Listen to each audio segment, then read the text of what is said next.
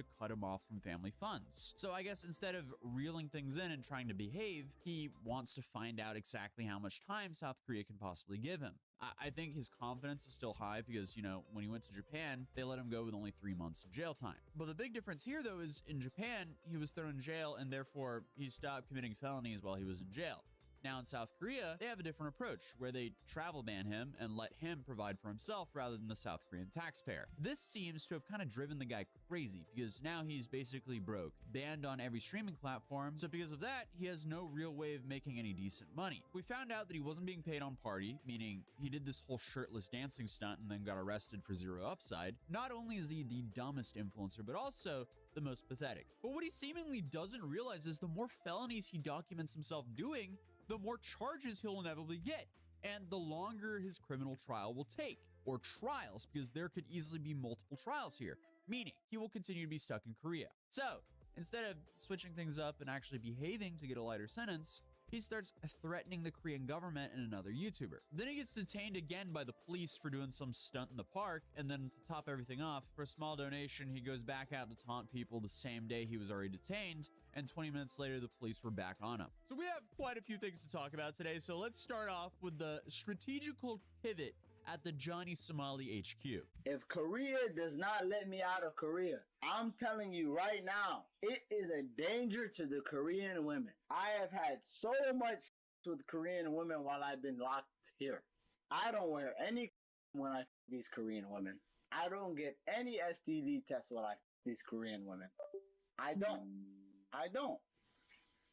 get any STD tests when I these Korean women. And I make sure to spread whatever I have to all of these Korean women. And the police can't stop me. The government can't stop me. Does he think that will help him? That is a crazy thing to say when you're in a criminal trial. Now, I would be worried for the Korean citizens if he could pull anything else but his roommate Hank. I don't know why, but it's always the dudes who get zero play who brag about getting so much play. And again, he is his own star witness to that as well, because he admitted he doesn't get anything there. I mean, the guy is even denied from the places where you pay for it. I haven't had since fucking September. Okay, do you guys want to know what happened when I went to the red light district with Hank? I'll tell y'all the story. The other day we went to the red light district, and the reason I didn't stream it is because every single we met in the red light district was like, no black, no black, no black. So it's just more empty words from this guy. But the judge and prosecution doesn't know that, especially after he doubled down. But when I go to Japan in 2029, I'm going to pull a Harrison. I kind of like what Harrison is doing. I like how Harrison is doing the super spreader stuff. I'm going to be honest. I'm going to say it right here to the camera. I'm not scared. If I ever caught HIV, I would become a super spreader. I'll say it right now. I don't care. If I ever caught HIV, I'm going to become a super spreader.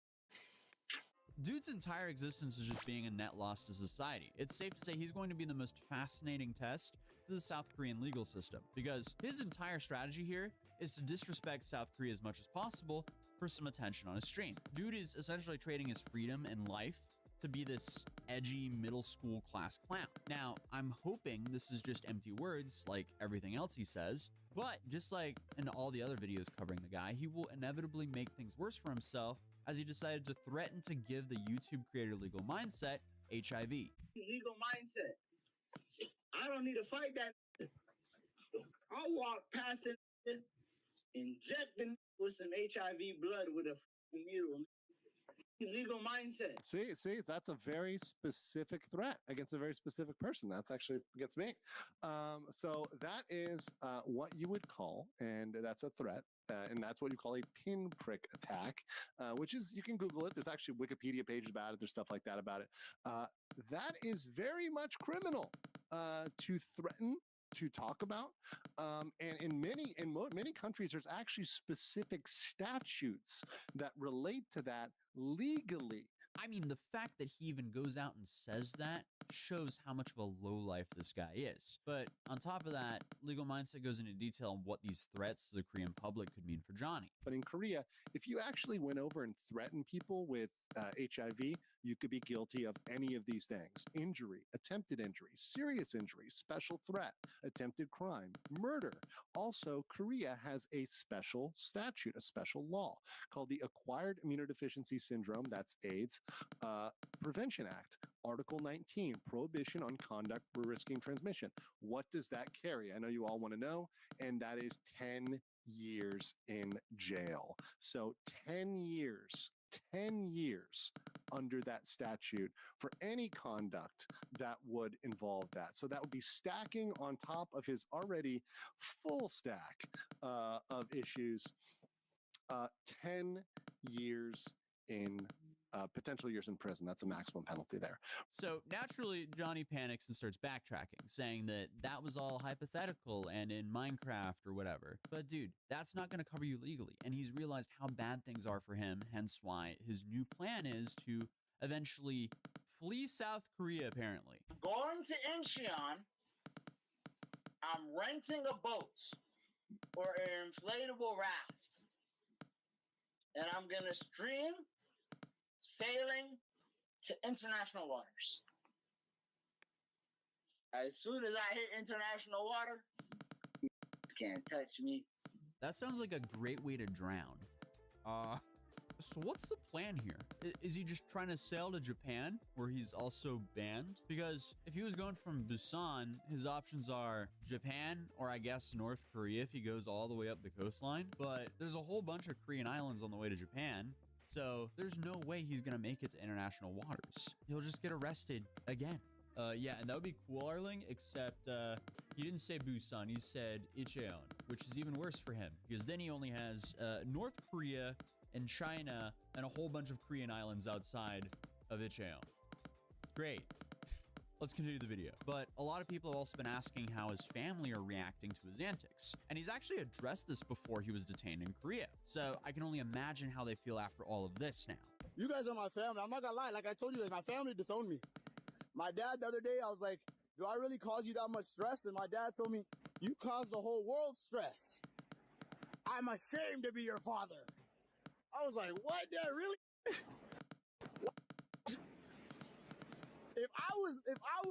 If I had a son and he turned out like Ramsey, like John, I would be proud. This is a world enigma.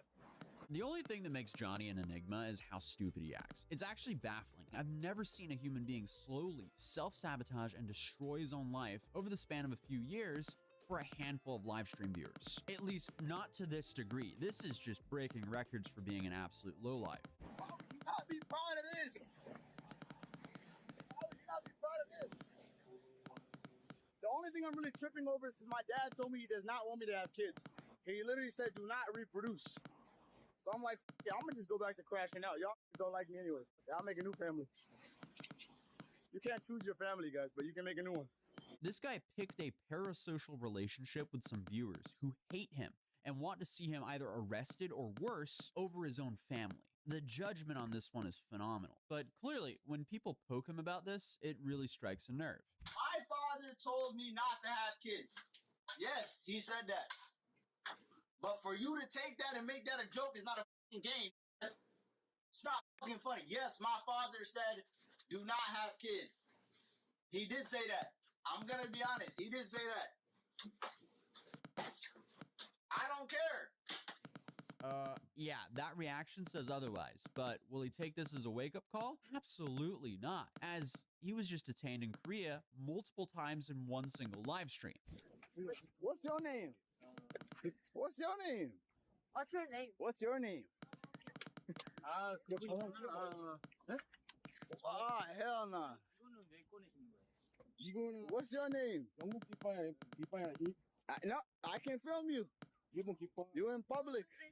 What? Back up.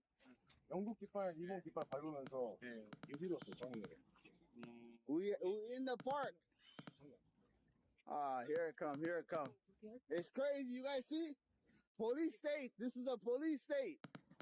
Don't listen to these police. Don't speak, don't speak. Don't speak. Oh, shit. Shut up. These dudes are for some reason still acting like they're in America. Meanwhile, Hank was deported from the US. He can't even be here legally. And Johnny can't legally engage in any political protests in South Korea, and that's exactly what he's doing here with his buddy Hank, waving around some CCP flag and stomping on other flags for attention online. But Hank ends up actually getting fined for this. And all of this went down in a 9-hour-long live stream. But throughout this stream, it becomes more and more noticeable that Hank is upset with his fine. And this is the first time that he's received legal repercussions for hanging out with Johnny. And let's be real, the only reason they're out doing this was to entertain Johnny's viewers. But Johnny, he was gonna make it up to him with a couples massage, but not before they do a desktop stream first. And here, he announces when he's finished with the Johnny Somali shtick, he'll be a doctor. I think I'm gonna go to medical school after this Johnny Somali arc is over. I mean, on the bright side, at least you would be doing something positive for society, but good luck to anyone that has to be this guy's patient. To be honest, though, I don't think he's being serious at all because he immediately starts talking about the future of his live streaming career. He also apparently view-botted the stream as he was celebrating having 8,000 live concurrent viewers, but the only issue with that is his VOD only has 15,000 total views days after the stream. If those 8,000 viewers were concurrent viewers and they were actually real, you would have like anywhere from like 150,000 to maybe 500,000 views on that VOD. So there's basically a 0% chance that these views were legit. But he also announced his plans for his next trial. I went to a tailor in Korea, and we got my customized outfit, and it's gonna be ready by Monday. Let's just say I told the tailor make it extra pointy.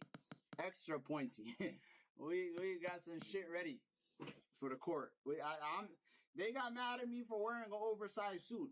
Let's see how mad they get this time. What I wear. Let's see. That's all I want to say. That's all I'm gonna say. I'm not gonna leak nothing. I went to the tailor and I got that shit extra ready. I got it just like Kanye. Is it all black or all white? All black. Just like Kanye. Again, I mean, this dude is completely willing to throw away his freedom to entertain the handful of viewers who watch his streams. He's just the prime example of influencer Darwinism. My guess here is he's just realized he's destroyed his life and he wants to make it as entertaining as possible for himself until he inevitably gets thrown into Korean prison. I also forgot to mention that apparently they're not happy with the local news coverage of them, so they wanted to show up to their offices. The JBC News building is not even open. Who's the news that was talking shit about us? JTBC. So you down to go to the headquarters? Yes, and Live. And like demand an interview. That's a good content line. Actually demand an interview. Me and Hank go to the Korean news channel that has been talking the most shit about us, and we show up to their headquarters live. And on YouTube, live on this channel and Hank's channel. And we tell these we want to interview now. And we're not leaving till you call the police. Now! So in case you were wondering why they were mad, they covered how he's ran out of money and that Hank is now asking for donations to continue to cover and pay for Johnny. So after the desktop stream, they decided to finally go to that couples massage. But before they got there, Hank had to defend Johnny. Somalians! Hi! Shingu! What the f? Yo! Wait!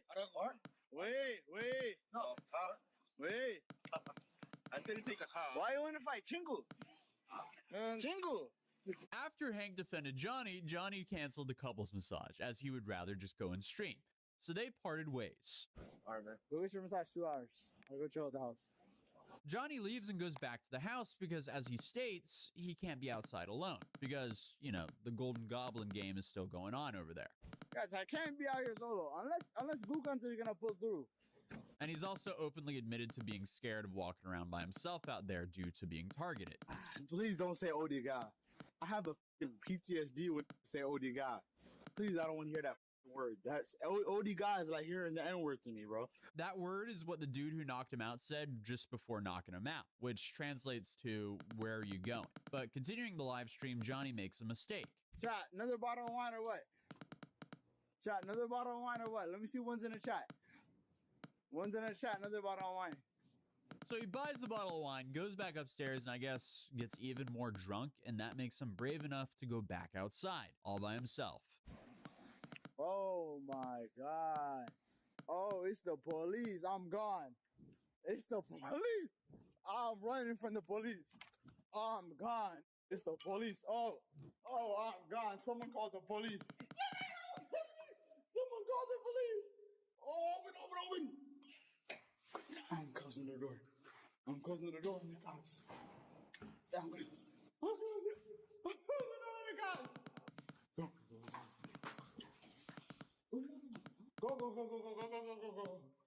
Someone call the cops. I swear to God. No. I love the police.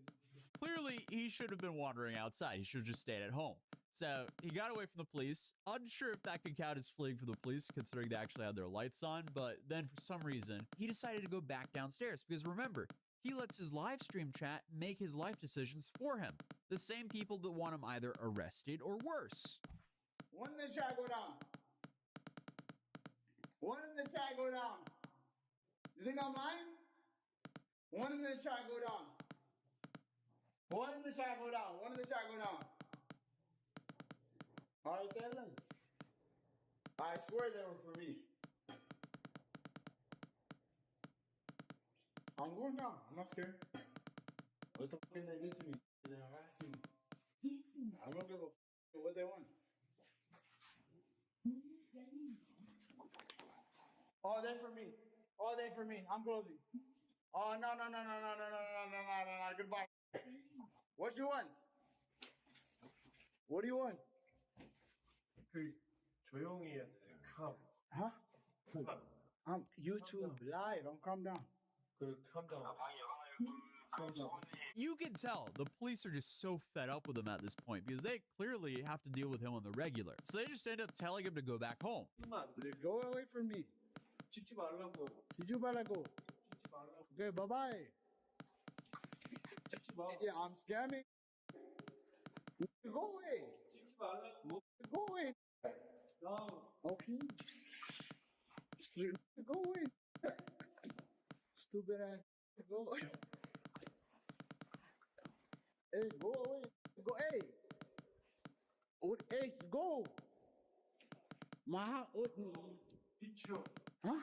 So finally, they let him go back into Hank's apartment. So a lot of people are now speculating that Hank called the cops on Johnny when he left the apartment again, telling the cops that, hey, my friend is drunk and needs to go back home again or something, which honestly isn't unlikely at this point. And we also have a recent clip that came out of Hank promising that he's going to sort out a place for Johnny to live. I'm assuming on either his money or his family's money, because that apartment that both of them are living in is tiny. Johnny's been there for months. I can only imagine how irritating it is to live with Johnny there. And then on top of that, having to be Johnny's sugar dad while you're living in a tiny apartment with him, I can only imagine how frustrating that is. So it's not super far-fetched that he ended up calling the cops on him. And Johnny hasn't streamed since that night, so who knows? Will he stream before his next court date, or will he just show up to that court date in his pointy black gown as he was promising his chat? But I guess we'll continue to cover this as this train wreck happens, but I also have like 7 other train wrecks to cover this week, so stay tuned for the next video.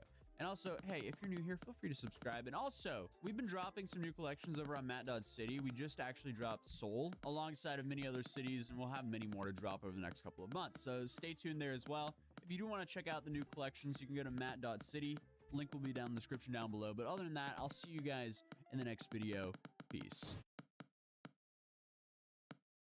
If they charge him with this, he'll automatically receive 20 years in prison. I'm sure the government is going to punish or do everything that they can against Vitali to help to hold him accountable or liable. And that's what the Filipino attorney told me today in regards to the Vitali situation in the Philippines. Because a few weeks ago, the Russian-American creator Vitali thought it would be a great idea to steal a motorcycle, an industrial fan, a red light mask, and a couple guard hats, and then harass a bunch of Filipino citizens for his own live stream content. This, surprisingly, when you look at his past record, was the worst decision of his life, especially stealing the motorcycle. Because in the Philippines, stealing a car or a motorcycle is an automatic 20-year prison sentence. But because he never turned on the motorcycle, there's some room for discussion about the potential charge, as he hasn't formally been charged for that yet. Clearly, I'm way out in the deep end here, so I decided to contact the practicing Filipino attorney and YouTube creator, attorney Neil Abayan. And here he had a lot of information to share with us in regards to how the legal process in the Philippines works and how big of a mess Vitaly accidentally landed himself into is. How was the reaction within the Philippines of what Vitaly did? So first, it was pretty much covered by the mainstream media. That's why there were interviews conducted against the government officers. So one of the most viral, or is it viral is a proper term? One of the videos or interviews that was heavily covered was with the Secretary of Interior local government here. The one that when Vitaly was brought behind him and Yeah. Vitaly, was making gestures, disrespectful gestures.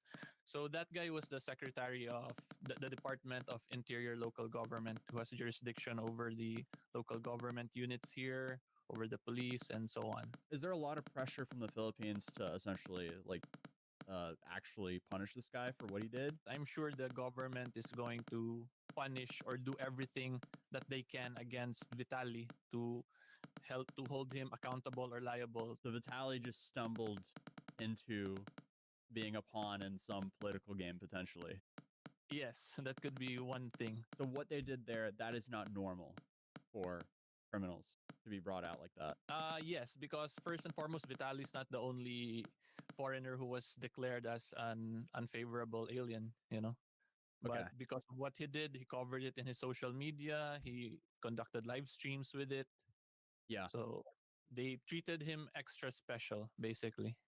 Wow. What's the ongoing process he's currently going through? There isn't really that much updates from the mainstream media news outlets here because they covered it for like a week. Then after that, it basically died down already. So the last articles I was able to read, they already filed cases against him and that he's in detention with the Bureau of Immigration. So I'm assuming he's undergoing deportation proceedings together with criminal charges. So just to give you an idea, for the criminal cases that was already most likely filed or probably will be filed against him, from the news articles I saw, it's basically bailable offenses that they charge him with: the unjust vexation and a couple of theft cases. Those are all bailable crimes here in the Philippines. So what's going on also, since he's most likely also undergoing deportation proceedings with the Bureau of Immigration, the right to bail is not automatically guaranteed in deportation proceedings because a deportation proceeding is not a criminal case. So there's already decided cases for that with the Supreme Court. So basically my point here is that Vitaly will not be automatically be released while the deportation proceedings is undergoing together with the criminal cases. Okay. If that makes sense. Yeah, so he won't be let go on bail currently. For the deportation proceedings, no. Because again, deportation proceedings are not criminal in nature, so bail is not a matter of right in deportation proceedings. It's not automatic. Unlike if they don't conduct the deportation proceedings, they just go with the criminal cases against him. Like I said, the cases that were filed against him or will be most likely filed against him are all bailable, so they can release him on bail. So that's most likely why he is under currently the jurisdiction of the Bureau of Immigration, so that he won't be able to, bail to apply or post bail right away for the criminal cases. When is the nearest time he'll be able to essentially bail out or be somewhat free? When do you think that would be? For the deportation proceedings, there's no bail there. So it's totally discretionary on the Bureau of Immigration if they want to, temporarily release him while he's undergoing the deportation proceedings. For his criminal cases, once it is filed with the prosecutor level, he can already file a motion for bail for that. However, we have to remember, since he's also most likely, or he's probably undergoing also deportation proceedings, he will still be detained in the Bureau of Immigration, even if he will be allowed to post bail for the criminal cases. Those are two different cases, actually. That's why I'm trying to differentiate it. Hopefully, I'm able to explain it in a simple and understandable way. How long will it take for his trial to start, do you think? Generally here in the Philippines, if it's in the investigation level, in the prosecutor level, let's say it takes minimum probably fastest 6 to 8 months. That's during that time, that's still the investigation of the prosecutor level. However, in Vitaly's case, since he's already under detention in the Bureau of Immigration, then he's already deprived of his liberty at present. even without the proper criminal cases filed. Because again, I'm assuming he's also undergoing deportation proceedings. There's no current new developments, new articles that they are releasing about him. That's why I'm not fully aware what the status of his cases already. These are all based on my assumptions as a lawyer, because I have an idea of how the deportation proceedings work, how the criminal cases here work. So he will stay in the detention facility until his criminal cases start, most likely. He will stay there even if his criminal cases have not yet started. He will still stay there because again, he's most likely undergoing also deportation Yeah. proceedings. Basically, from how I see it, the government is doing everything they can to detain him, because Yeah. if they will just stick with the criminal charges, he will just post bail, then he will be free. Yeah. In cases like this, the most common thing, or yeah, generally what governments usually do, they just detain the undesirable alien for a couple of days, weeks probably, then they just deport him. Yeah. But here, that's not the case. They want him to be held liable fully for the criminal charges. And then they're playing around with the deportation proceedings, I'm assuming now, to maximize the detention of him during the pendency of the cases. If you were to guess, what do you think his sentence would roughly be? For the cases that were filed, it's very minimal, just like a month for each, theft. A month or 2 months detention the most. So unjust vexation, that's the lightest of all crimes here in the Philippines. Basically, if you can't file anything else, you're just going to file that. So in essence, unjust vexation simply means that if you do something that annoys or offends another person. Let's say there's one unjust vexation, that's 1 month, and then for the theft charges that were filed against him, probably it's also going to be a month or 2 the most, considering the value of the things that he stole based on the video. The security guard's cap, the fan, is less than 5,000. So more or less it's a month or 2 for the theft, for each count of theft that's filed against him. If you've what seen about my for the video, motorcycle? yeah. So that's actually one thing, because if you saw my video about him, one of the things he did was when he took the motorcycle, the motor vehicle. So here in the Philippines, we have a special penal law for that. So if you take a motor vehicle, including motorcycles here, that's automatically considered as carnapping, the crime of carnapping here. So the minimum penalty for that is 20 years right away. Oh, okay. So do you think they'll file that charge against him? Based on the articles I've read, they didn't file that one against him for some reason. So I'm not sure. I'm not exactly sure. Maybe they'll amend the charges along the way. They can do that. The prosecution can do that. And then he also had the harassment that he did towards 2 of the guards. But from what I've seen, they haven't filed charges against that. If it's not assault, or it goes down to what we call acts of lasciviousness here. Yeah. However, it's going to be hard to argue that there was like a intent on Vitaly's part in that situation. So most likely that can fall under unjust vexation. That's why they filed unjust vexation cases against him. Makes sense. Okay, so the big thing that basically is a motorcycle. Yeah, the motorcycle is what like could make or break his freedom here. Yeah, because he actually took it. Yeah. He actually rode it. Then they started videoing. They wanted the security guard to go after him. Yeah. So the only issue from how I see it in that case is if whether or not the court will actually consider the taking as there is intent to gain on his part. Because for theft cases, for carnapping cases, intent to gain is an essential element. So if it was me, I can argue that there is clearly intent to gain on the part of Vitaly because he's a professional live streamer. So every time he does some stupid act, then it can be considered that he gains a lot from it, even though it's not directly from the motorcycle but from his profession. There's actual gain already. Although it's not automatic. It's not guaranteed that the court will agree with me. However, if this will really push through with the case, it's what we call a case of first impression, meaning it's the first case of its kind involving streamers, content creators with carnapping. So it's really open for argument. So if it was me, that's going to be my argument. He's a professional content creator. He's a professional, what do you call it now? Clout. Yeah. So every time he does some stupid criminal act, he knows that he gains something from it. And it's not an indirect gain only, since, again, he's a professional clout. That's my legal position on this, on that act. And if you were to defend him, I don't want to defend him. Right. Okay. All right. So Sounds good. I'll be biased here, you know. Okay. Since he disrespected my country, Yeah. I'll let the other lawyers or let him do his defending. I'll Okay. focus on the prosecution against him. In regards to his cameraman, what do you think is going to happen to him as he lives in the Philippines? Yeah, so he can be considered as an accomplice to the crime. It can either Okay. be an accomplice or even also as a principal.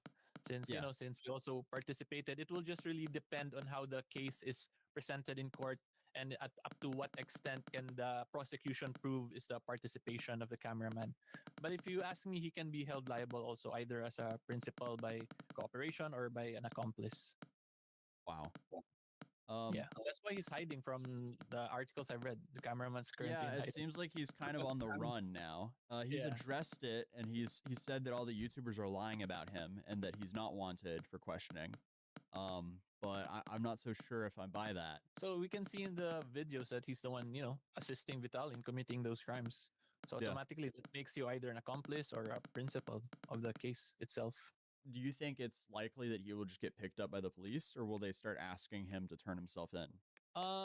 He won't get picked up right away because there's no immediate crime already that has been committed. It's been a while already now, so there's an intervening period already regarding the actual cases. So the police can't conduct what we call a warrantless arrest. So what they have to do now is they have to file charges against him also. So just after we finished that interview, it's now came out that his cameraman has officially been arrested. So I'll be making a follow-up video to this because I have a whole bunch of his streams recorded where he's essentially going on and on about saying that he did nothing wrong and he's not going to get arrested. Well, it would seem like that's not the case anymore. So definitely stay tuned for that video. It's crazy that Vitaly's entire freedom is resting on if they decide to charge him for this motorcycle incident or not, as more charges can come his way any day now because just like so many other people that we cover, they live stream themselves committing all these felonies. So the prosecutors just need to review the footage and file charges accordingly. 20 years though for what he did sounds absolutely insane to me as a Westerner, as if he did this in the US, let's be realistic now, he would already be out on bail and would probably only be facing some fines. But that's why it's just so incredibly. So we all know what Twitch is. No, I'm not referring to your body's primitive reaction when you heard the rumour your parents can see your search history from the internet bill. Don't worry, I heard and believed the same lie growing up, but they never did discover that I was looking up Tomb Raider 1996 boobs. But anyway, Twitch, if you don't know, is a live streaming platform that has existed since 2007, when it was originally named Justin.tv. Justin from Justin.tv. With Justin TV, you can watch, broadcast, and share live video and chat with other viewers. But then quickly turned into a place where people would stream things like anime and other shows like 2005's Hell's Kitchen. Those were the days. People were also a lot more openly racist on the platform back then, and Hell's Kitchen would make a return on Twitch in 2018 as a staple for reaction content. But when Justin TV was renamed to Twitch in 2014, around that time it was primarily known for streaming gaming content. I personally remember watching Maya Night live back then. God, was that a time to be alive.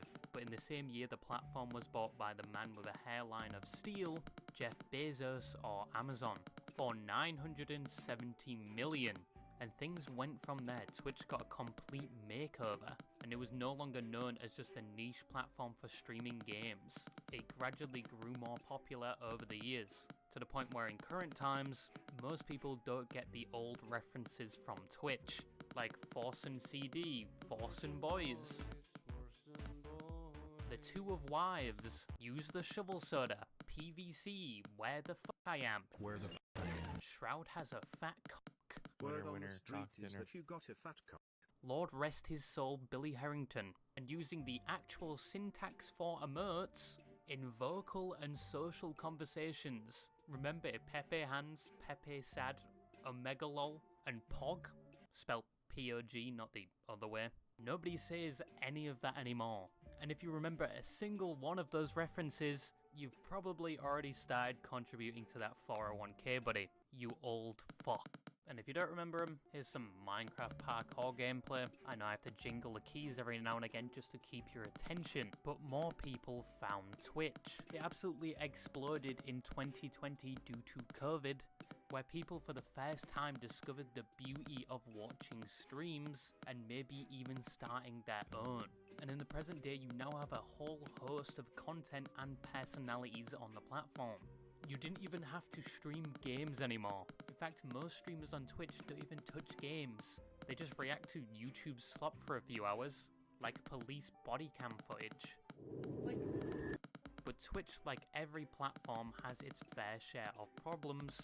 The doomers wishing their Amazon overlords had never acquired it, and it should go back to just being about games. You've got people that are just in general disgusted by the platform due to some of the content on it, like the supposed streaming boober meta, and the fact the platform is more political than it has ever been, with many expressing Twitch has a bias when it comes to certain Twitch streamers. Bro, we're never beating the Hassan runs Twitch allegations after this. This is crazy. Oh my god. And the Twitch CEO may be a gooner himself. Which, you know, fair play, as long as the wife knows. Recently you've got suspected viewbotting, which started a whole kerfuffle. But Twitch has a lot of problems. But what else are you going to use to watch live streams? Fucking YouTube? It's probably easier to find the Ark of the Covenant than somebody streaming on YouTube. Except from the most obvious people that do stream on YouTube. Or maybe Kick, that has the reputation of harbouring all the controversial streamers that are banned on every other platform. Or maybe some would prefer the rigor mortis-ridden corpse that is Mixer.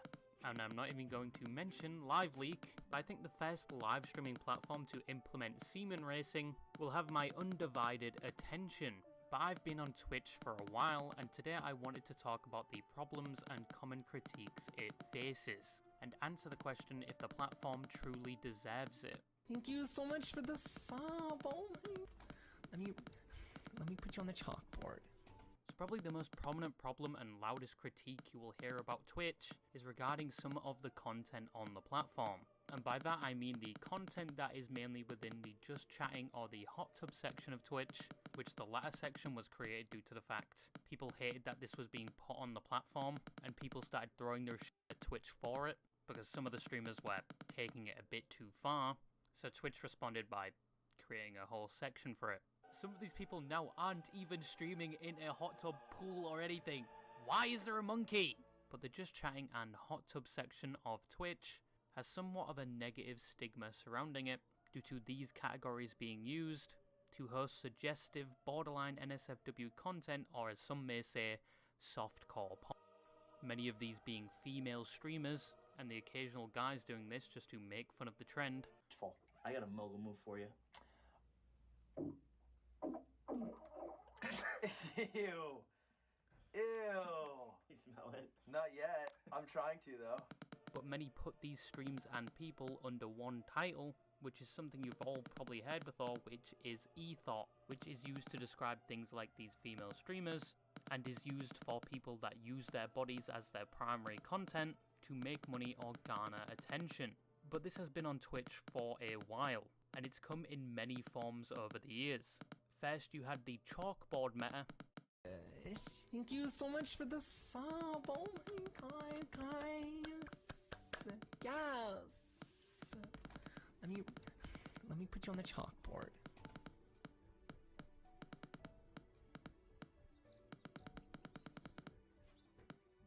Then the 90% face cam, 10% gameplay meta. Then the body painting meta. Then the mirror meta. Then the transparent chair meta. And the green screen meta. Then just straight up being naked and only showing so much so you don't get banned. And then the hot tub meta. There has been a lot of metas over the years to capitalize on this infinite money glitch, many patched over the years due to Twitch's updates to their terms of service. Some rules Twitch had to walk back themselves due to the fact everybody hated them, especially with the artistic nudity rule. I get how body painting would be considered art, but this, I don't know. I wouldn't correlate this with a Matisse painting, but yeah. But this contributed to what many refer to as the just chatting problem, or more prominently known, the ethot epidemic, where most streams in the just chatting or hot tub section are somewhat explicit, suggestive, and some of them do advertise their OnlyFans on there. Now, apart from the obvious problem of a platform that should be safe for kids 13 and up, with this type of content being shown, some without age verification, and being environments where some come to tenderize their meat instead of the conventional websites, but this would also create a negative stigma for female streamers in general, who got lumped in with these types of streamers where some assume all female streamers are like this. Or heaven forbid there is a centimetre of cleavage on screen, and they obviously must be doing this intentionally. And unfortunately this has contributed to a lot of harassment some females face on the platform. Now, do I personally have a problem with these streams? Streams where they are intentionally doing this type of content, fully well knowing what they are doing, with the purpose of monetary gain? Well, I don't think I've ever had interest in watching these types of live streams, which for the most part is borderline just softcore porn for 4 hours, when I can just go to another website which specializes in this type of content, see the whole Dark Souls naked run, and after 2 minutes wallow in self-pity. But hey, some people are there for the personality, and to simulate what it's like to be a cook if they actually had a girlfriend. Or maybe it's something to do with edging, I guess, or maybe just like female attention, whatever reason, I don't relate to it.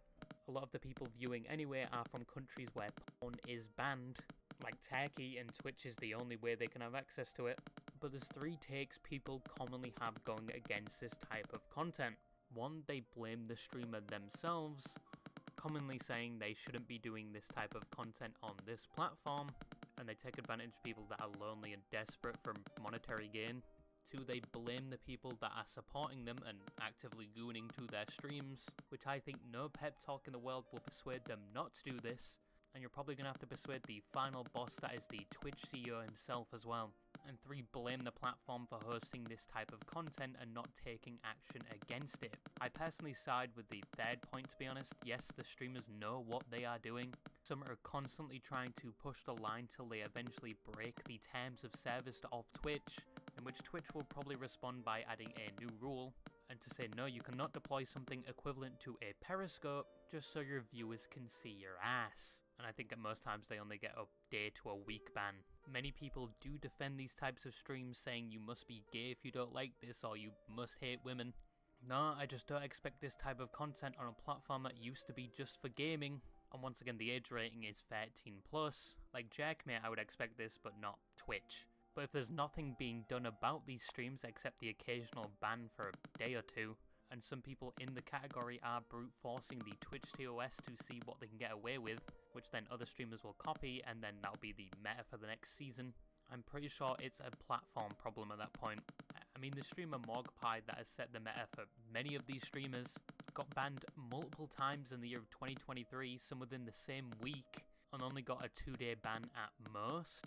There did used to be a rule where if you got banned multiple times in the same year, you just get perma-banned off the platform. But to be fair, that obviously doesn't exist anymore, because some of these streamers have been banned numerous times in the same year. Yeah, you can blame the gooners, but they're never going to stop. You can blame the streamers taking advantage of a money glitch that has yet to be patched or will ever get patched. But at that point, I personally think you should be hating the game, not the player. Because what are you going to do? Call them a whore? And then hope they instantly turn to Christianity? And then become a celibate or something? But to their credit, at least some of them do age gate their streams, which is like a band-aid approach, but the platform itself is enabling this, with poor punishment and not enforcing rules to counter this type of content.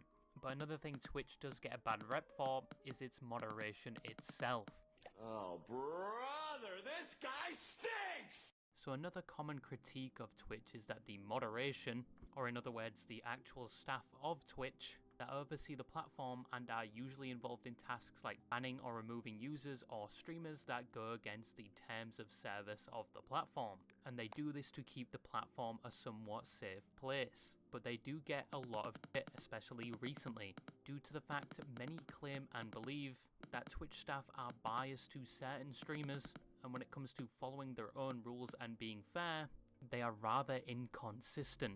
But does Twitch deserve this criticism, or is it just completely unfounded? Well, the fact I'm fucking talking about it means there's some contention to that point, you dumbass. Whilst Twitch does not publicly talk about their banning decisions, and there has been one recorded event of a Twitch staff getting involved for their own benefit, I can see why people think there is a bias based on reoccurring patterns, like the inconsistency with bans. Some people like to use the example recently that occurred with the streamer Extra Emily, whose content is similar to that of an episode of It's Always Sunny in Philadelphia. Okay. Yes?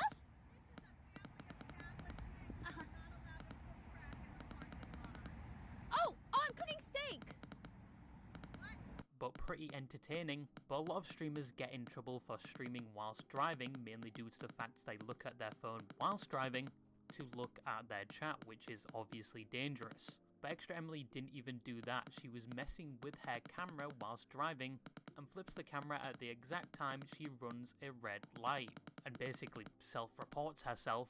Obviously this was dangerous and against the law, potentially shows she was distracted whilst driving. And then after it happens, she gives the excuse that this happens all the time and that these lights take a while to turn or something. That happens all the time. In Austin, you know, like the stoplights here are really long. But as a result of this, she only received a 1-day ban. And then to her credit, when she returned, turned her next stream into a learning experience where she completed a driving school. But she did get banned for looking at her phone in 2023 for 3 days, but for this time only a day. But after the latest ban, people were quick to point out the ban should have been much longer. Even people like Stable Ronaldo voicing their opinion.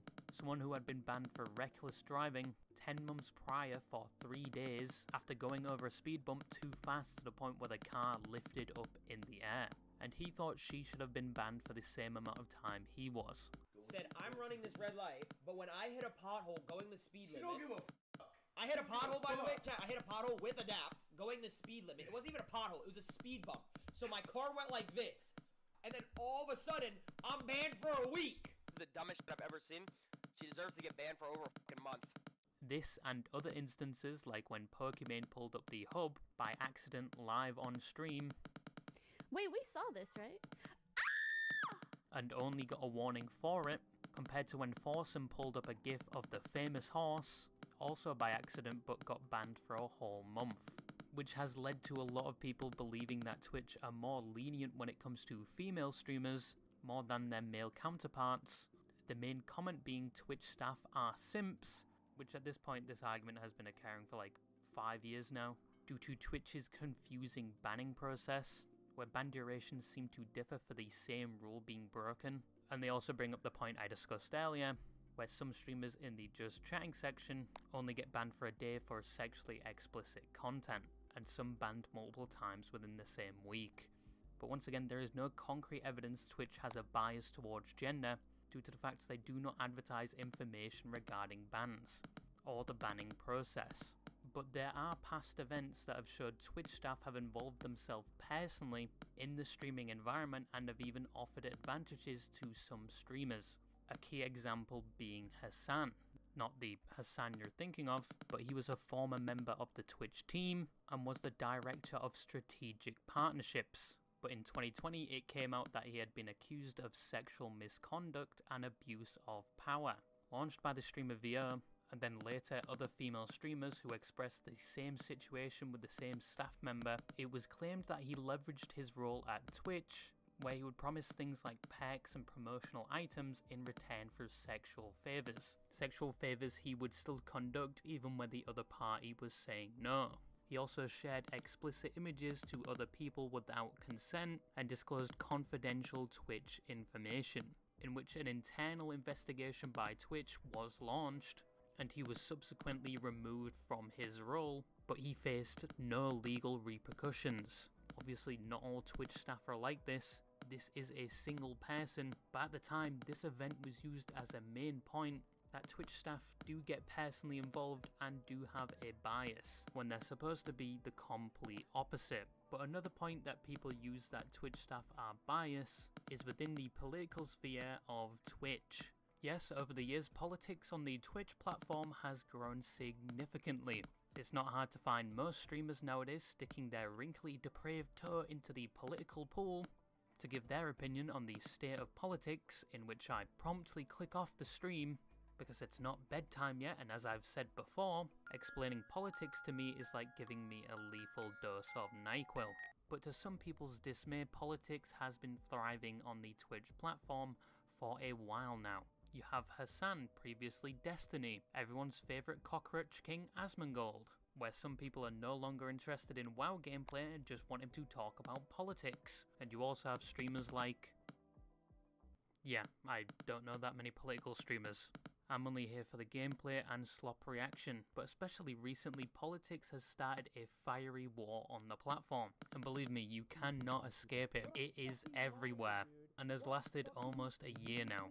It's basically a blood gulch skirmish at this point. You have Hassan versus H3 versus iDubbbz for some reason, versus Asmongold versus Hassan's friends or something, versus Twitch itself.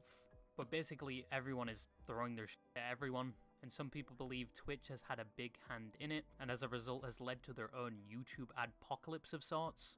But what is this whole drama about? I don't fucking know. Wrong channel.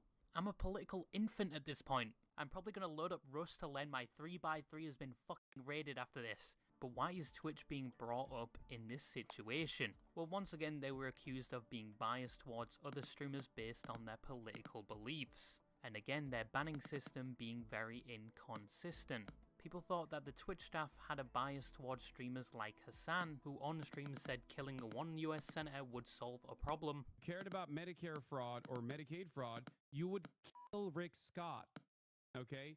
You wouldn't make Rick Scott, former governor of Florida Rick Scott. And people were outraged he only received a day ban for this. And people think for what he has done, he should have been banned longer, due to the fact other streamers get banned a lot longer for things others view as less significant as this. Many using VTubers getting banned for like 2 weeks as an example. And some people use the fact that the Twitch team and CEO have publicly wished Hassan a personal happy birthday. And it's uncommon for them to do this, so people use this as evidence that they must have a bias towards Hassan himself or certain political beliefs. Birthday to you. What the fuck? Happy birthday to you. The most rabid Redditors just clipped this, and they're gonna use this permanently to be like, see, I told you, he's got banning powers. Asmongold going as far to say the team is compromised after things like another streamer, who seemingly has the same political takes Hassan does, never got banned for essentially putting a 30k bounty on Asmon's head. But some do see this as a joke. 30k to anyone who'll make this dipshit disappear and make Eve's breasts bigger. Okay, you have to do both. Twitch's moderation and Twitch's team, I think, is compromised. I think that they're biased, and I think that they don't have any principles at all other than responding to controversies. But Twitch moderation obviously has a problem with consistency, and I think the criticism they receive, especially regarding their banning process, is completely valid. I think people that break their terms of service should be banned promptly, fairly, and given a duration in accordance with the weight of what they have done. The banning process, all in all, doesn't make any sense. Some streamers get banned for longer when they did something on the same level or even less serious than the other streamer, so of course people are going to think Twitch has a bias, or just an extremely incompetent staff team. So the last problem I wanted to talk about is viewbotting. And if you don't know what that is, it is basically fake viewers, mainly used to inflate the views on a Twitch stream. Many other platforms face the same issue. I think even Kick had a problem with it, but all you had to do was open the stream on multiple tabs, and each tab would count as a viewer. But you can pay certain websites to increase your viewership or someone else's, so it makes it look like you have more viewers than you actually do. Now, viewbotting, like many of the other topics I've talked about in this video, is hard to prove. Probably the only way to get 100% concrete evidence somebody is viewbotting is either if they admit to it, or the provider of the bots shows they were bought and told to target said streams. But there are other things people look at to see if people are viewbotting. Mainly they look at viewer engagement. Mainly if somebody has 50,000 people watching them and the chat is moving like a snail with arthritis, either most of the viewers are like Helen Keller, or they may be under suspicion they are using bots, because most bots do not interact with the stream like a normal chatter would. Now, why is viewbotting bad on the Twitch platform? Well, it can be used against streamers. For example, if you apply to be a partner on Twitch, and you finally hit the required viewers, If Twitch thinks some of those are bots, they will deny your partner application and in some cases even ban you, so it can be potentially used to remove somebody off the platform. Bots can also be used for things like hate raids, going into someone's Twitch chat and spamming messages or racial slurs. I think even recently a Twitch game show had to switch Twitch channels due to the fact their stream was being inflated with view bots, which you would think is a good thing. I personally would spam the add button and hope the view bots don't have ad block, but they basically had around 100,000 viewers and the chat was basically comatose. So to prevent allegations of viewbotting themselves and potentially getting banned, they switched the channel. And you've also had streamers accusing other streamers of viewbotting, specifically the top echelons of Twitch, where XQC was accusing Kai Sennett's associates of viewbotting due to the fact they had a high viewer count but low subscribers and low viewer engagement, and most of the people watching were not logged in, and this caused a bunch of drama and commotion because it is a serious accusation, and if in some way it is proven to be true, your streaming career might be over. Nobody is going to let you live that down. But obviously, once again, it's very hard to prove, and some of the viewers may have not just been logged in, or sourced from external websites through things like embedded streams, which are very annoying back in the day, especially when I was trying to find a Warwick jungle build and somebody's stream just popped up on the bottom left, which just because you're on that website does count to them as a viewer, and was previously used to inflate people's viewership. But what can Twitch do about this as a platform?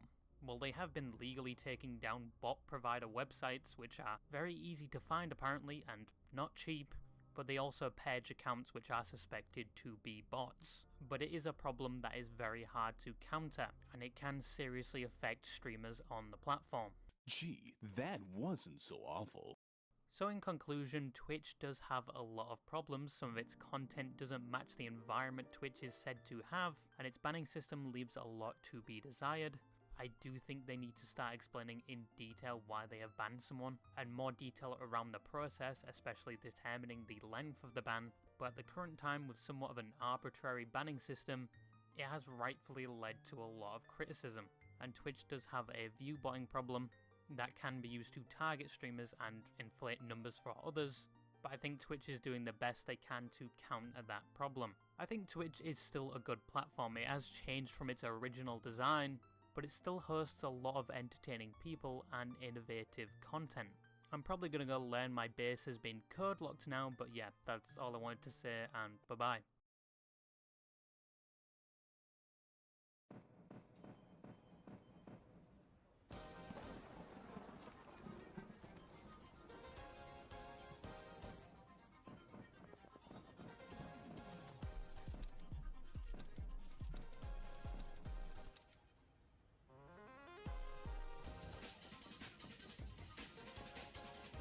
Roblox's Gooning Crisis is a video I uploaded 6 months ago. But in that video, I went over my opinions on these gooner items. I don't know what to call them. These, I'll figure out a name eventually. Items like this, and this back then were everywhere, and Roblox wasn't doing a lot to moderate them. There were so many different variations, varieties. It was frightening. Not the items, the fact that Roblox wasn't doing anything. Since then, however, 6 months later, Roblox has taken many of these down. Thing is, they're still around and they're making a lot of money. So I started looking for the people who made these items because, you know, I had a couple questions. Why did you start? How did you start? How much money are you making? Do you feel guilty about what you do? In fact, let's start here. I want to ask normal people what they think about these items. Are they even bad?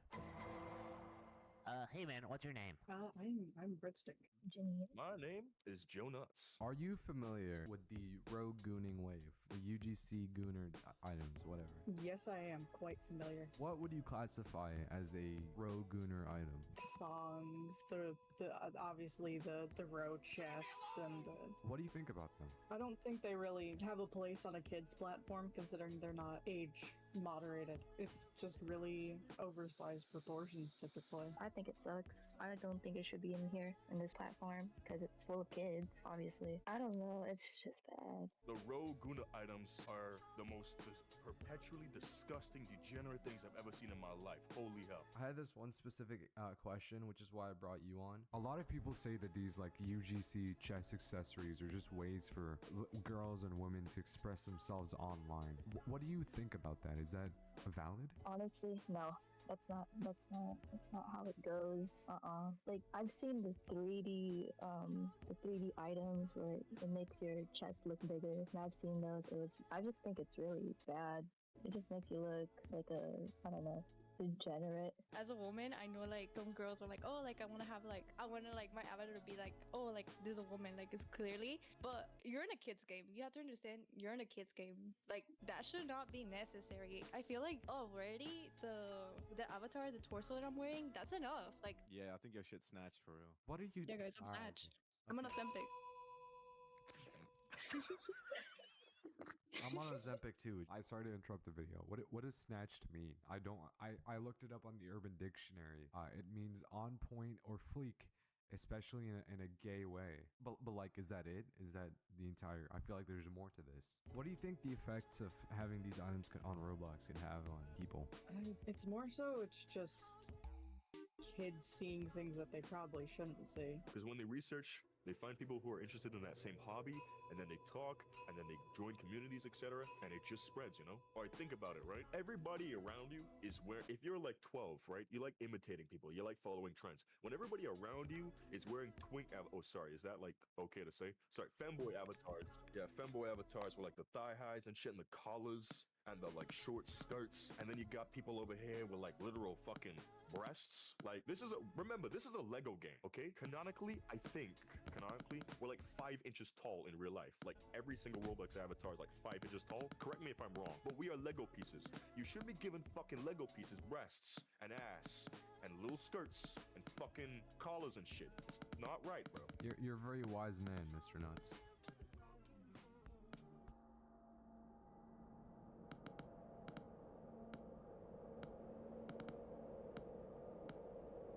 For this next part, I wanted to look for people who wear these UGCs. So naturally, I thought, where's the best place to look for them? Battlegrounds games.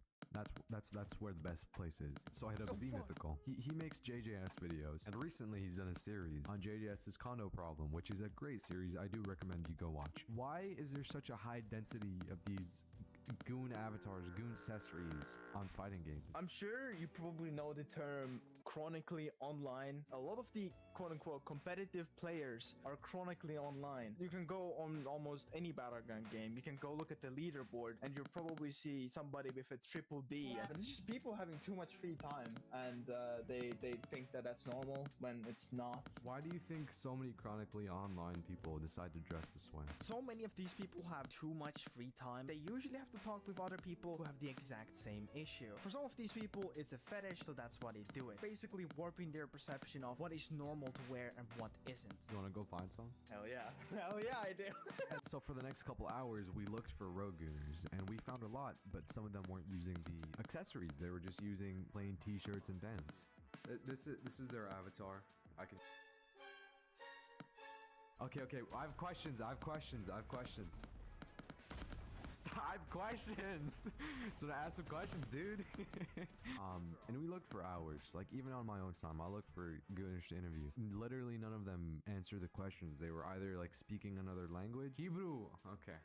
Are they Jewish? Or like they were, I don't know, rage quitting games. It's crazy. Did they rage quit? Hey guys, guess what just happened? Someone dressing in explicit clothing and then convince them to reform themselves and stop this. I don't care about no dang children. I found one and I interviewed one while I was editing that part of the video where I said I couldn't find any. It's fine. I'm fine. I'm completely fine. I'm not going crazy. You're going crazy. And just as a bit of context on this person here, they've taken out the accessories now after post-interview. They were in one of these rogue gooner accessory groups, which have items such as these sorts of items in their group. So I was kind of just stalking the members, and whenever you see someone with a green icon, if you get lucky, you can join them. And that's what happened with this person called Slime. In Vig here, nobody has VC, dude. Why do you purposefully dress like this around kids? I don't care about no dang I don't care about no dang children. That's going in the video. Dude, that's crazy. But you're exposing them to things they shouldn't be exposed to. Their moms have them too. Y'all remember the intro where for like a couple seconds I flashed this message saying that my view changed? This person brings up some decent points, but then there's also like a counter argument to that. It's just, this is why I make videos, man. It is so interesting to hear all the opinions. But just to throw my own opinion in here, Roblox didn't come with these items pre-installed, so why are we adding them? What's next? Like Roblox butt, you know, you could say everybody has a butt, dude. It doesn't have to be sexual, you know. It's just you're making it sexual, you know. Your mom has a butt. So me personally, dude, I don't see the need for these items to be on Roblox. But again, other people have other opinions, so let's listen to those now. Okay. Oh no! Oh no! Partnered already died. What does that mean? Like on YouTube? Oh, like online dating shit, I think. Bro hit you with the I have a boyfriend. I interview you while you dress like a fucking freak on I have a boyfriend. Like, come on now. Why do you think Roblox bans these items? TOS states only explicit items. Okay. Are the items themselves dangerous, or is it just the users? What do you mean no? What does that mean? What does that no mean? Just no? These items are what you make of it. At this point, they kind of went into a vegetative state, or they went AFK. So we lined them up against the wall and executed them. If you want to be part of the next execution, join my Discord. I also got tired of searching for these people, so I kind of just made an announcement in my Discord. If you wear these items, hit me up. Hi, what's your name? My name is Max. The people call me the Casper Cypher. In French? Yeah. Est-ce que tu parles français? Oui, un peu. What's up with the avatar, dude? I mean, let me ask you a question. Do you like titties? Everyone likes it. So, you know, have titties. It grabs attention. That last part might sound like gibberish. That's because it was. His internet was just really bad. Is it alright for kids to be seeing this? Actually, no, I didn't want to look. So. I cannot hear you, dude. Your mic is like cutting in and out. Detroit. It's in Detroit? What are you saying? Yeah, it's Discord. Like I said, it's their choice if they want to look at it or not. They can always look away, true? Do you think these items pose any danger? And if so, how? For younger children, of course, yeah, because they're gonna be curious about them look stuff up that won't be, you know, child friendly and stuff. So yeah, at some point it's bad. What do you think the intentions of the creators are when they made these items? Sexualized products so people can, you know, buy them, probably troll more adult audience, but mainly the point is like for children to have what they don't have, basically. You know this is like, you shouldn't be wearing this in front of kids, right? I mean, definitely, yeah, it's a bad thing to wear this and kids looking at it. So why do you? To be honest, it's just for fun and to troll people. Alright, what's your name? Trauma is kind of cringe, so just call me Huntress. That's what most of my usernames are anyways. How long have you been using these items? Maybe 5 months. Do you think there's anything wrong or dangerous about these accessories? Oh yeah, definitely.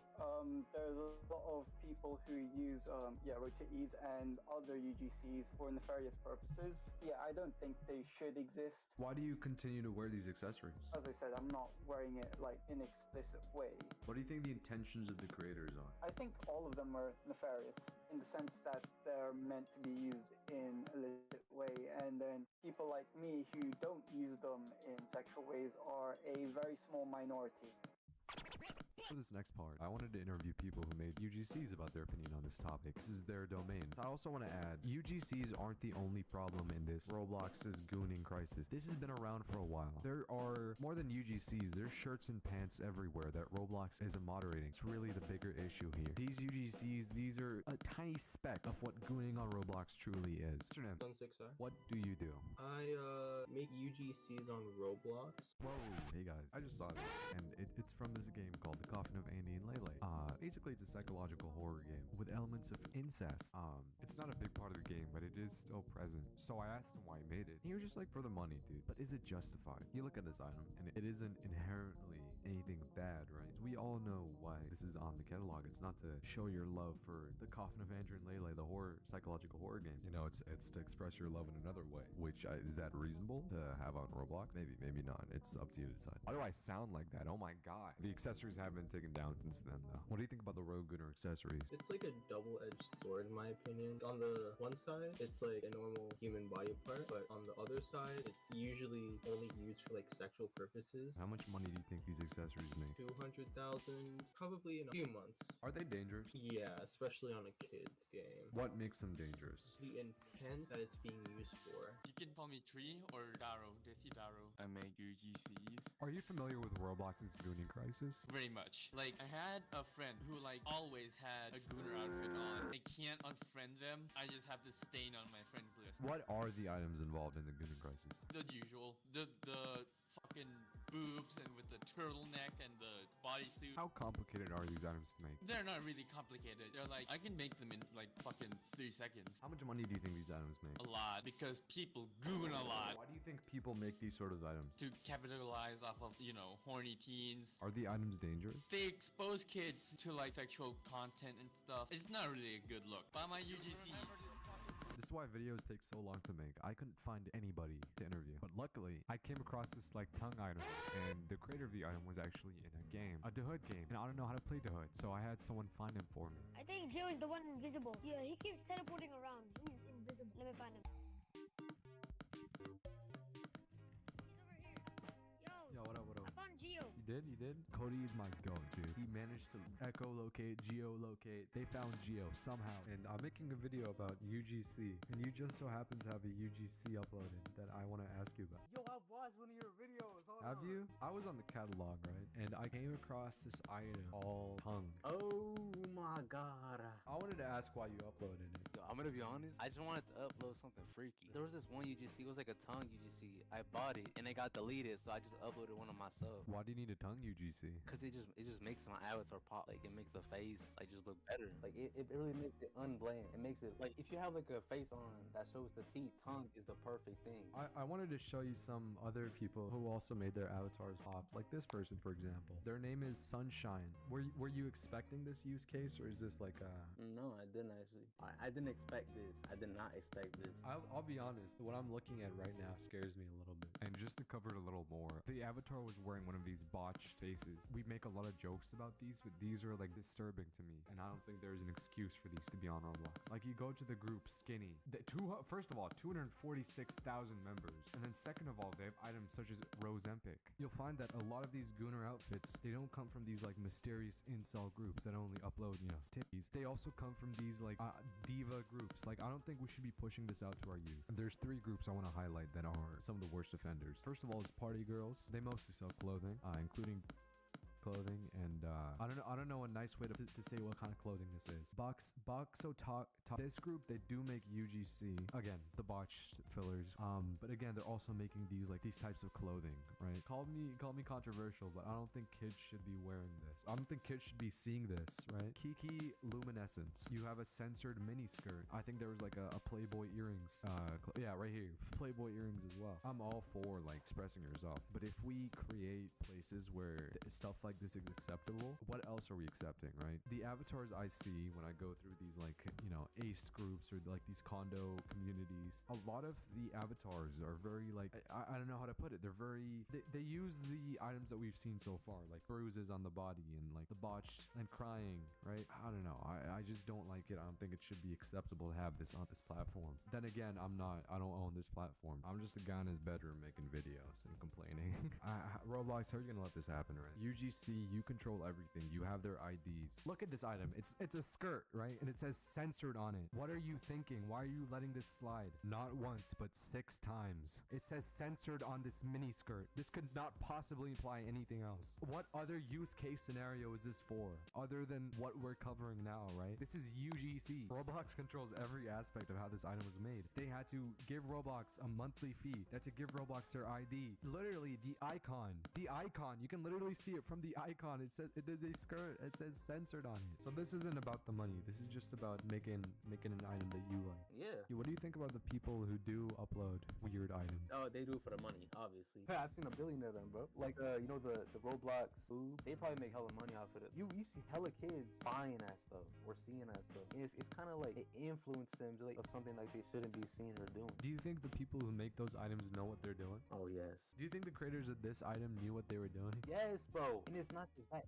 Anime girl body pillow. Body pillow? I saw those earlier, yeah. How much money do you think these things make? Is it worth doing all that for this? I'm not gonna lie. Probably a lot. You think these items could be used normally? Normally? Maybe. Because, like, most of the time, they be, like, wearing those little freaky clothes with those accessories.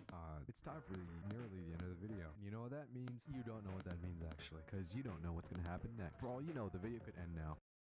So I started looking for the people who made these UGCs, and I went down a little bit of an adventure. And I started by scouring the marketplace for these accessories. Dude, you can literally type in 1.0, and like the second result is cow pattern bikini.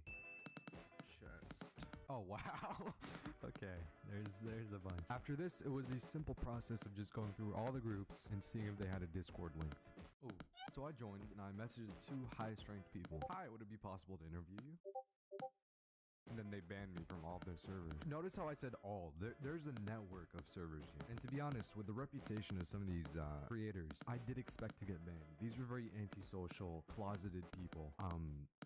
So what I did was I recorded most of the channels. Before I show you that, actually, I did get in contact with the second owner of this coalition of groups. He actually responded and was down for a couple questions, but he did request for his name to be censored. Just a quick intermission here. If I ever reach out to you, please just give me a simple response. Just be like, yeah, sure, you can interview me. Or no, I don't want to be interviewed. Or maybe even, yeah, sure, interview me, but like censor my identity or something, right? Don't go down the path that this guy did. Because when you block me and ban me from all of your servers, it shows me that you have something to hide. And as it turns out, they do. So I was like, hi, would you be down for an interview? And he was like, yeah, sure. I'd just rather not be in VC. And then I got hit with this brick wall of text. Well, less of a brick wall, more of like a bunch of questions and answers. So I'm gonna pretend like I'm interviewing him with help from some people on my server. When did you start making these items? I started back in August because a friend of mine showed me their profits. How much does your friend make? I'm not sure the exact amount, but well over 1 million Robux. That was back in November of 2024. How much money have you made? Within the span of 6 months, 500 to 700k Robux.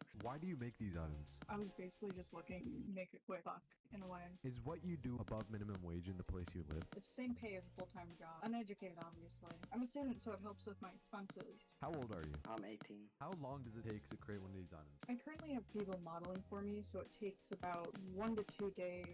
Are these items inherently a bad thing? In my opinion, it's fine as long as it's not overly sexual. There's worse things in the Roblox community, such as condos. What do you think about kids seeing these items? I'm aware that they may see these items, and I'm also aware that people may use them in an explicit manner, but I add a layer of detail that would make it seem like people wouldn't want to use these in such a way. What?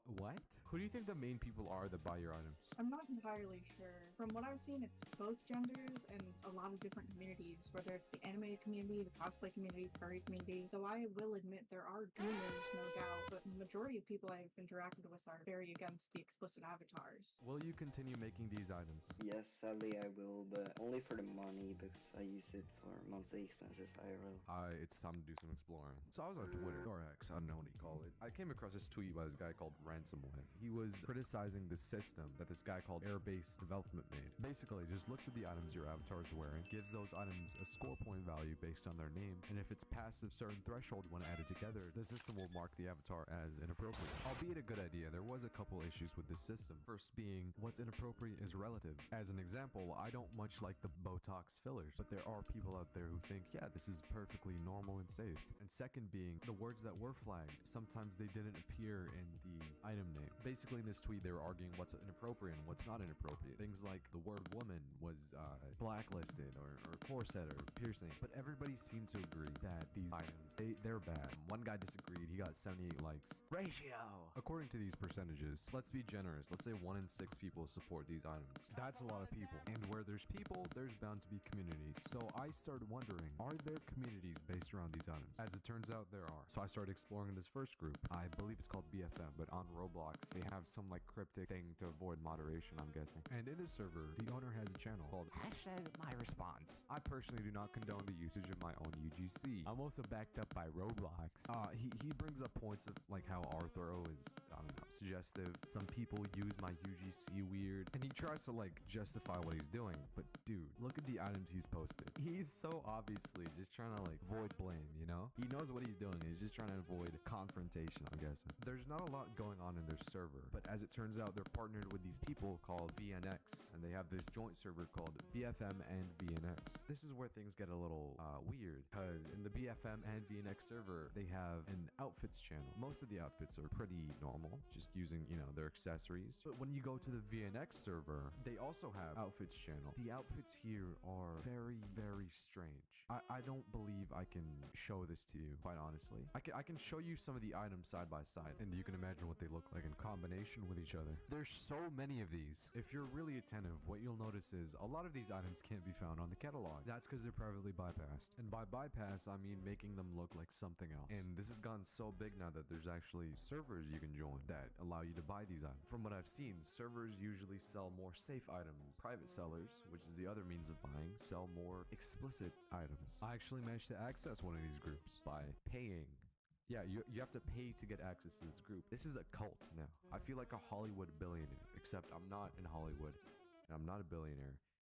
I just feel like a degenerate. The cool thing about the server I paid to get into is that they have a bot. How it works is you go through their catalog, their secret hidden catalog, and you pick an item. Then you take the link of that item and you run it through a bot, and then the bot puts it on sale. Here's an example of somebody using the bot, and here's the item. Prang Mutant Ninja. There's levels to this, dude. This is from a group called Ninja Turtles fans. Imagine this as like a front, because you go to the store, it seems like it's normal, but then you take a closer look at the products, it's good old baby blue. And you can see they're uploading these test items. Cool. That's about all I have to say. There are other groups like these anime groups that publish these accessories. Some of them are really bad, but I don't really have much else to say about these items. Thank you for watching this video. If you liked, like. If you didn't, dislike. And if you really liked, consider either subscribing, which is free, and when the number goes up, I feel happy, or by giving me Robux. I have to pay animators because I don't know how to animate. Thank you for the animators for animating. Thank you to the animators for animating. What am I saying, dude? I'm not gonna edit this down, dude. Screw editing. This is the outro. I make the rules here. The name's scrolling past in gold. They gave me money. The name's not in gold. They boosted my server. My Discord server. My vehicular server.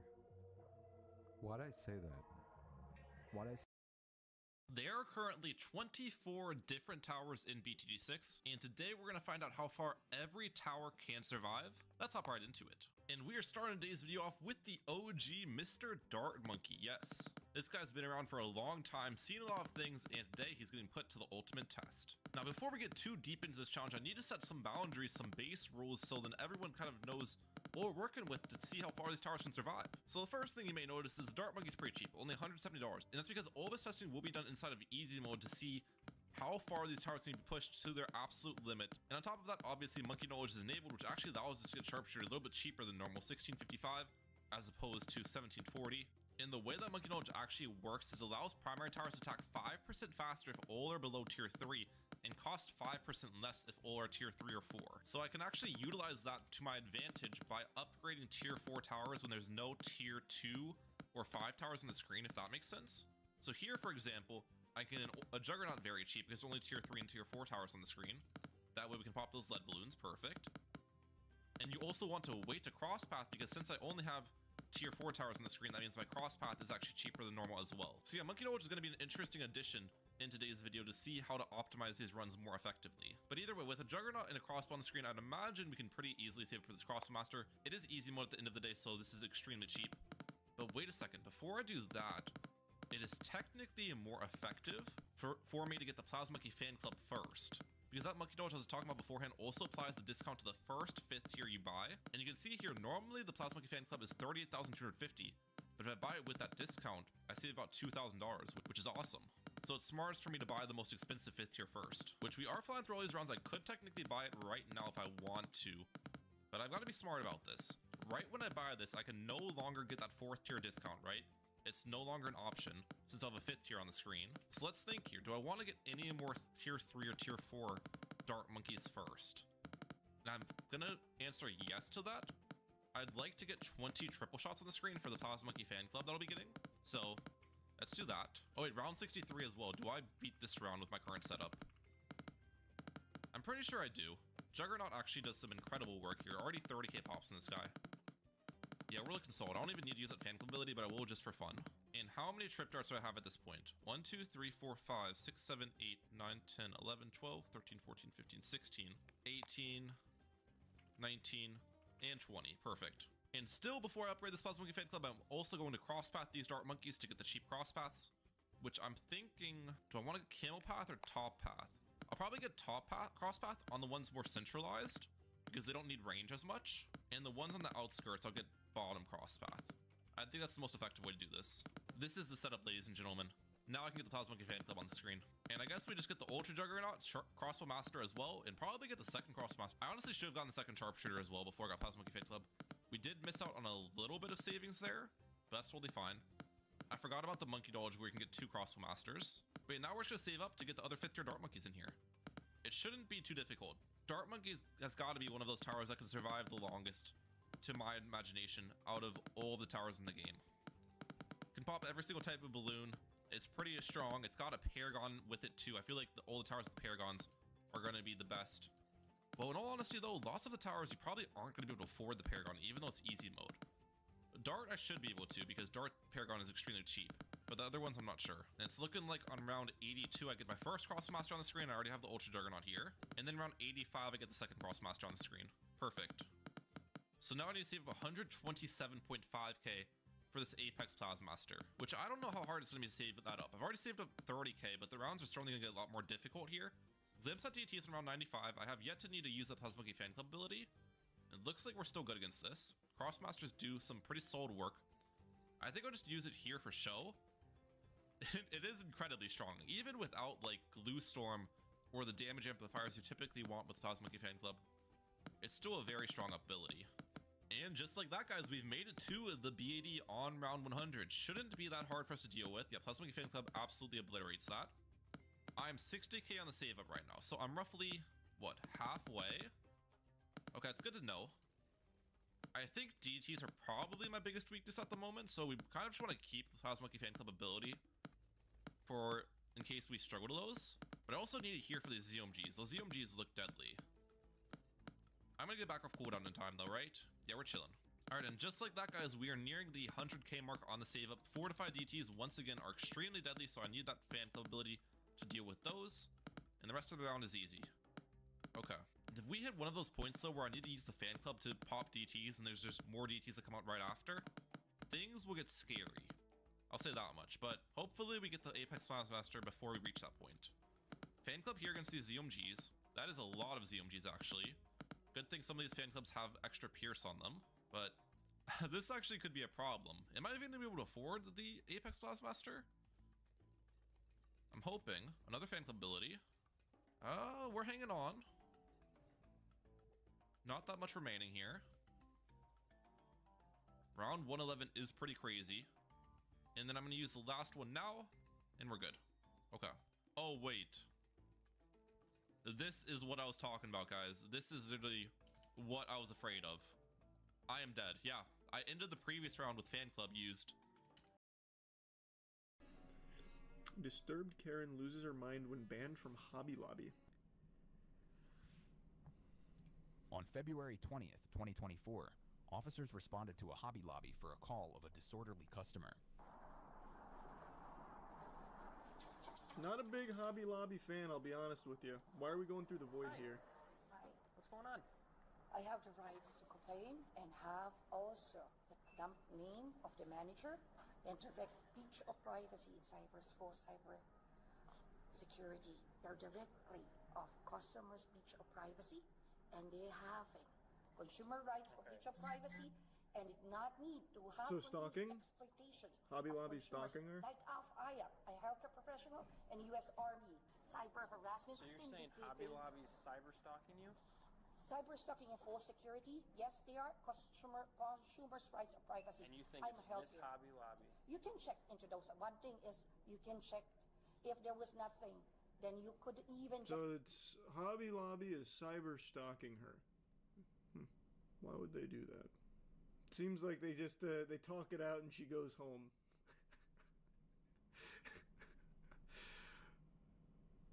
Cool. I like that idea that Hobby Lobby would cyber stalk a customer. Like just shit posting on their Twitter about it.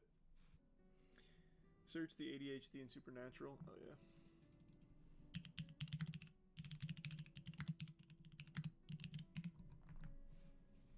Witnessed myself from like a third person point of view. Ego death. Walking over to my teacher. Oh. Exposing myself. Which is different from.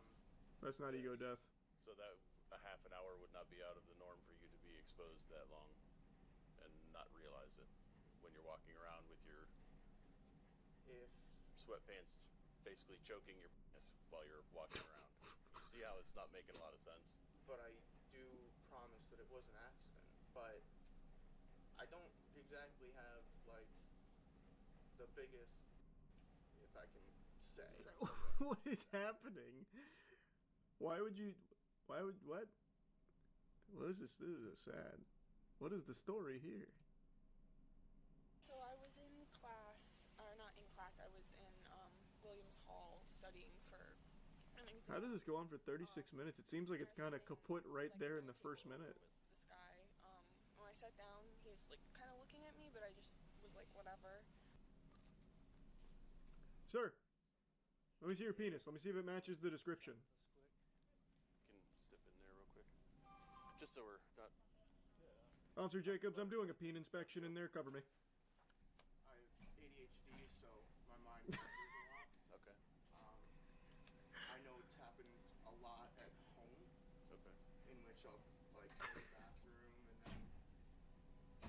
I like that idea. Listen, I'm a little scatterbrained sometimes. I'll often take a piss and I forget my meat's out. Like, I mean, ADHD, am I right? They said someone matching your description. What day would this have been? I could not tell you. The day is pretty important. I usually only whip my cock out on like Thursdays or Fridays, so it's, I don't know, it probably wasn't me, but ADHD, I sometimes lose track of like the days and stuff, and then wiener comes out on like a Monday, had a schedule. So... God, it looks like right now he's about to unleash like a jutsu. Like, he's got that like Reddit mod look to him, and it really looks like he's about to just fucking shoot like a fireball like Sasuke or something. If there was another report that could have possibly been, if this is happening, then I truly am sorry. If this is happening, There's not some other reason why you might be doing this on, you know, the phantom winky purpose exposure. or anything like that, or I mean, it's. I don't really have any sexual desires toward anyone, really. Okay. So I would have no reason to go around. Checkmate.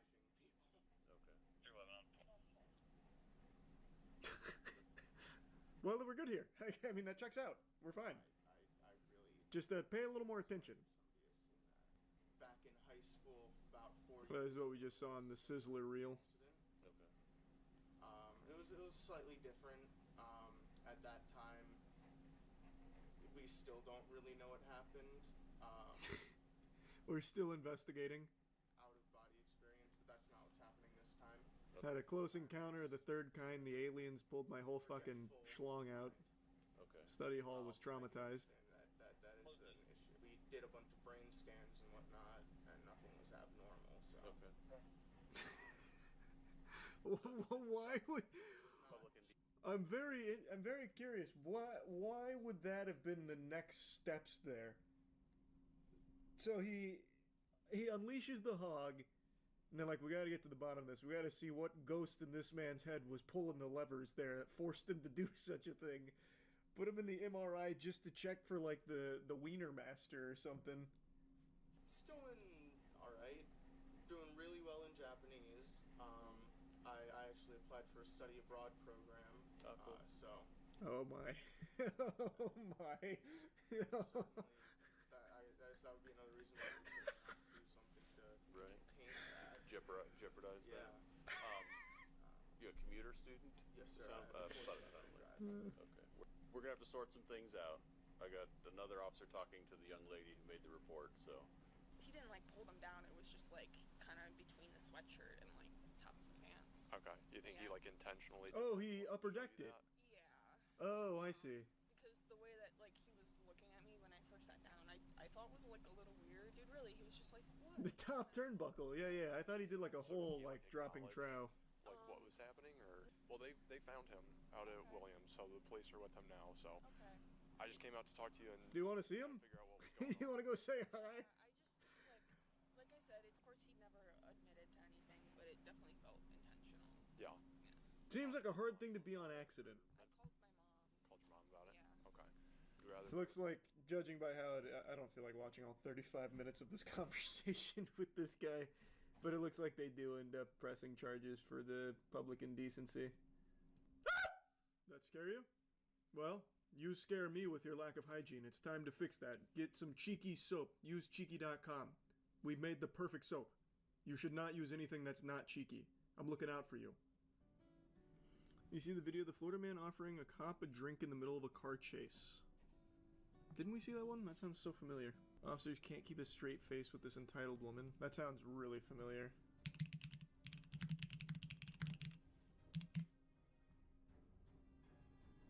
No, never mind.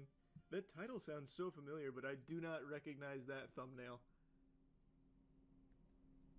She's dressed like she's going to Gasparilla, which is like the pirate invasion festival Tampa does every year. Is this Tampa? Out of the store because I'm white. It's a black person's word over a white person's word. I don't have to explain anything to you, so put Yes, your you stuff do. back. You're illegal.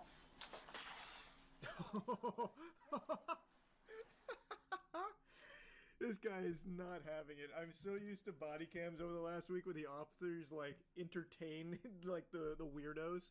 This guy's like, no, absolutely not. Fucking grabs it like a toddler's toy, and immediately she's like, okay, it's serious. So the call that we got was you were in here. She's actually a potion seller. Cursing people out. Perhaps, yeah, brewing concoctions. Can you put that on the video so I can see it? I don't know. You're gonna have to ask. I need concrete evidence, and I'd like to talk to my lawyer, please. The privacy is, if you have not committed a crime, you don't need to give any officer. You are the same level as me if I haven't committed a crime. She outranks you. Force on somebody who Get has out of there, officer. She's too powerful. not curse. Can I see it on video? Can I please see some concrete evidence? Excuse me, but what crime have I committed to warrant you guys coming in here like army to shoot me or something? I'd like to know in legal language what crime I have committed. So I need a video camera to see what I have Man, done. she is really good at this. Concrete evidence on a video camera to see what I've done. You're choosing their word over my word, so I need it on a video camera to look at. And so who's the supervisor? He's on his way here now. Is he a police? He is. He wrote the Privacy Act. Tell me the legal thing I have You're meeting the Oracle. Okay, let me explain to you, ma'am. I've just explained it to you. Because you are obstructing the Constitution of the United States. This is what it sounds like to talk to somebody on Twitter. 100%. I know she is glued to that platform. She is probably there day in, day out in the fucking trenches. She is literally Twitter speaking. And it's So they just keep arguing with this woman. They just, oh man. You're not Yeah. your name. I haven't. First of all, you've got to provide me with the thing I've done wrong in legal terms. I need to see the video of that disorderly conduct. But why? But why? I need to confirm whether or not this is a real crime. Only I can determine this. I must see it. Please put it up on the Jumbotron, please, so I can analyze this evidence. Can I have the name of The management. Can I have his name, please? You're gonna get.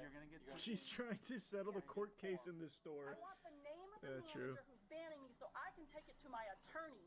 She provides your ID. No, I will not. I will. He looks so fed up. He looks so annoyed. No, I am not.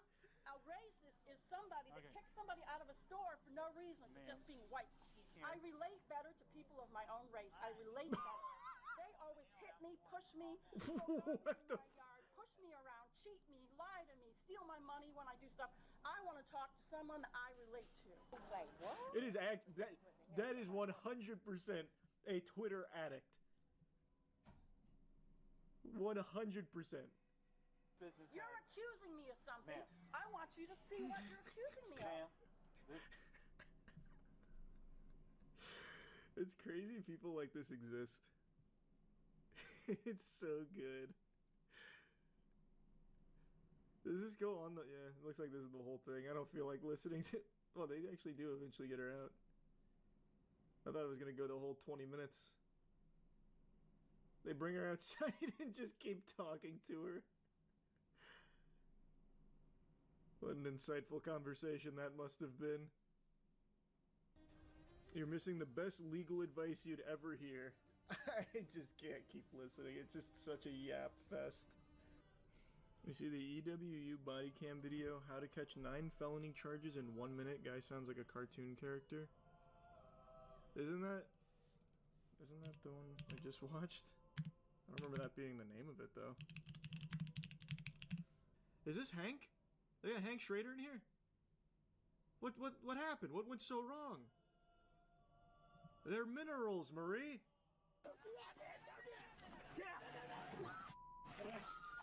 Oh man, wait, and a chase and everything? Oh boy, he was racking them up.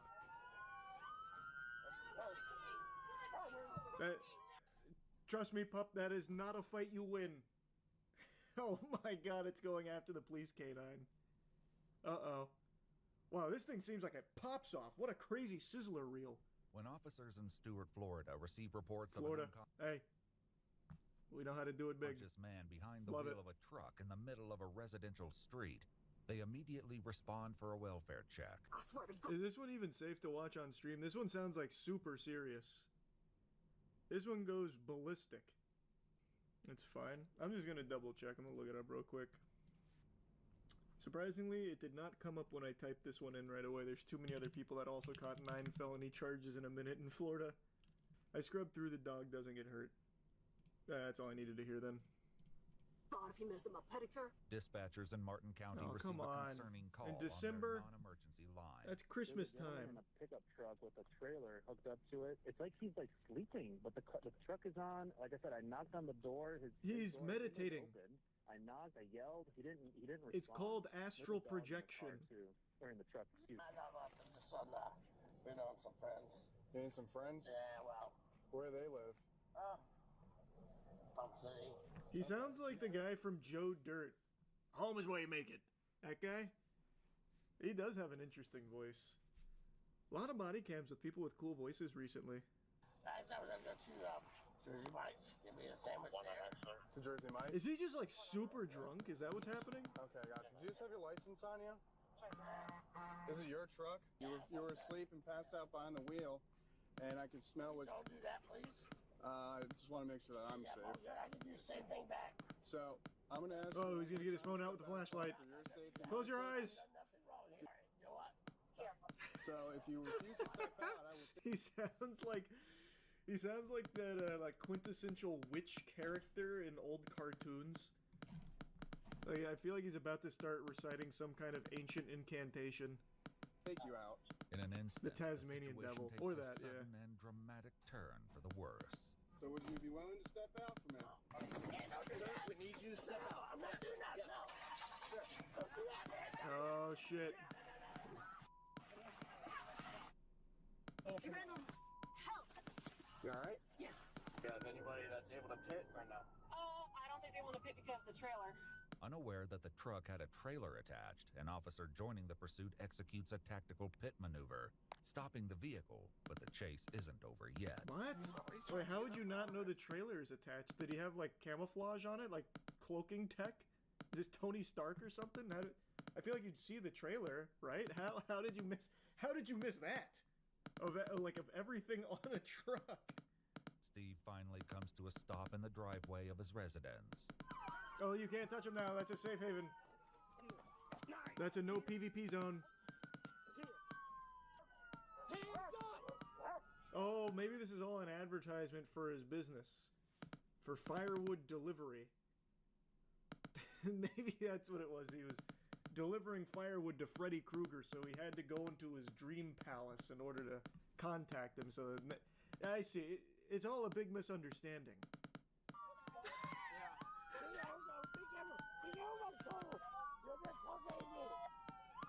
His voice is so cool. Holy shit. Get away. Go in the house. Who is he to you? He's my firewood delivery driver. I Uber Eats some firewood. What happened? Just goes a little bit. From US Jumping curves. I don't even want to get into it. Steve's wife, who identifies The herself officer's as pretty fired Angela, up. will soon share more insights with the officers. Hurting me, please. Jesus. I'm not hurting you. No, I got bad shoulders. Scooch up. Please, I can't. How in the fuck is this guy doing a firewood delivery job? He's made of glass. How? That just doesn't seem like the right profession. Does he deliver the idea of firewood? Like, there's no way he's gonna be able to pick up much firewood. The gravity of the discovery isn't lost on the officers as they consider how much worse the night could have ended. Damn, man, firewood delivery is some serious business. This man keeps the stick on him. What the fuck? Just in case the customer gets a little rowdy. You talking about the knife? I mean, that is a big... I don't know. That is a big fucking knife. Maybe it is. It's bigger than a Bowie knife. I mean, he's got like a huge hilt too. Maybe that's how he chops the wood. Like Virgil, he just does one of these, and the firewood just fucking explodes into like a bunch of splinters for him to pick up with his bad shoulders. Those aren't knives. Those are like full-blown short swords. If you refuse to take the test, sir. It sounds like he's just like his voice is perpetually in like a mocking tone. Like he's trying to make fun of somebody else. Nobody's gonna bail him out, I can tell you that right now. I'm not bailing him out. Oh, he is not well-liked. He needs to sober up.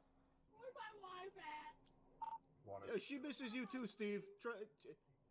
She's on her way to pay you a visit. Oh, God. After being treated and cleared by hospital staff, 60-year-old Steve Beausoleil is taken to the Martin County Jail. Aggravated fleeing causing injury. Yeah, that was a lot. He racked up a lot. Battery on a law enforcement officer. Is it possible he was framed? Yeah, someone could have been, I guess, maybe butt-chugging the whiskey into Steve without him knowing. That is an option, perhaps. And maybe the dog put a brick on the accelerator on the gas pedal for the 20-minute long police chase. We can't rule out the possibilities. Now, I've seen a lot of people say that I look and sound like a Redditor, which is one of the most insulting things you can ever say about another human being. But what if I force-fed you a hard truth? What if I told you I don't really use Reddit? My narwhal doesn't bacon at midnight. I'll occasionally go on there just to see if there's any breaking news that I might be unaware of, but it's very infrequent. And I never, go into the swamp of a comment section on the platform until today. I don't know what possessed me to do this. It must have been some kind of divine moment that just grabbed me by the shoulders and possessed me, told me that I needed to read some comments today, and I am so thankful I did. I stumbled upon true beauty with an argument that could only ever happen on Reddit that perfectly encapsulates the quintessential Reddit user. In this moment, I am euphoric, thanks to finding this fucking angry Redditor and everyone who engaged with him on this day. It started in the most unsuspecting location, but then again, that's where all good fairy tales begin, in the place you least expect them. So, it was a clip posted from this podcast. Now, the clip doesn't matter. I'm not going to play the clip. I'm sure you probably already recognize the person here. Her name is Bobby. She runs a podcast where she interviews famous celebrities, and her whole shtick is she makes things awkward, which is a very hit or miss format, so it's led to a lot of debate on why is she so popular. Also, is she an industry plant because she seemingly blew up overnight? She landed an interview with Drake while she was still relatively new and not massive, so it just started raising a lot of red flags, and a lot of people started saying it must be an industry plant, and then she started getting even more superstar celebrities. Like this clip is from an interview she did with Lil Yachty, and it's just been a lot of hoopla around her and her content. The only reason I'm even giving you this lore dump is because it is necessary to put into context what started this argument. And it's the entire reason I went into the comment section, really, of this video. You see, Bobby's content is very polarizing. On TikTok, people love Bobby. They're cheering her on, pumping their fist. Go, Bobby! Let's get it! Fuck yeah! And then on Twitter, it's boo! Oh, brother, she stinks. Get out of town. Scram, this is garbage. So two very different responses to her content on two different platforms, but I've never really seen Reddit's opinion on it. I've never seen them weigh in, and curiosity got the best of me. I marched into Mordor, went to the comments in order to get an answer to the question, and most of the comments were pretty negative towards the interview, but there was one comment that spawned a whole series of dominoes to fall. So let's begin our journey. I'm going to blank out their name here. I don't want anyone to go harass anyone involved in this situation. So this individual comes forth and says, "What grown man sits down and watches this bullshit, then have the nerves to repost this garbage to Reddit?" Now this comment received a lot of love, over 400 upvotes, which is nothing to scoff at. That's a lot of high quality karma.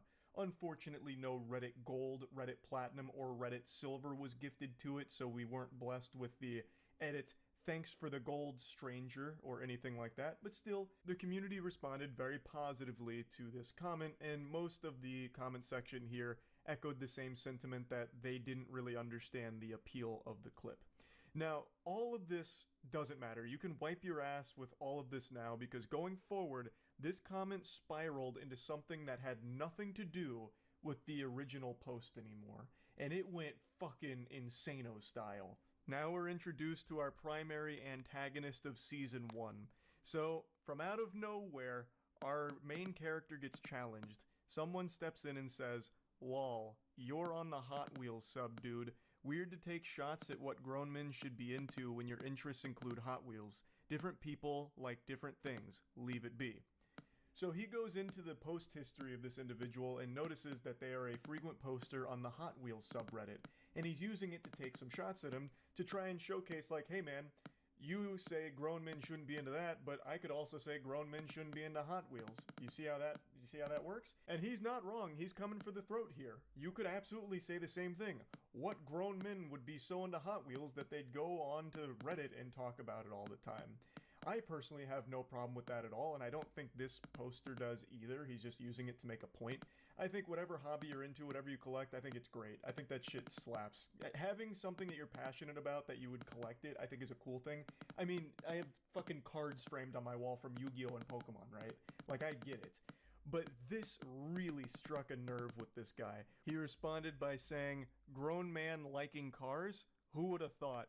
I see you ignored all the other subs. Maybe I should waste my time on rap and movie subs like all the other low IQ Redditors across the pond." And if you're an astute observer, you'll notice that he's no longer enjoying the luxury of some updoots. The subreddit has turned against him, thrown him to the wolves. He is now being flooded with downvotes. And a downvote is a fate worse than death to a Redditor. It's kryptonite to Superman. The downvotes start hitting him, over 100 downvotes. And I can see why. This feels very insecure to come at him like this. His point was pretty clear, but then he, tries to, I don't know, explain away why it's, really in line with being a grown-ass man because he likes cars. He's like, oh, well, yeah, grown men like cars, Hot Wheels are cars, duh. I mean, maybe I should just go to rap and movie subreddits like you low IQ plebeians. It's really, really cringy Reddit behavior now. The bad boy comes back with a tough-to-swallow pill. Hot Wheels aren't cars, mate. They're toys. Talk about low IQ, haha. You're not better than anybody else, sorry to tell you. To which he responds, "The fact you had to come back and edit that pathetic response, LMAO." And then he just says, "Go play with your vroom vrooms." His collection of downvotes is starting to eclipse his collection of Hot Wheels cars at this point.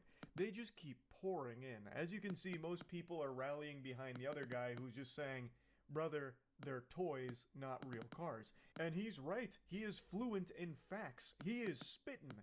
They are not real cars. They are toys. There's nothing wrong with collecting them or liking them, but I don't understand why this goofball is talking about it as if they are real vehicles. He's like, got this bravado going on, like this machismo, like, oh yeah, grown men liking cars, who would have thought? It's Hot Wheels, man. They're still collectible toys that you can play with, and they are made for kids, but there's nothing wrong with liking them or collecting them as an adult. Fucking Pokemon cards are made for kids too. I collect them. There's no shame in it, but you're acting so insecure about it and pretending that it's something that it's not. And he does the classic Reddit 101 when it comes to argument, where he doesn't actually address what was said. He just says, LMAO, edited your pathetic response, big L, basically. His response wasn't pathetic, it was totally fine. You didn't counter it or anything at all. He just made you look foolish, and you continue to make yourself look like even more of a clown here. In response to the vroom vroom comment, he says, "I'm changing spark plugs on my 700 horsepower F-150 right now. I will when I get done, though." And now, here enters the sidekick to our main supervillain here, who chimes in and says, "You're trying too hard." To which this guy responds, "Actually, I'm low on boost. If I was trying too hard, I'd be at 950 horsepower range." It doesn't get more Redditor than that. Oh my fucking god, I could feel the fedora tip through the computer screen here. Milady, my horsepower is quite low, actually. It's just, shit, it hurts to read, it really does. The guy's absolutely right, he is trying so hard. I half expected him to go into like the Navy SEALs copy pasta. What'd you say to me, you little bitch? I've got 500 confirmed Hot Wheels with 6,000 horsepower and 400 RPM turbo booster NOS accelerators. Like, brother, it's Reddit. You're not Dominic Toretto. You're talking about Hot Wheels. It's not that deep. Even if he was being honest and was changing the spark plugs in his F-150, why would you say that? It just makes you look like such a fucking loser.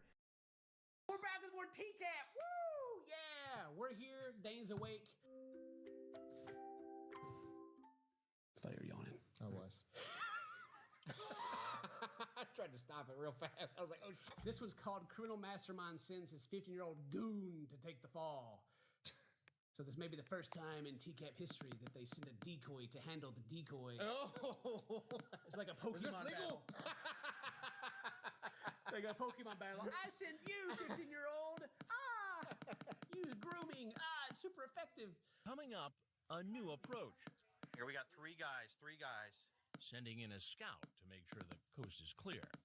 I'm gonna go call a couple friends since you have a couple friends. Again, this has been not a new thing, but it's been popping up more lately in the old TCAP ones of how like the brain cells of these guys are few and far between. Yeah. It's like the two dudes are like outside the front door, like, hey, go in there and see what's going on. No one will know we're right here by the front door. And then the one hero, I got you, bro. Don't worry. Don't worry, we brought our own 15-year-old. And then you're like, wait a minute. Boy, why is he with him to begin with? Right. Hold on a minute. Ugh. Some PD level stuff. But by the way, what has happened with that? I don't... Anything? Hang on. I don't know. What's happened with P. Diddy? I gotta know. Nothing. They're just making a documentary about him. Great. Yeah. Wonderful. I'm sure he gets money for it, too. Yeah, he gets residuals from that. Great. Hooray. I need the cases to happen. I need to know who's all involved. 128 cases separately, and we haven't got one of them done. How does that work? He's in there squealing on everybody. I can't wait. Ellie. But inside, it's crammed with electronic gear, our production team, and cameras. Lots of cameras. Goodness gracious. I didn't realize how many they had. That was like the clearest shot we've seen of how many monitors they have in there. Right. They probably walk in the house like, it's hot. It's pretty warm in here, you know? Jeez, I got a camera in every freaking leaf out there. Like, that's... Lots of cameras. We were expecting this man, Maroof Farouk, to show up after having a sexually... Giga Chad over here with that jawline. Farouk Maroof? Farouk Maroof. Maroof Farouk. So we were surprised when he gathered outside our house with two other individuals and send in this young man. Want to pour me some drinks? I'm cool. He walks in and is already like, even the way he's like, she said, hey, and he's like, hey, like, I'm cool. Already super nervous about like what's going on. Like, hey, I was thinking I'm gonna go call a couple friends since you have a couple friends, and I could just get a couple people in here. What do you think? Hey, how you doing? I don't know, my Farouk out there. I don't know if it's his dad or his older brother or something else. Right. Go in there and check it out. Make sure there's no cops, because if there are, we're gonna dip and leave you. We're gonna leave you? Yeah. Like, what's the plan, man? Yeah. What are they planning on doing? I wonder if it like freaked him out when she was like, since you got some friends. Right. He's probably like, This is like the early 2000s. People don't have like a ton of cameras outside unless they're Dateline. Hey, how you doing? Hi, I'm Cinnamon Toast Ken, 4 times Father of the Year winner every year, back to back, undefeated. And today, I have an important message for you. When you become a parent, personal time becomes a myth. People say, just make time for yourself. Yeah, with what magical powers? You don't make time, you steal it. I'm about to show you how. Your best chance, a large cupboard, maybe a crawl space, anywhere the kids can't find you. You got minutes, maybe seconds. So this is when you pop in your Raycon Everyday Earbuds. And if you need something to watch, might I suggest me? And while you're here, let me explain to you why these earbuds are a game changer. First off, they actually stay in my ears. I've tried so many earbuds that pop out the second I move, but these, locked in, comfortable. For gaming, for editing, for pretending I'm listening to my wife telling me about something. People in here. What do you think? Hey, how you doing? Why don't you have a seat right over there on that stool right there? Oh, yeah. Are those your Have a friends seat, outside? sir. Oh, there's the guys outside. oh, what's gonna happen? Hit him with the have a seat. These dudes are like creeping closer and closer to the house. Are we gonna see a double tase? Oh, my gosh. A double tase? They're gonna because they're gonna run. They're gonna run.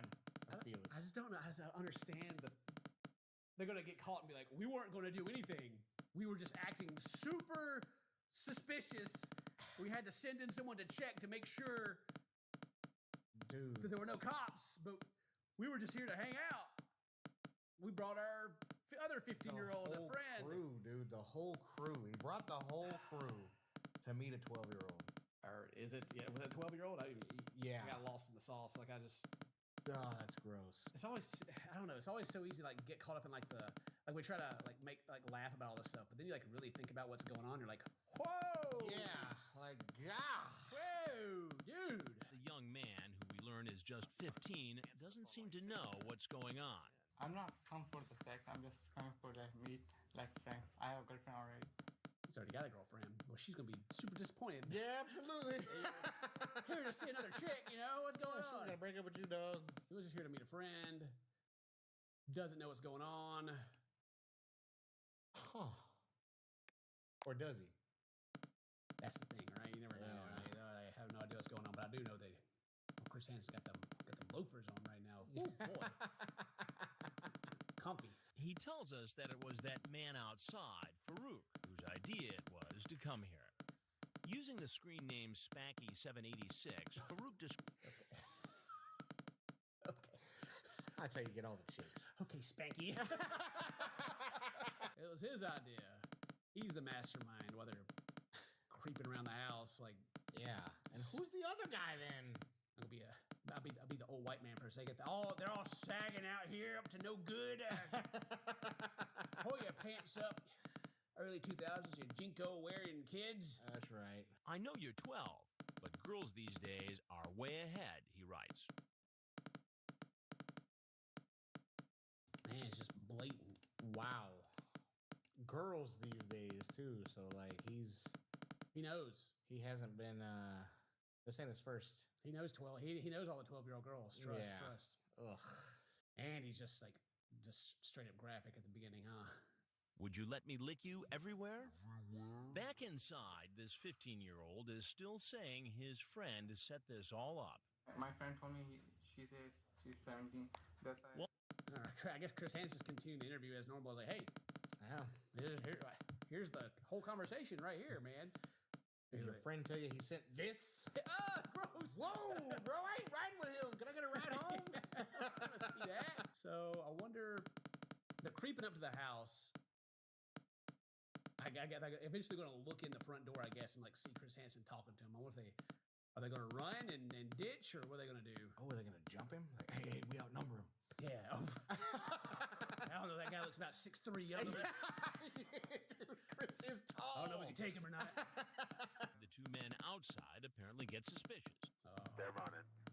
They're taking off. They leave their friend inside and try to get to their car. Get him! Get him! Tase him! Yes. They did. They did. They were just like, yep, let's get out of here. Oh, wow. We'll pick him up wherever they, he's only 15, so they'll let him go. Wow. We'll pick him up. And I just don't understand what the plan was. I don't either.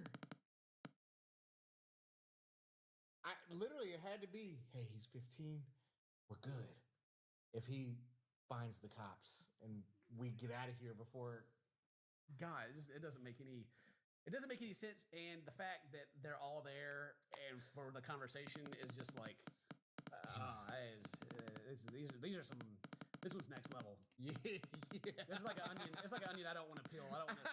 I know it is. And why don't you do me a favor? Your friend's outside? Yeah. Why don't you go get him and tell him I'd like to talk to them? Oh, yeah. Okay. Go get your friend. Hey, oh, man. And then is he going to run? Set him up. Hey, no. Chris knows 100% they ain't coming to talk to him. Hey, go out there and get him. They're like, Lobbyies, please, with hands up. Take your hands out of your pockets. Go down your knees. It's only after he's arrested, too, that the police begin to sort out what happened. I love that. It's like, go out there and get your friends. And they get like, see like the laser dot on him. He's like, whoa! Yeah.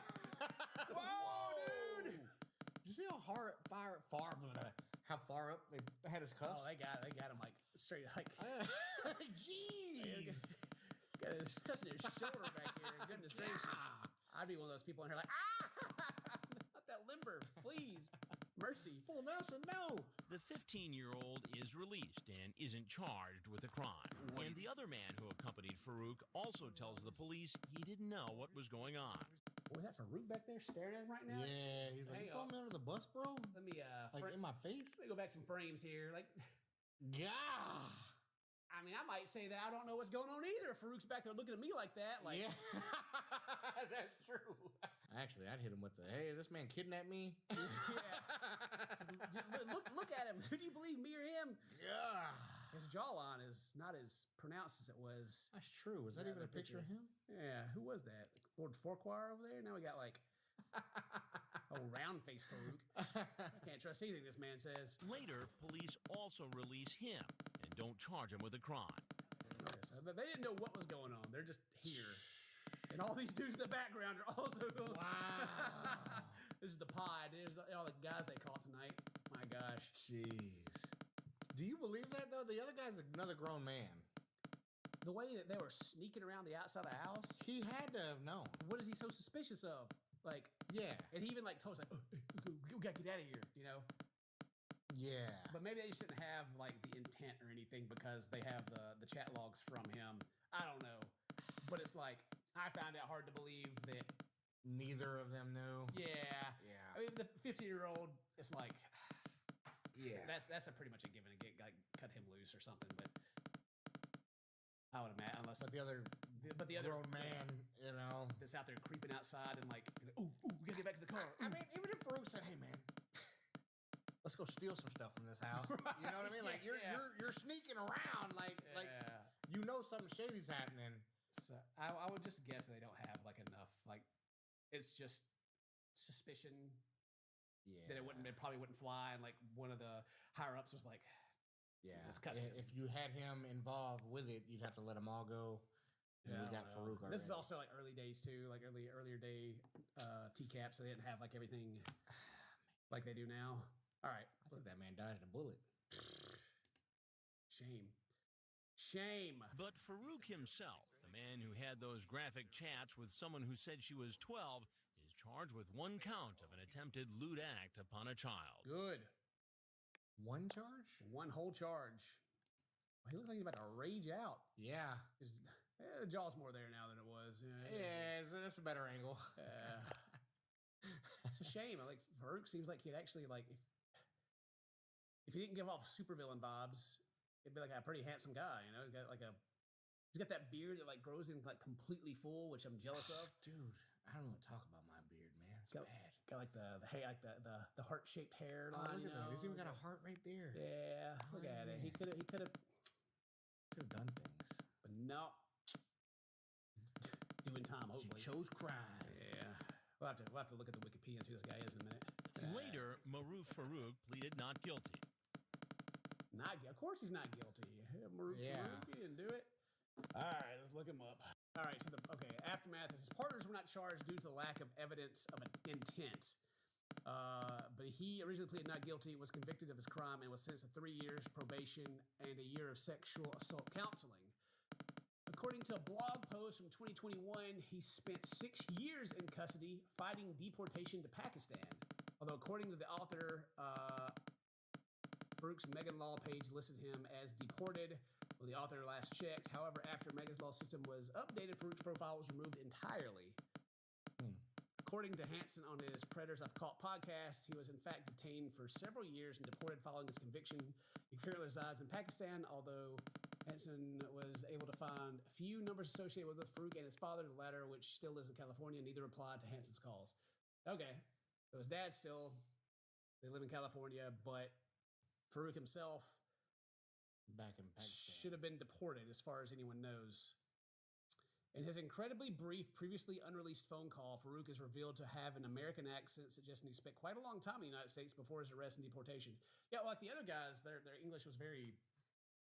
They didn't seem like their English was good at all. Like, it was okay. But then they say his was pretty... He spoke it fluently. Spoke it well, so... Well, he's gone, hopefully. Yeah. Guys, good Lord, look at this face. Like it's so small, but man, just anger. I'm not mad. You know, the ending, you know, you always get like the slap on the wrist, kind of like, oh, I got a couple of years of probation, had to go to counseling, but then they're like, but also get out of here. Get on out of here. Good.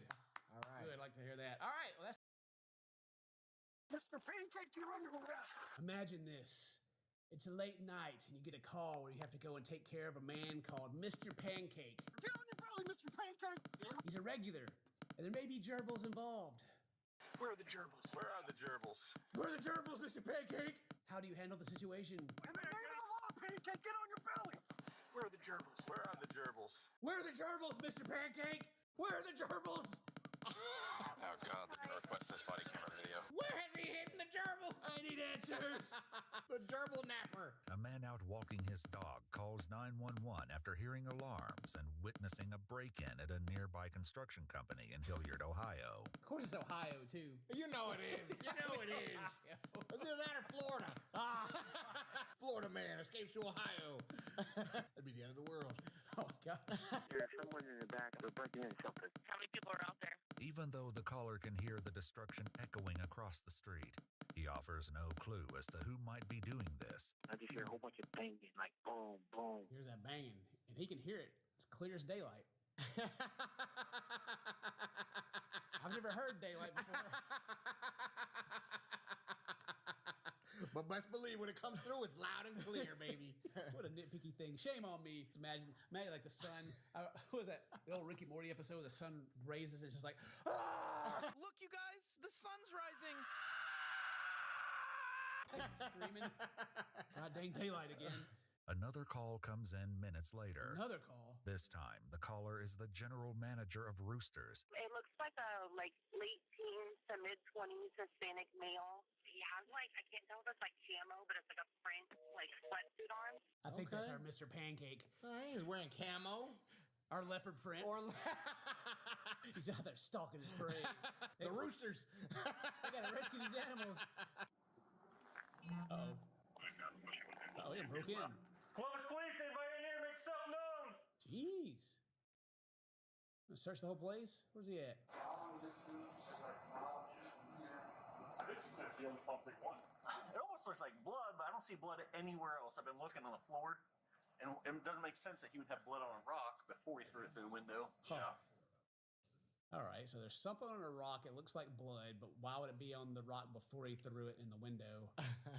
Huh. Got ourselves a murder.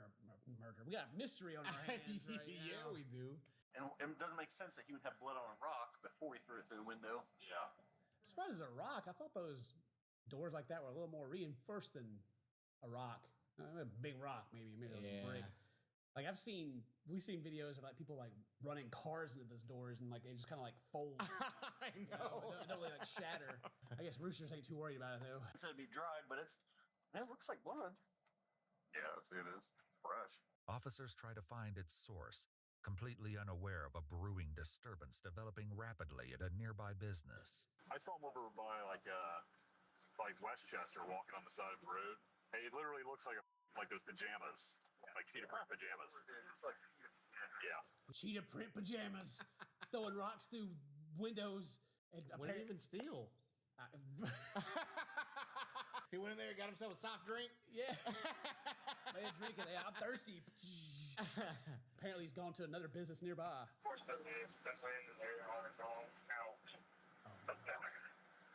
Where? Oh no, not Petland. Petland. Not Petland. He's already been to Roosters.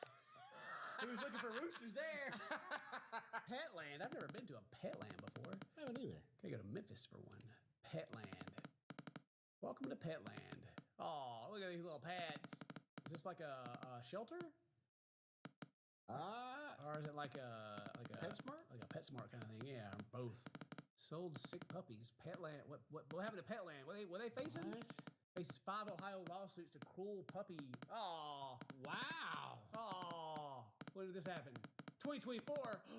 Mr. Pancake. Pancake was saving him. He's trying to save him. Save him from Petland. In the same shopping center, an officer reports seeing dogs in the parking lot. He's freed him. They encounter a bewildering scene of chaos. Puppy dogs. Grab that puppy dog. He just trying to be free. Scott's back here trying to get this puppy dog. He's like, come here, buddy. Come here. Yeah, man. Officers are overwhelmed by the mayhem on a morning destined to grow even more It's outlandish. get worse? How? Oh, you don't know, do you? Oh, poor puppy dog. Is you okay?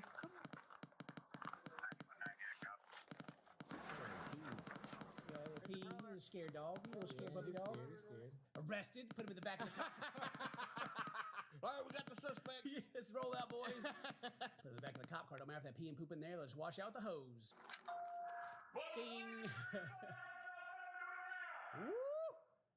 Where's he at? He didn't save them all. Just got what he could. Didn't even take no money. No, he didn't. He walked in, freed. I mean, they make it sound like there's just a mass chaos. He freed 3 dogs. Yeah. Maybe apparently a bird. Yeah. I mean, Mr. Pancake, he's this vigilante, we don't know who he is yet. He's a hero. The cops can't stand him. Yeah, there's 2 of them that are busted. How do they even get back here though? Because there's no. I don't think he went back. Busted up and they come out of here. Yeah. Maybe it's like. Well, it is pretty wild though. Like, I guess it's only 2 dogs because they only busted 2 of them out. Like, right. Came out there like these puppy dogs, and then hightailed it out of here. I guess I don't know where he is. He left here. No, did he get the drink first? I don't know. He left here after freeing the dogs, got parched, got himself some to drink at Roosters. And who knows where he's going next? Police will have to catch over a dozen biting birds without losing their nerve. Biting birds. Birds are jerks. All right. Yeah. Birds are jerks. People got their birds out there. I love my bird. No. I was showing somebody video of the Eagles, like just how much they can. Oh, okay, yeah. Yeah, right. And dude, they're so mean. Like, he got pissed off at this goat, man. He literally just grabbed it and like chunked it off a mountain. What? Yeah, dude. Like, there it is. What? This is a movie? No. It's not a movie, kid. It's awful. Oh no! Like, dude. Oh. Why? Oh, I can't look at the rest of that. Oh no! Birds, man. Poor birds. That poor goat. It's awful. Goat survived, I'm sure. Goats are tough. Yeah. Did you know, like the eagle screech? You know, like America. It's not even an eagle. It's making that noise. Really? Yeah. What is it? It's like a hawk. Like a red-tailed hawk or something like that. Actual eagle noises are just weird. There's like, you know. Oh wow. Yeah, dude. Look at eagle noises. Chirp, chirp, chirp, chirp, chirp. Wow. The old eagle shriek is not a. It's not a bald eagle. Wow. All right. Back to these birds. Birds, man. Yeah, I'm not a bird guy. I have no idea what to do. Got blood all over you, buddy. I don't know if you're gonna bite or what. Yeah, gloves. It's okay. Never bird. Exactly. You can see blood bit me hard. So he came out because he's leaking pretty good in there.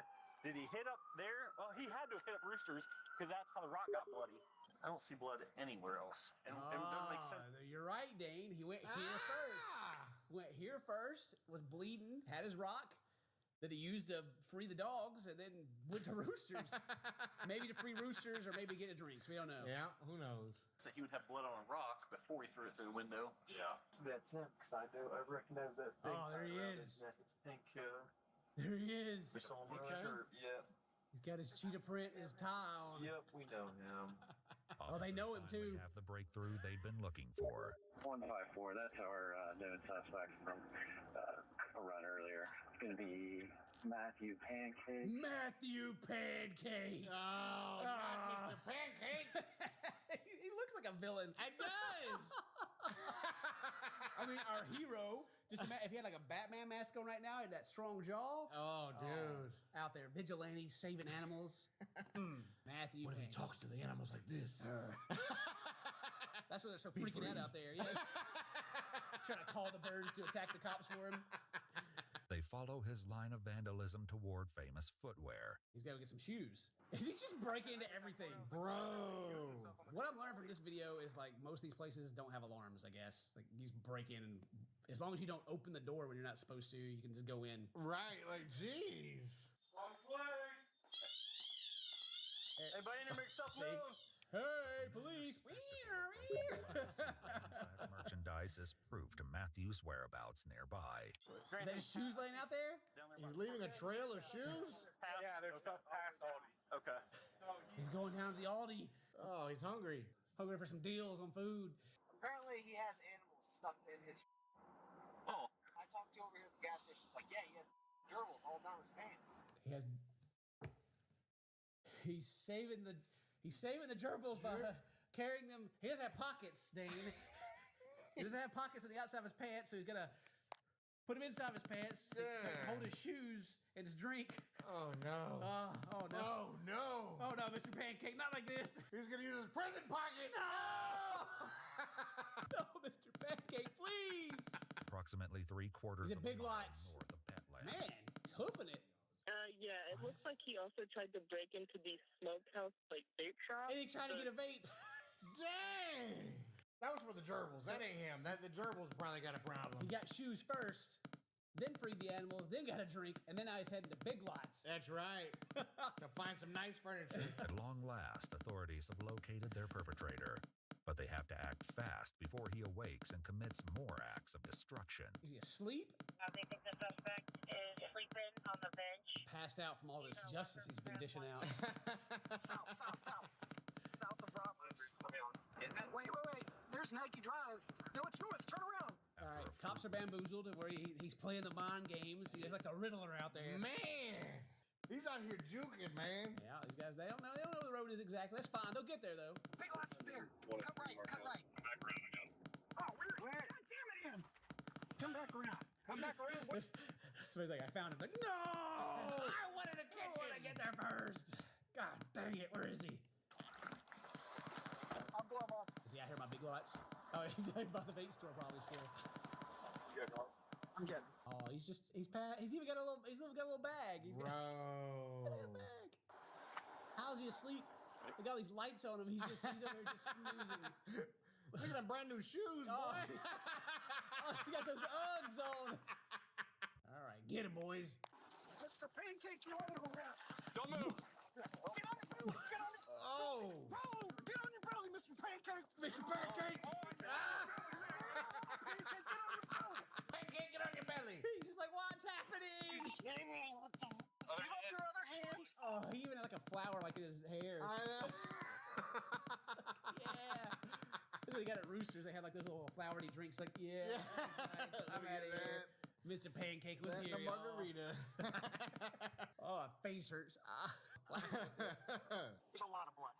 But this is far from the most compelling piece of evidence they're about to uncover. Where are the gerbils at? Where are the gerbils? Where are the gerbils? Where are the gerbils, Mr. Pancake? It's nobody mentioned it already. You're under arrest. I think we did like 7 times. Go ahead and roll them on side. Careful. I hope You're rolling them on gerbils. Well, they jumped him like that. I hope no gerbils have been injured so far. That's right. Where are the gerbils? Where are the gerbils? Oh my God. I just love that. Where are the gerbils?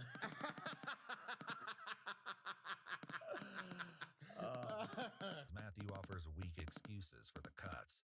Officers are closer to confirming what the witness had reported. Right. 5439 Roberts Road, copy. Cutting his pants. Is there a gerbil on his leg right there? There's a dog collar. Dog collar. He went to the pet place and just threw stuff, gerbils and collars and. You had to walk the gerbils. Those collars just don't fit. Yeah, name tags. They know it's his gerbil. Where are they? Please find the gerbils in his pants. Gerbils damaging. Oh God, there's Using animals. Oh, there are gerbils in there. Gerbils! Yay! Oh, yay! Gerbil! He's got one! Gerbil! Hooray! Gerbil's been saved! Multiple gerbils. Gerbil inside a sock? Oh, thank God it wasn't anywhere else. I know! I know! Prison pocket! No! Starting to get really worried. Oh, it was just right there hanging out. Okay. He was laying way too comfortably on that bench there. Yeah, I know, that's what I was like. Mr. Pancakes and got them gerbils. He's like, let me just sweet dreams after that. Yeah. Astonishingly, 2 two gerbils. were recovered from Matthew's pants. And against all odds, they appear to be unharmed. The gerbils were harmed in this kidnapping. I mean, I don't know what this. He was trying to save them. At least he didn't put them in the prison pocket. That's what exactly what I thought. Yeah. I was like, boy. Do you have any more gerbils on you? Please don't tell me you put a gerbil somewhere else. Yes, don't tell him that. For your safety, is there a gerbil inside you?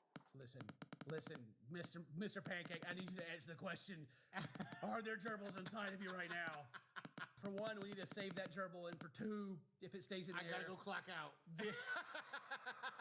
It might be pretty unhealthy for you too as well, Mr. Pancake. Yeah. It's for your own safety. Oh, God. How many gerbils guys at home, What are you guys arresting for? I told you multiple times. You have blood all over you, and you have merchandise in glass and gerbils. Do you want me to hang on to these as evidence or photograph them and return them to the store?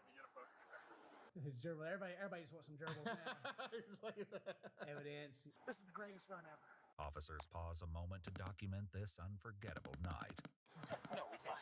I mean, if they're not going to be able to sell them, maybe we can keep them as 8-sub mascots. Yeah. They need to keep those back at the office. Like, look at our gerbil. We saved these from Mr. Pancake. Our biggest villain we've caught in our biggest investigation. Notorious. Oh, okay. They're really trying to get away. Does somebody have a paper bag?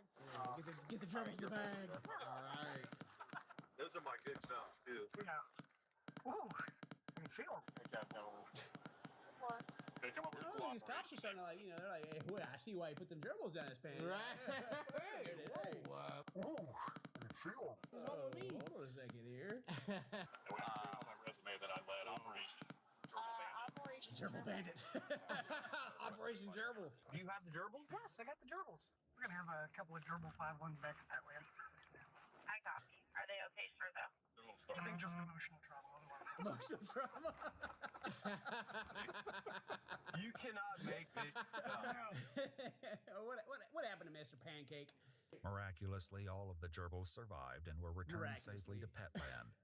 Matthew Pancake, the stylized gerbil bandit, was charged with 3 counts of breaking and entering. Matthew entered a plea deal and pleaded guilty to all 3 counts.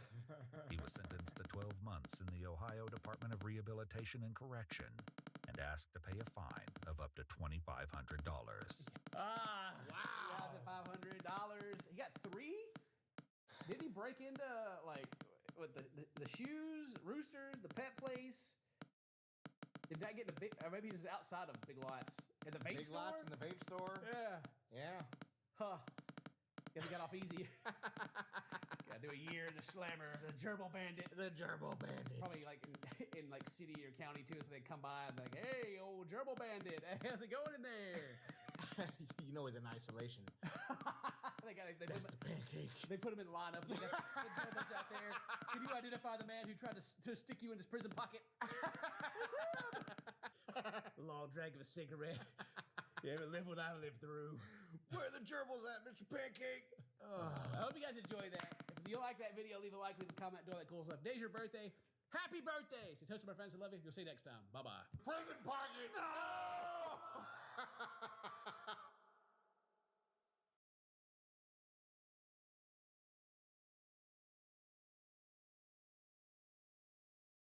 Tai Lopez is arguably the most iconic scammer in YouTube history. He's the mastermind behind the classic "here in my garage, just bought this Lamborghini" clip. Throughout the years, no name has commanded less respect than Tai Lopez. He is just a clown people shoot spitballs at. He is just like the communal piñata that people used to love to take shots at, like a little punching bag. And it was always good fun because he's a piece of shit. He is literally a scammer. And not many people know this, but he's actually still around. This cockroach has persisted and he still posts videos and still tries to sell courses and seminars. So I wanted to take a look at one of his more recent ones, a tour of his $100 million mansion.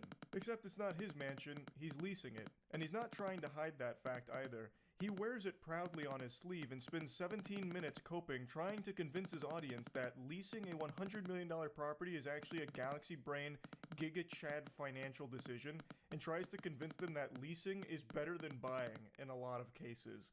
It is unbelievable delusion. So, let me give you the reasons why I just leased this $100 million house in Beverly Hills. Why would I lease this for a year? Is that crazy? It's beyond crazy. It's plain brain dead. This is plus ultra moron shit here. leasing a $100 million property, like, and trying to posture it as a good thing and a smart financial decision, that is baffling. Now, I know Ty Lopez is just a complete fake person. Like, he even moves around like an NPC out of GTA, like some kind of character you'd find on the street that's like falling over or getting bullied by someone. But like this, like, it's become his whole persona. You know, I'm oiled up in my garage, rubbing my wiener on my Lamborghini, you know, that kind of thing, like flexing these wealthy things. But this is so unbelievable to me, where he's trying to position a lease on a $100 million property as a good thing. Well, I'm gonna tell you what Felix Dennis, he had the 3 F's rule. If it flies, floats, or lease it, don't buy it. A mansion does none of those things, except fuck you in the face. Like, I understand that this is all for show. I think there's a very real chance he's not even leasing this property, and I'll get into that in a moment. As he's doing the walkthrough, this place is more barren and empty than my fucking 16th birthday party. Like, I don't think he even leased it. I think he asked the realtor if he can just film a video in there so he could promote his seminars. The only reason he's at this property and making this video is to try and push gullible fools into purchasing his courses and attending his seminars and that kind of fucking nonsense, just to keep exploiting people. But that's not the real reason. I'm gonna give you the reasons why I would do something crazy, because we live in a world, it's like if you lease a Lamborghini, people think, oh, this person's dumb, or they're trying to pretend, or if they lease a house, you know, this isn't an Airbnb, this is a long-term lease. People are like, oh, and I'm going, no, use your brain. They don't teach us in school financial literacy. It's not financial literacy, it's substantial idiocy. If you used your brain for even a second, just had one neuron activation moment, you would recognize how stupid this whole thing is. I buy farmland. I own farms. This is number one. There are things you should buy and things you should lease. Ty loves to go on and on about the farms that he owns, and I'm confident he's never stepped foot on them for even a second past the initial handshake of purchasing it. If that's even a true story, it's impossible to know with Ty Lopez, but if he did own farms, you bet your sweet bippy he'd say, ew, yucky, smelly animals, and run away. To tie it all back to Ty's 10 commandments here of leasing, I'm going to go ahead and poke some holes into that theory here. There are things you should buy, and there are things you should lease in some cases. You know what one thing you should never lease is? A $100 million mansion, no matter how well off you are. I don't even understand this from a conceptual standpoint, because this just looks pathetic. It looks weak. And I feel even the most brainwashed of suckers would see that too. Like, let's say I'm someone susceptible to Ty Lopez's manipulation. And I'm like, Ty Lopez, he's got all the secrets to wealth. If I follow him, I'll be a multimillionaire too. And then I watch this video, I would look at Ty Lopez like a little fucking vermin for it. Because this is him paying a richer man to film content in that house. This isn't his house. He's very open about leasing this. He is paying someone more wealthy and more successful than him to ask him if he can kind of stay there while filming YouTube videos. Like, that's not a financial guru, that's a bitch. What I also like about this house, and reason number 2, is a lease for tax purposes and deductions. If you've got a big wing of business like I do, you get better tax deductions on a lease versus a purchase. I use this little thing to separate. Actually, let's go this way first. I love that he has the business wing sectioned off here. Why? What's happening over there? Is that where the owner is and he's fucking your girlfriend, Ty? Like, I don't understand. Who in their own home would be, like, quarantining the business wing? That'd be like me setting up an obstacle course to get into my office here. That's where I do the high-level stuff, so naturally I've got it blockaded. Yeah, it's a sitting room, but I'm gonna put in grand piano. I like to play the piano. You runny-nosed little worm, why are you lying to me? I know you're not putting a grand piano in there. Number 3 is flexibility. Next reason is charity. Yes, charity. Nothing says helping the community quite like living in a $100 million mansion that you're leasing. He's doing it for the people at the end of the day. He's not selfish. He's leasing this property because he's uplifting those around him, helping everyone that he can through this. And he stays flexible, of course. He's not married to this home. If he wants to, he can go get a $200 million lease on my fucking butthole. Like, he's got so many options. Never just live for yourself. I call it the 50-50 rule. You should spend 50% of your life living for yourself and your family and people who depend on you, but 50% live for the good of others. So this house is amazing. I already did a big event, a charity pool party. You know, this backyard will hold 800 people, and I sold tables, and all the profit from the little tables in the back went to charity. So you can do good with a big house. Might actually be one of the weakest arguments I've ever heard for why some narcissistic loser would lease a $100 million property. Well, actually, there's so much good you can do with a big house like this. I threw a pool party and I sold tables. I don't know what that means, full disclosure. I don't know what that... You sold tables? Is that like code for baby oil? Is this like a freak off or something? Like, I don't know what he's saying with that. But whatever. I sold tables and I gave money to charity. Okay, you could also just give the money to charity without leasing a $100 million home. Like, that home didn't help you do any of that. It doesn't make any sense what you're trying to say here. I also love how he tries to get really philosophical. Like, he's a man's man. You gotta live for yourself sometimes, but then live for others, like your family. Speaking of family, Ty, where's your wife and kids? You're pushing 50 and you still don't have a family, man. You're still on this stupid fucking grind set mentality, trying to scam people through dog shit YouTube videos and seminars like this. Next reason to lease versus buy is maintenance responsibility. You know how expensive this house is to maintain? So I love the fact that it's like you're not responsible really for the maintenance if you negotiate your lease right. Another great reason to lease versus buy is I'm too fucking lazy to do any of it myself, so I'll put that responsibility on the person that I'm leasing from. Yeah. Cool flex, Ty. I can't be bothered to do anything except sit here and make YouTube shorts promoting nonsense to fools. So I'll let someone else take care of, like, the actual stuff. Pool, I like swimming is underrated, man. Jogging's hard on the joints. Swimming, there's a certain magic. You look at those people like the Maoris, like The Rock, people from the South Pacific are in some of the best shape historically, the people who swam a lot. So I love swimming. I don't know why we still have all the ropes up, but I like to do my workouts outside when I can. What the fuck are you yapping about, man? What? Just say you like to swim. I don't know why he's going into this whole spiel about it. I don't think he swims, for what it's worth. I just don't believe anything that ever comes out of Ty Lopez's mouth, to be honest with you. I bet he hasn't even dipped his toes into that pool, because it might be a little too chilly or something. But, like, I don't even understand why he's even going on about this. And then he says, I like to do my workouts outside, and there's, like, 5 dumbbells there that go up to, like, maybe 20 pounds. Getting a real big pump out there, huh, Ty? He is making this shit up on the spot. Like I said, I don't think he actually even leases this place. I think a realtor just granted him permission to come through while it was being cleaned for a serious buyer. Because he's just walking through, like, pointing at shit and going on these completely nonsensical tangents. Yeah, I like to do my workouts outside, which is why all those heavy dumbbells are over there. A lot of ropes around here from last night's hootenanny. Yeah, we had a big shindig last night. I don't know why the ropes are still up. Another reason, it's a great opportunity to test a place. So if you negotiate a lease correctly, you can a lot of times put that you have first option to buy.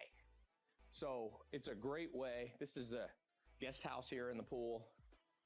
I got friends that stay here. My mom, when she comes to visit, she likes to stay close but be a little bit separate. So she stays here in the pool house. Yeah, you get to guinea pig the house for a little bit, do a bit of beta testing. Yeah, there's a pool house. I kind of confine my mom to these quarters when she's around here. She loves to come over, and I have so many friends. You guys know how many friends I have. I have lots and lots of friends, and sometimes they'll stay here too when my mom's not, taking up the joint. You know what I mean? So, yeah.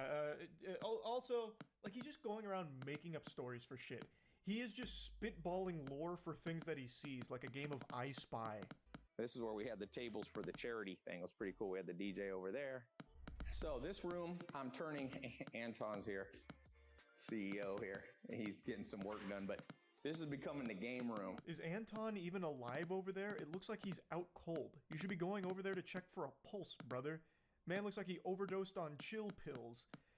I also just don't even think Ty Lopez knows who that is. His name's probably not even Anton. He probably just pulled that out of his ass. Maybe he is the CEO of something. I don't have a clue, but to me it just really feels like there's some random people in this house and Ty Lopez is scrambling to try and explain why they're there. Like, oh hey, it's Jericho, hey, up top. Ah, yeah.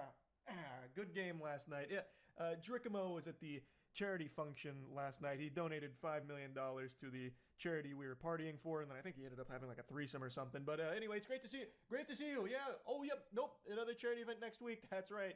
Can't wait. Anyway, this is gonna be the game room. Gonna be a lot of games in this room. Super Bowl, you can open this to outside. You got your own bar here, which is kind of cool. But now I want to go back to one of the points of leasing versus buying. I wish Anton had just shot up after hearing that. Like, what the fuck? Benefits of leasing versus buying? Are you out of your mind? Are you off your gourd? I also can't help but just appreciate that Ty Lopez talks about like the bar over there, and then like slowly walks over there, fee-fi-fo-fums, just to spank it for no reason, just to slap it. A reason that I like to do a $100 million huge house is it's easier to clearly delineate what's personal and what's business. I section it off. What the hell is even that? One of the biggest benefits to a big house in Ty Lopez's eyes is his ability to effectively section off what's business and what's personal. Do you not have object permanence? Are you 5 years old? Man thinks if he's not in his office, it just disappears. So he has to set up these blockers to remind him, like, office on that side, that's where business is. You can't just be an adult and know that your office is where your business shit is. Everything else is your personal shit. Like, what? How dumb are you? Change your life right here. I'm loading all my books in. I have other homes, so I'm trying to decide, do I want to buy all new books because this place got such a good library, or do I want to ship books? I have more books in boxes on one of my farms. Okay, here, as I said, one of the advantages of leasing versus buying is the business element of it. Here, this house has a ballroom. I have a lot of my C-suite, not all my employees, but I have like the leaders come. I fail to see how that's an advantage of leasing versus buying, because you could still get that same effect through buying. If you own the house, you could still have them in that same ballroom, like your little fucking personal sweatshop here. Like, it's not like leasing helped you do that better or gave you the ability to do that, whereas buying wouldn't. Rick Field here, one of the chief branding officers for the world's largest monitor. But yeah, this is a cool place. It's got very finely crafted kind of all of this work that they did is pretty incredible. One thing I find very interesting is Ty Lopez walks around this house like a fucking ghost. Everyone around him treats him as if he's invisible. So he's like directly talking about Rick Field, who's in earshot. Like, he is right next to him. Ty's breathing down his shoulder. Rick doesn't even give him the time of day, doesn't look at him. Anton, another example, never even acknowledges Ty Lopez's presence, doesn't even look up at him. Neither does anyone in that room. I don't think they know Ty. I really don't. Very important. Heidi keeps a lot of my books. Here, tú puedes poner esto on mí. The books I read, I stick in my office, so I put them all here. Esto no. I read this one. I like to go to sleep by reading 3 or 4 books. If you ain't sleeping well, don't be scrolling on your phone. Read. Turns out Ty actually had some surprise books upstairs that he hadn't fully loaded into his shelves down there. So the books on the shelves, those are the ones that he reads. The ones upstairs, that's a totally different set of books. He starts fishing through there. This book, and this book, and this book, and then just hands it to Heidi. And then he says he reads 3 to 4 books before going to bed. Impossible? You don't do that? I know you don't.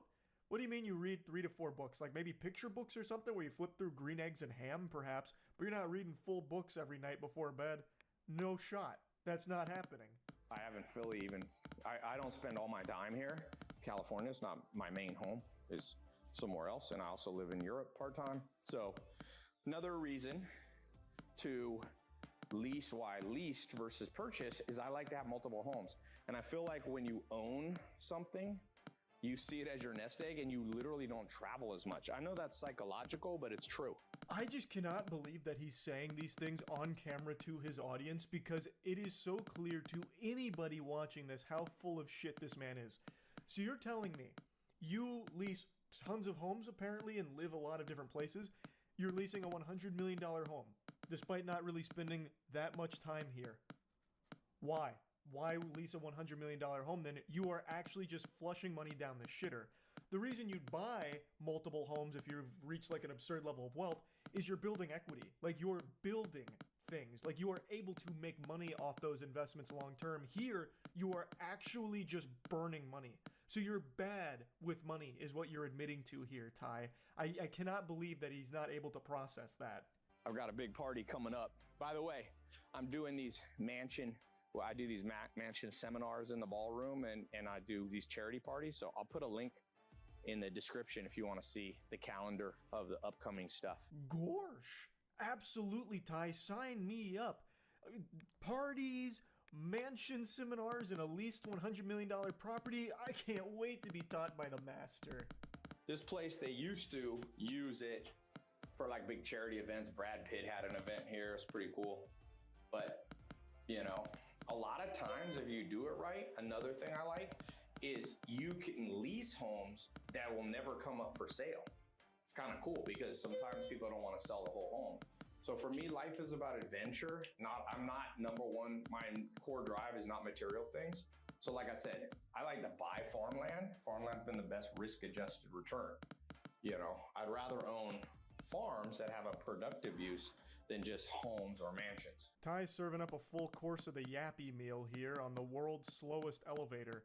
Why does it take so long to go 2 floors? This elevator sucks. Is there just like a couple people with like a rope slowly letting it down as Ty gets in it? How is it that slow? Jesus.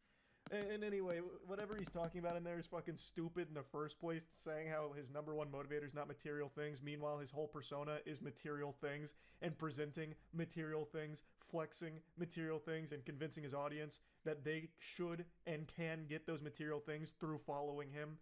You're just so full of barnacles, Ty, it's crazy. I don't know where we are. That goes back up. And this is you could fit up to 20 cars in the garage. But my friend's staying here, and just one little Lambo. I'm trying to decide if I want to get a Phantom Rolls Royce with a driver. That's so badass, Ty. He can't decide if he wants the Phantom or the Rolls Royce with the driver. He just has so many complex decisions. I say, why not both? You got plenty of dough lying around, right? Look at you, Ty. Just get both. You've earned it, man. You've earned it. I also love it. He's like, yeah, I don't really know where we are.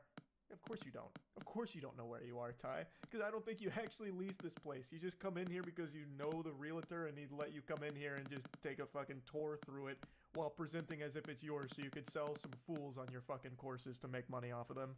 But I use this a lot. It's got a really good sound system. Beautiful chairs.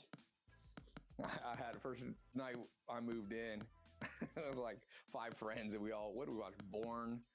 The Bourne Experiment, and it was like everybody fell asleep in the chairs. Everybody was snoring. Guys' night, everybody's sitting there snoring. No, they didn't. You made that up. Of all the things that have never happened, that's definitely one of them. Well, like, you couldn't even think of an accurate Bourne title. There is no Bourne Experiment, goober. Like, he's just making shit up. And the amount of times he references his friends truly convinces me that he has no one in his life that's close to him. Nobody at all. Yeah, so I had, like, my friends, you know, they were here. We watched a movie. And then everyone fell asleep. They were, like, snoring and shit. And then, you know, my friends, they came up to me and said, thank you so much, Ty, for letting us stay here. You're such a good guy. And thank you, Ty, for making us millions of dollars. And then everyone clapped. The next reason to buy is adventure. I'm an adventure guy. People always ask me, Ty, why are you still doing business? You know, I could have retired and had enough recurring revenue probably in like 2007 or 8.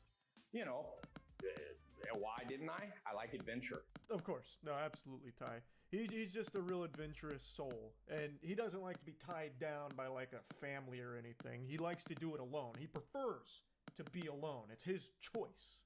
Don't be afraid to lease. As I told you at the beginning, what Felix Dennis said about the 3 F's. So don't listen. People are financially illiterate. They're like, oh, if you didn't buy it, that does something wrong. Do the cost benefit analysis. Sometimes it makes sense to buy. Sometimes it makes sense to lease. If you know you want to be there for a long time, like farms for me. Not a single convincing argument in favor of leasing over buying presented throughout this entire video. Because bare necessities. The core is that it's stupid to lease a $100 million mansion under any circumstances. It's a terrible idea. And he's trying so hard to spin it as like an alpha, gigabrain financial guru maneuver. It's not, Ty. It's not. He then goes on to promote his seminars once more to try and get people through the door with their wallets out and piggy banks emptied. So just classic Ty Lopez shit, really. I wanted to make fun of it. That's about it. See ya.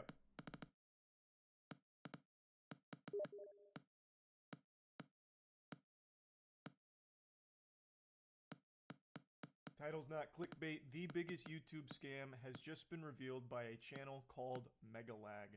I highly recommend checking out the full video. This is extraordinary work. It was a multi-year investigation that he conducted, and his findings could make even Enron's accountants start sweating. It is gross how bad this company he investigated is. And it's a company you've all heard of. It's a company I have used for a long time. Honey. You know that free browser extension that's supposed to be going and getting you coupons at checkout to save you money on purchases? The one that has that playful piece of shit mascot that's just a diet Microsoft Clippy whom now I can't stand to look at after learning about how atrocious this scam is? Yeah, that Honey. The one that's owned by PayPal that they purchased for fucking 4 billion clams. Turns out it's all a load of fish paste. Honey, more like phony, because it's all fraudulent. Now, of course, I can't say that from a legal perspective, but from a common sense perspective, after everything I've learned from the Megalag investigation, I think it's definitely fallen into the textbook definition of a scam. Though I imagine the lawyers aren't going to be too gung-ho about suing people that are labeling them a scam or calling them mean words, because they're probably too busy stretching out, cracking their knuckles, getting ready for the impending catastrophic class action lawsuit that's heading their way. And I mean that sincerely. I do think that this investigation from Megalag will lead to a huge class action lawsuit against Honey for all of the many millions of dollars that it has most likely cost a ton of people. Honey hasn't just been scamming you, the consumer, they've also been stealing money from influencers, including the very ones they paid to promote their product. And I'm not just talking about a few bucks here. I believe the scam has likely cost content creators millions of dollars. Honey's stretching everyone's holes here, both the consumer who downloads Honey as well as the creator that promoted the Honey. That does include me. I have worked with Honey in the past because I was an avid Honey user. It seemed like a pretty simple, effective product. It just find coupons at checkout to save a little money. I didn't think there was anything nefarious going on under the hood, but it turns out couldn't have been more wrong. Obviously, knowing what I know now about this company, I wish I never worked with them. I'm sorry for ever having promoted Honey. I clearly didn't know any of this was going on. Nobody did until Megalag's investigation. This was something that there wasn't even whispers of. He mentions in the video he had only found like one page where people even speculated on it with nothing concrete. So it wasn't until this multi-year investigation that any of this information came to light. It's a very sneaky, hidden mechanism that it uses to scam consumers and content creators. And what Megalag has put into the light here is extremely important. So he starts by demonstrating how it steals money from content creators, and it is probably the most creative way of fucking people I have seen since I first found browsers in high school. Linus tells you about this free browser extension that saves you money online, you install it in 2 clicks, and boom, you have Honey. So you scroll down and find Linus's affiliate link to that product. Now, for those of you who don't know, when you click an affiliate link and buy something, the influencer who promoted the product earns a commission for referring you to that store. So you add the product to your cart, get to the checkout page, and hello, Honey says they found you 10 coupon codes. Sweet. You click apply discounts and Honey gets to work. But unfortunately, none of the coupon codes worked. Doesn't matter though, because as Honey has promised us for years, that means we know we've got the best deal. So you complete your purchase, you're happy, your new CPU's on the way, Linus is happy, he's getting his commission, everyone's happy, right? Wrong. You'd be very wrong if you said everyone was happy there. This isn't a fucking fairy tale. This is big business, and everything's horrible. So, if you've never used Honey, that's how it works. When you're checking out, you'll have your little goofball pop up. He'll be like, oh geez, Rick, we gotta apply some coupons here to save you some blimflarkles. Click here to save some money, because we're gonna look for coupons. And so he's gonna go look for coupons at checkout to try and save you some money. Sometimes it'll find coupons, sometimes the mascot will wander in, soft cock in hand with nothing to offer you, saying, whoops-a-daisy, sorry, didn't find anything, is what it is. And that's the way she goes. Now, Megalag is talking about affiliate links. As he mentioned, if you use an affiliate link like in a description, and you purchase a product through that link, the creator that you click the link from will get some kind of commission off of that sale. Now, Honey does something very interesting with that whole process there. After clicking Linus's affiliate link, you'll notice in the URL there's a tracking tag labeled Short Circuit. That's a reference to one of Linus's YouTube channels, and this tracking tag is how Newegg knows who to pay a commission to. We can also see that this tracking tag has been saved on my browser in the form of a cookie that will expire in 30 days. That way, if we only decide to complete the purchase a few days later, Linus will still be credited the sale. So what happened when we got to the checkout page? Well, once Honey popped up, watch what happened to Linus's affiliate cookie after we clicked Apply Discounts. You see that? Honey came in, removed Linus's affiliate cookie, and replaced it with their own, claiming credit for the sale and pocketing the commission money for themselves. Yeah. Never before has that sound effect, that like dramatic bass boom sound effect, been more appropriate. That is a huge deal. That is millions of dollars, no exaggeration, actually millions of dollars that PayPal Honey is making through stealing those commissions. By replacing the affiliate link with their own at the very end of checkout, without the consumer ever even knowing this happens, they're able to take the entire commission while the influencer or whoever that brought them there gets nothing. They get the whole pie, and the creator doesn't even get the fucking crust. It's so devious. Now, if we quickly go back again, we can see what's causing this to happen. After clicking Apply Discounts, what you'll notice is that in the top left corner of your browser, Honey discreetly opens a small new tab, which acts like a simulated referral click, as if they were the ones to refer you to the website, even though you're already on the website and at the checkout page. Once that page is finished loading and has stuffed PayPal's affiliate cookie, the tab automatically closes, leaving you blissfully unaware that anything ever happened. It's very sneaky. This isn't some kind of freak accident, it's not some kind of glitch or a ghost in the machine. Mr. Krabs isn't in the soul of Honey doing this without Honey themselves knowing about it. This is by design. They do this on purpose. I'll reach out to Honey and ask them directly, and sure enough, they came back to me with the following. If Honey is activated and is the last program used while shopping on a site, it is likely Honey will receive credit for the purchase. They are shockingly open about that. They almost seem jolly and proud. Well, hello there, salutations, tipping the fedora. Thanks for contacting us. Yeah, we're shitting on you. Big whoop, and you're welcome for it. Thanks so much. And he goes on to give like a real world example, so that way it's a little easier to understand how unacceptable this is. He even goes on to say that he can't see how it's anything less than fraud, and I agree. This seems like fraud. Megalag gives a real world example to demonstrate just how outrageous this whole thing is. He states, imagine that you're going to a department store buying a TV, there's a salesman and he sells you on the perfect TV. You now have that salesman's card that you take to the front with your TV, so that way the salesman can get the commission. But right when you're paying for the TV, a sleazy greaseball comes out of nowhere saying, wait just a minute, champ, hold on, let me see if I have any coupons. I got nothing. Alright, good luck.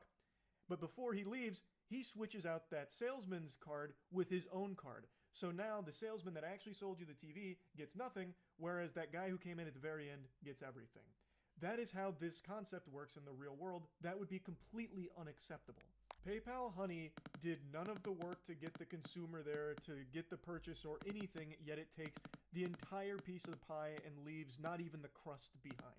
And in the real world, this, again, would be the equivalent of someone coming in at the last second like a jump scare, like, woo, here's a coupon. I'm kidding, we don't have any coupons, but I'm still going to take the whole commission. So then using some sleight of hand that would fool even Penn and Teller, he swaps out that salesman's card with his own, and the consumer doesn't know it, and the salesman that got swapped doesn't know it either. That's what PayPal Honey does. But here's the thing, even if it did find a coupon for the consumer at checkout, it still shouldn't be overriding the affiliates. It still shouldn't be stuffing that out. They did none of the work to get the consumer to the site or anything at all. They did nothing for the sale. They just came in at the very end and found a coupon. That's still bad that it would overwrite that. But it actually even gets worse. It'll do this even when it has no coupons to even search for. Honey pops up right at the end of your purchasing journey, virtually guaranteeing they'll win that last click. They of course know this and do anything they can to get that last click, even when there's no coupon codes to offer. Which brings us to scenario 2. Honey Gold, which is now called PayPal Rewards. Here's how it works. When you get to the checkout and Honey Gold is available, Honey pops up and is essentially saying, hey you, consumer, click this button here so PayPal can claim the commission for the sale, and we'll share a portion of that commission money with you in the form of points. It's basically a lame cashback scheme. And it's genius because if there are no coupons to offer, but the store is participating in Honey Gold, it gives Honey another reason to get that last click. He explained what last click was, and it's basically the last thing that you click is what's going to get the credit for the commission. And Honey is constantly fighting to be that last click by any means necessary. Come hell or high water, they will leave mangled corpses in the fucking streets if it means they can consistently get that last click on checkout. So this is one of its other mechanisms to get that last click, where you can activate rewards at the very end. I decided to put Honey Gold to the test. So I looked for any website where Honey Gold was offered and found it on NordVPN. And no, this is not a sneaky sponsorship. So I signed up for NordVPN's affiliate program, which offers 40% commission on successful referrals. After getting approved into the program, I received a custom affiliate link for my YouTube channel. Using this link, I made 2 separate purchases. For the first, I activated Honey Gold, and sure enough, you can see my affiliate cookie was replaced with Honey's. And for the second, I didn't activate Honey Gold. As expected, I was awarded a $35 commission for the sale where Honey Gold wasn't activated, and received nothing when Honey Gold was activated. So how much of my stolen $35 commission did PayPal share as cash back with my Honey account, aka the consumer? Brace yourselves, 89 points, which is equivalent to 89 cents. I knew it was going to be bad, but somehow that is even worse than I expected it to be. It gets the entire kit and caboodle of the commission, all 35 doubloons. It gets the spaghetti and the meatballs, and it gives you not even a morsel, not even a tiddlywink of it. 89 cents of the $35? Holy shit. Again, this is for doing nothing, by the way. It is doing nothing. It is doing this just to desperately try and get that last click so it can take the whole commission. And again, this isn't put front facing. People didn't even know this was going on until this investigation. It is so sneaky with this shit. It exists solely to steal, poach those affiliates, to take that commission on the back end. That's nuts. That's why I'm saying this will likely be a huge class action lawsuit. There is no telling how many millions of dollars they've been able to make quietly like this. Megalag demonstrated one. They got $35 from that. That's a lot. Like, that is a big commission, really. Just think about that on a large scale.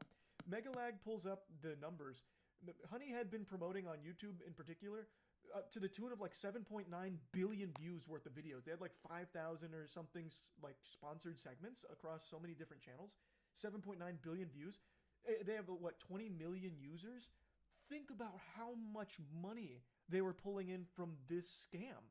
It's huge. Like, this is something that Bernie Madoff would roll over in his grave at with this fraud. You click on their affiliate link and get to the checkout. But in this scenario, Honey knows it has nothing to offer. No coupon codes, no Honey Gold, yet it still pops up to announce absolutely nothing. Annoying as fuck. Naturally, you click the got it button to get rid of the annoying dancing coin, and whoa, what's that? PayPal takes the sale. I couldn't help but just laugh at that one. That is cartoonishly evil. That is so scummy. So even if it has no coupons, it has no Honey Gold capabilities, it will still pop up on something totally unrelated through the affiliate link and just say like, hey, listen. We've got nothing to say. Sorry, pranked you. We got nothing. Go ahead and close us. Just go ahead and say got it. Get rid of us. Sorry. Just wanted to let you know we're here. And when you do that, it takes the sale. It still takes the whole commission because you interacted with it. It was your last click. It's unbelievable. Why? Because fuck you, Mary, that's your commission. But wait, there's more. My personal favorite is when Honey has nothing to offer, so pops up offering you to check out with PayPal, even though the option is already available at the checkout page. And of course, if you click the checkout button, PayPal poaches the sale. Classy. There is just no world where that isn't illegal, right? Like, there can't be a world where that can fly. That has to be something that this company would be run into the ground for. Like, I'm no lawyer. I didn't pass the bar. Shit, barely passed the SATs. But I would still say, using my tiny little noodle up here, my smooth brain, that's a big no-no. I think they're probably going to face some big repercussions for that now that this is starting to blow up and come to light. Now, in the next section of the video, Megalag goes on to talk about how he was checking into the Linus forums to see if anyone was talking about Honey, and he did find someone that was sounding the alarm quite a few years ago, but it just didn't get a lot of traction. And then in 2022, someone noticed that Linus wasn't working with Honey anymore, so they asked about it, and Linus Media Group representative came out and said, yeah, they didn't like the way that it interacted with the affiliate link, so they stopped working with them. And Megalag says that he was pretty disappointed that they weren't more vocal about that, because if they could have sounded the alarm about this whole scheme, there could have been some more damages that were prevented over the next couple of years, but they just kept it kind of hush for some reason. And that is very disappointing from Linus and the team for not talking about this if they knew what was going on.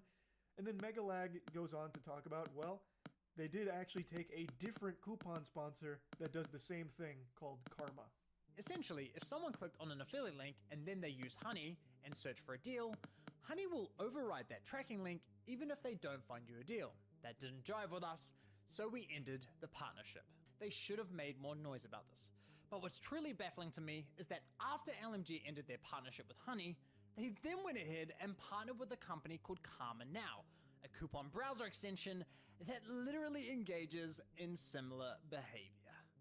As Megalag said, it's very telling just how deceptive this Honey scam is when even a tech-focused company like LMG doesn't catch on to it for years.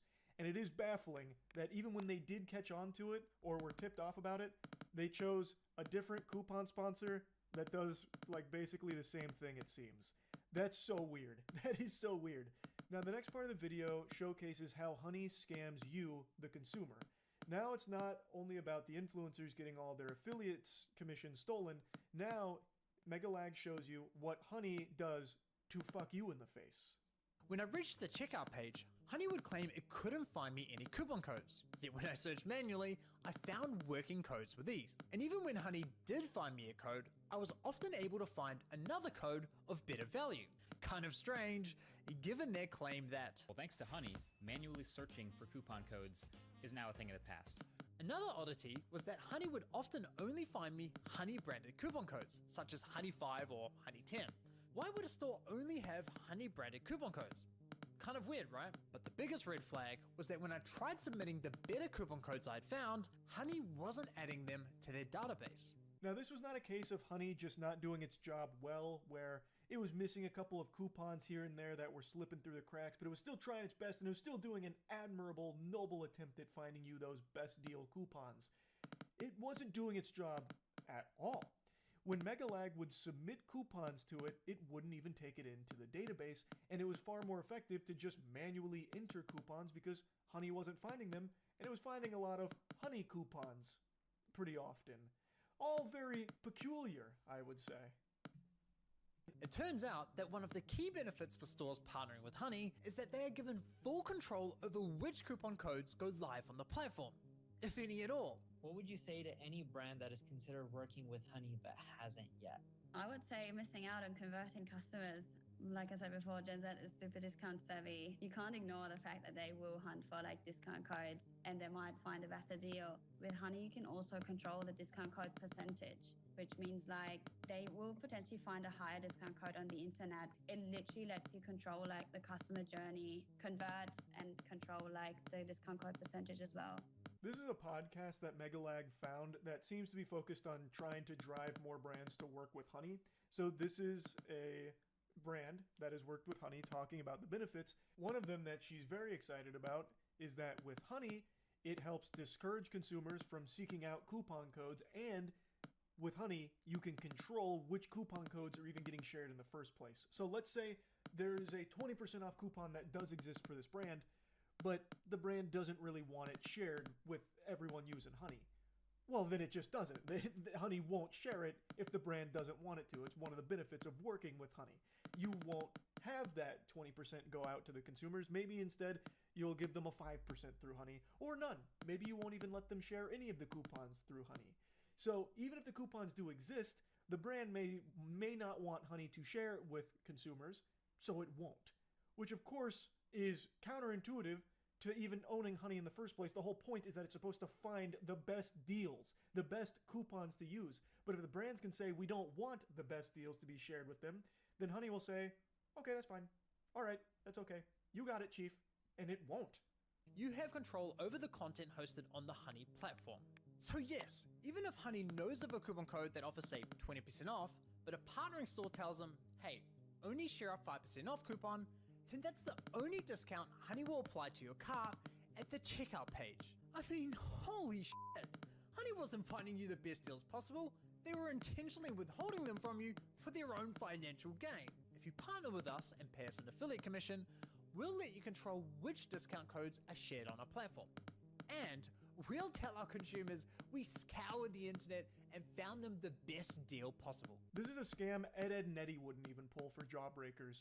Every component of honey is a fucking lie. Every single piece of honey is exploitative. Every single one.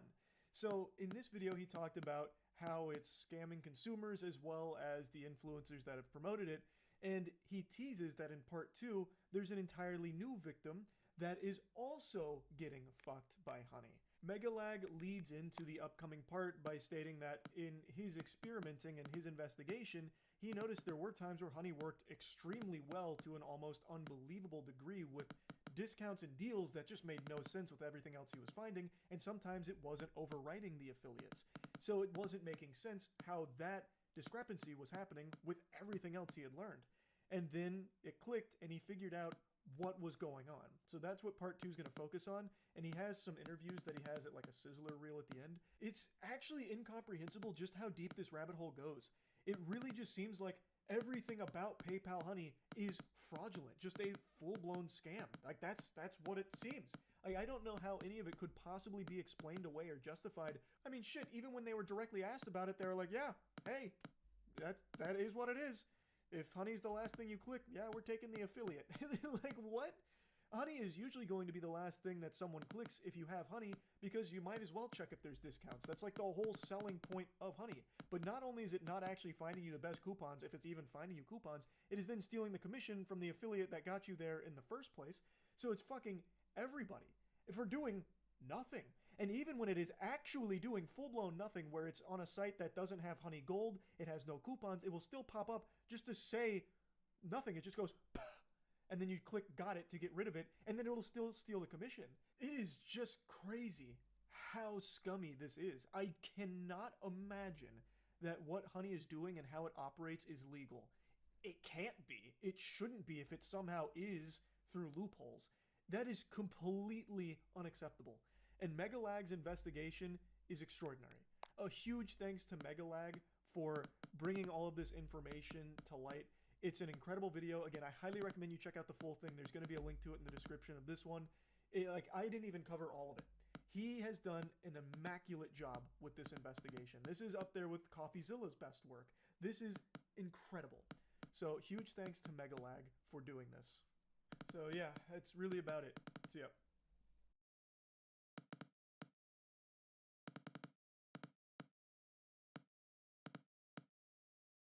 I've covered a lot of scams over the years, but this product might just take the cake for being the most diabolical.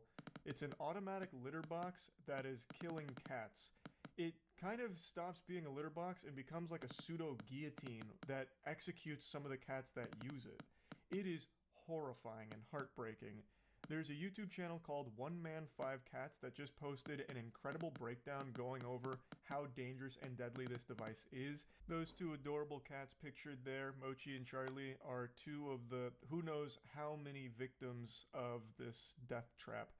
As a cat owner myself, the thought of this is really infuriating, and from what I can tell through looking it up, this automatic litter box is a very popular one, and it's being sold under numerous different brands. It keeps getting rebranded or repackaged and sold by a ton of different other companies, so it's not like it's coming from one place that you can always track down, like, oh, this is, you know, from Jerry Inc., designed to kill Tom and every other cat or anything. This is a bunch of different brands selling the same device with the same problem that can lead to your cat just being killed by it. Which shared a video on TikTok from a lady called Carly J, who described how her automatic litter box killed her cat, a beautiful 1-year-old Siamese girl called Moshi. Yesterday morning, we woke up, me and my 2-year-old daughter, and I went to find my cat, and she was hanging from her litter box. It had closed on her neck and her body was hanging out, and there was red stuff all over, like everywhere. I'm guessing you can't say blood on TikTok, but the scene she's describing is consistent with reports from other cat owners that also lost their beloved pets to this machine as well. I just can't even imagine that. Even just hearing about it makes me angry. If I found that my cat Io had been killed by one of these, that would have me fully go John Wick. Like, I know I kind of look like a diet great value John Wick right now just by default, but that would have me fully go, like, unhinged with it. She didn't say what machine it was, but she did clarify in the follow-up video that it wasn't an actual litter robot, but something she'd bought off of Amazon. She didn't name it in this video either, but she did in the comments. Her videos started to go viral, but then just a few days after they were uploaded, they were gone. So I started to investigate. I needed to know if this was real and if potentially deadly machines were being sold. It's not unusual for videos to be taken down either by the user or by a company looking to salvage their image if it paints them in a bad light. So One Man 5 Cats was paying attention, noticed the videos got taken down, and launched his own investigation to see if the claims were real. Or maybe it was all one big hoax by some rival litter box company trying to besmirch the good name of Am's Toys. I'd already found the one that she named on Amazon a few days earlier, sold under the brand Am's Toy. Astonishingly, they even called it Litter Robot by Am's Toy, using Whisker's Litter Robot font. This is absolutely not a litter robot, and it shows just how dodgy this company is. This whole thing is fishy from top to bottom. This company itself is extraordinarily sketchy. So they're trying to pretend to be a more successful, more reputable company that sells the litter robot to confuse consumers. It's actual infringement. Like, this is fraud. At least in my opinion. I'm not an expert, but they are calling it the litter robot, which is already something that exists by a different company, and it's a completely different device. The litter robot by Am's Toy is as much of a robot as me doing this. It doesn't really function the way it should because it shouldn't be fucking killing cats. You know what I mean? It's not the litter robot, it's the shitter robot. And Am's Toy knows that. They are doing a classic knockoff. Like, this is something that you see in every industry. When something gets popular, you're going to see 1,000 different companies and brands take the exact same thing, even call it the exact same thing, even though it's not the real product, because it's hoping to confuse buyers into getting theirs instead of the real one. Usually they'll make it more appealing by making it cheaper, which is exactly what Am's Toy's litter robot did. It is a cheap automatic litter robot option that people who are familiar with these kind of devices have probably heard the name litter robot before, so they felt that it was trustworthy. In the review section, there was a photo of one covered in blood, stating that it had killed their cat. It wasn't under her name, but it had to be her machine. But after the TikTok videos were removed, that review no longer had the photo on it and was now positive. Then a few days later, the entire listing for the Am's Toy was gone. Another timeless classic from these evil companies. They put this product out there. When it becomes apparent to most consumers that it's a scam, or in this case, more than a scam, it is actually killing the intended user, they just vanish. They just disappear into a puff of smoke. Also, the review being changed, I haven't actually seen it to that level before. Like, it's very common for these scam companies to have paid reviews, like shills come in and review, or in certain cases bots. When the review site doesn't have a lot of protections in place, you'll see a lot of bot reviews.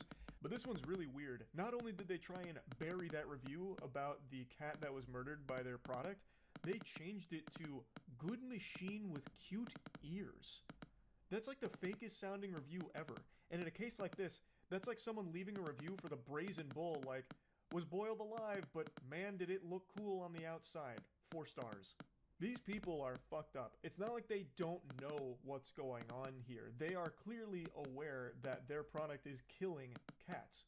And yet, what they're doing to fix that is hiding that and then just rebranding. Like, they just say, alright, we'll just try again in a week.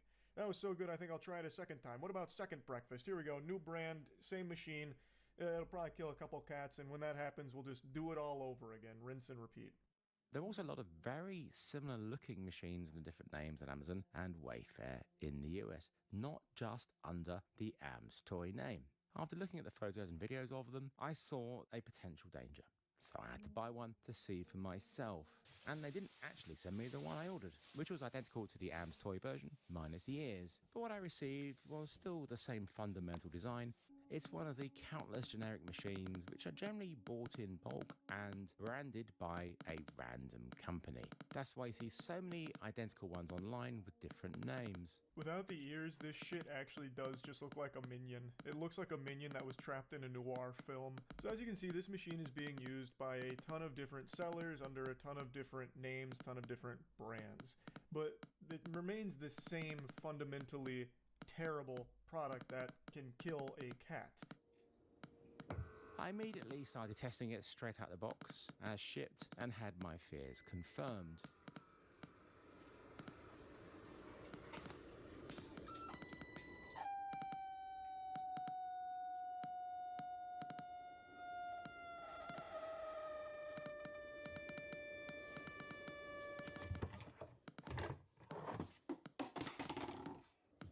I don't even know how I'm supposed to free. Yikes, that is horrible. Seeing the Garfield plushie get annihilated there like it was about to be turned into fucking lasagna paints a pretty clear picture of how these cats are being killed by it. So it is a single piece of plastic and only one opening that's mounted to the base, and it rotates upwards when it's doing its cleaning cycle. So if a cat peeks in, which is very normal behavior for cats apparently, like my cat does it, Io, anytime she uses the litter box, she like looks down there to make sure that it's not alive, because if it is, she'd go down there and swap the shit out of it 1,000 times, give it like the JoJo's Bizarre Adventure, ora ora ora, well, just slapping the poop around. So it's not unusual, and it should be expected that a cat might look into the litter box once it finishes. And that shouldn't be a death sentence for the cat. But this rotates on the y-axis, so as it cycles, the opening closes. Because that piece of plastic opening is attached to the base and not split in two, if a cat gets caught in it, then there's no escape. There's the weight sensors, an infrared sensor on the front entrance that will pause the machine if a cat gets close to it or enters it. The third safety measure is the pinch detector. Now, this has sensors, but clearly they don't work very well. The sensors are supposed to be in place to prevent this kind of thing from happening, where if there's still a cat like around while it's doing the cleaning cycle, it should abort that mission. Like, it shouldn't continue the cleaning cycle because it could be dangerous to the cat. Here I'm pressing down, putting my weight on it and covering the infrared sensor. Both indeed pause the cycling briefly. It should not resume like this. If a cat put its paws on the front and peered in, it should wait until those triggered sensors were cleared. Instead, it just pauses briefly and resumes, which is making both sensors redundant. Now the pinch detector should be getting a sense of resistance from here and reversing, but it doesn't. It carries on.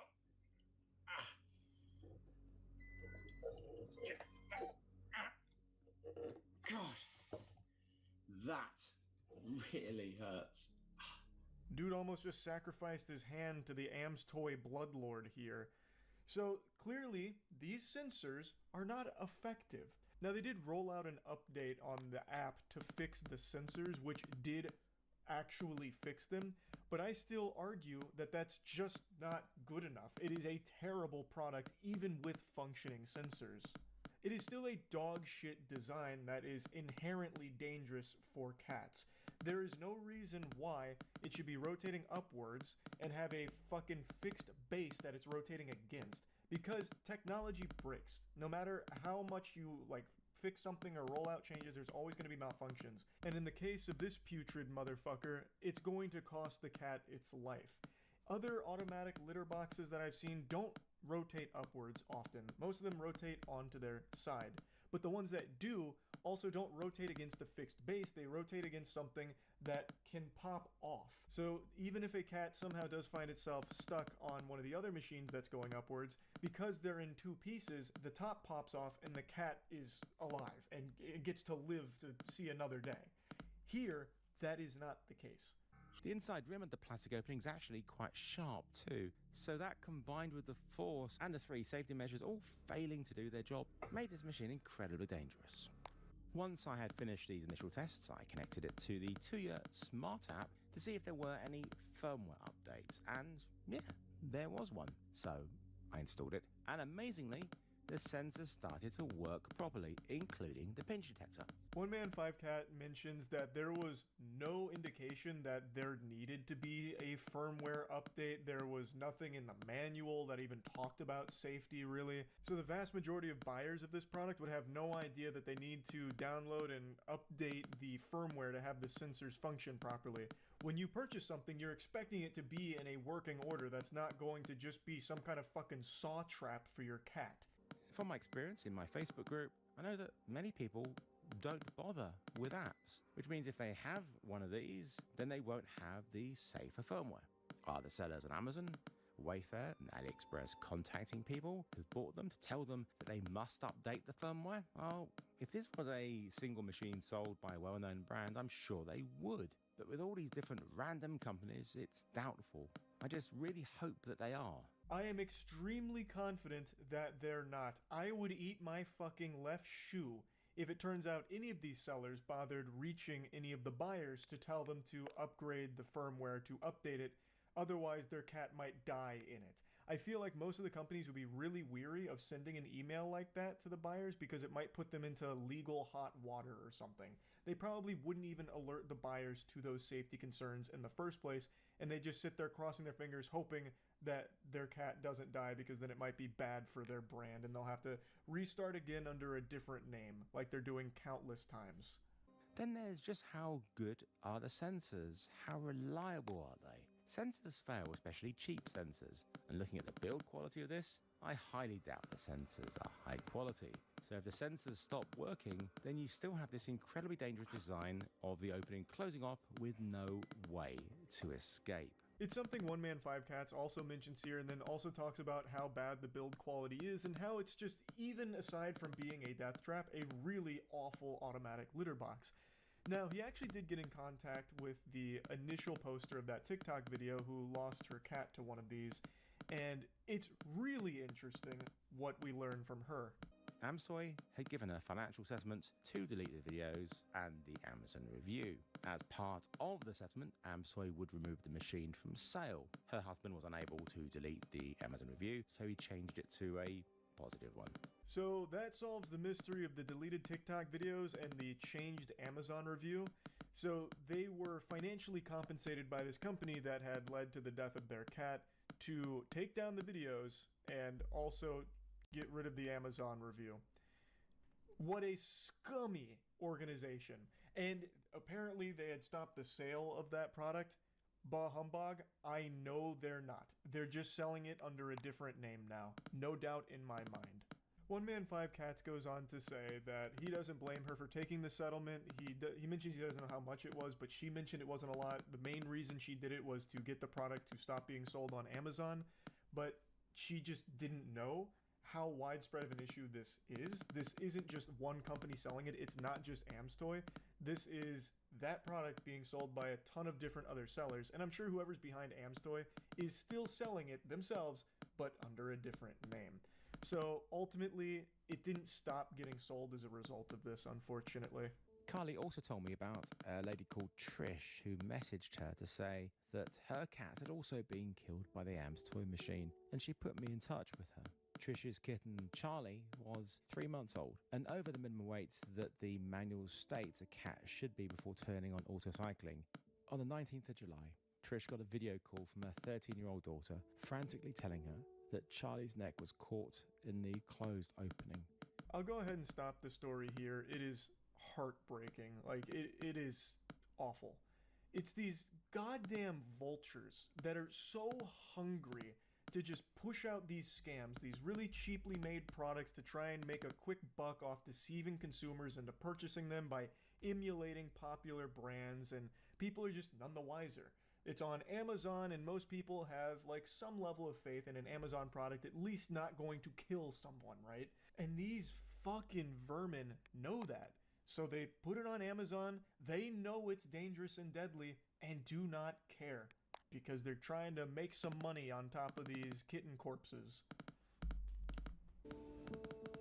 Trish also shared with me a review on the now deleted Amstoy Amazon listing about a cat that had also gotten stuck in the opening, but the owner was able to rescue her in time. But it doesn't end there. There was another Facebook post in my Facebook group that shared this story about a 5-month-old kitten that was found suffocated in a waste straw. This one actually had the cat pass away in a different fashion. As opposed to being trapped between the opening and the base, this one got trapped under the scooper and suffocated in the litter. Now, the last sentence here is something very important to note. Perhaps warn your customers, since it's the most affordable option I've seen for a litter robot. That's what makes these so popular and why they're being resold by so many brands, because they're manufactured super cheap and cheaper than all of the alternatives. So a lot of people have been purchasing them not knowing that it could kill their pets. And since companies like Amstoy just delete the listing or pay people off to delete negative reviews and take down videos talking about it, people don't even get the information to let them know that it could be dangerous, because they just get a fresh listing with the same machine and none of the reviews are there anymore. I tried to contact Amstoy to get a statement, but their online presence is very minimal, and especially now that their Amazon listings are gone. I did find their YouTube channel, so I left a comment asking if they could get in touch with me. They didn't reply or email me. Instead, they deleted my comment. Deleting seems to be their way of dealing with things. I hope this video can help get all of them removed from sale everywhere and get to the people who already have them to warn them. I wasn't surprised that they deleted that comment. I was actually more shocked that they had a YouTube account still up. Usually when a company, goes tits up and decides to sail off into the sunset before rebranding and selling the same shit, they make sure to scrub the entire online presence of their previous scam. Amstoy forgot one, clearly. So, overall, massive thanks to One Man 5 Cats for talking about this, showcasing it, and warning people, because I imagine there's a lot of people that watched his video and may have actually had one in their home, and it probably saved their cat's life. Like, unironically, it probably saved that animal's life. Hopefully, the products can be removed from Amazon and every other seller that has them. It's a dangerous product. It's a scam product. So it should be very easy to just slap to the shadow realm, I would think. So yeah, great work by One Man 5 Cats, and my heart breaks for anyone that lost their cat to this thing. Hopefully going forward, this product will just not exist anymore. That's really about it. Go check out One Man 5 Cats channel if you do want to see like good automatic litter box options that aren't deadly or dangerous. And yeah, that's really about it. So yeah.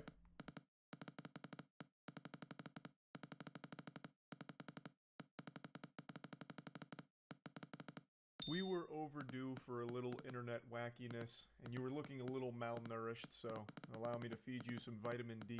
Drama. If I asked you to tell me the most iconic YouTube video you can think of, I imagine a lot of you would default to some of the timeless classics like Numa Numa, maybe Harlem Shake. But I do think there's a not small number of people that will immediately go to something a little more recent. The now infamous Colleen Ballinger ukulele apology video. Now I know what you're thinking, Charles Dagnabbit, that was 2 months ago, that's ancient history, that milk has spoiled, why are we talking about it now? Well, it's because JoJo Siwa just came out to defend her against everything that's happened and calls it a lie.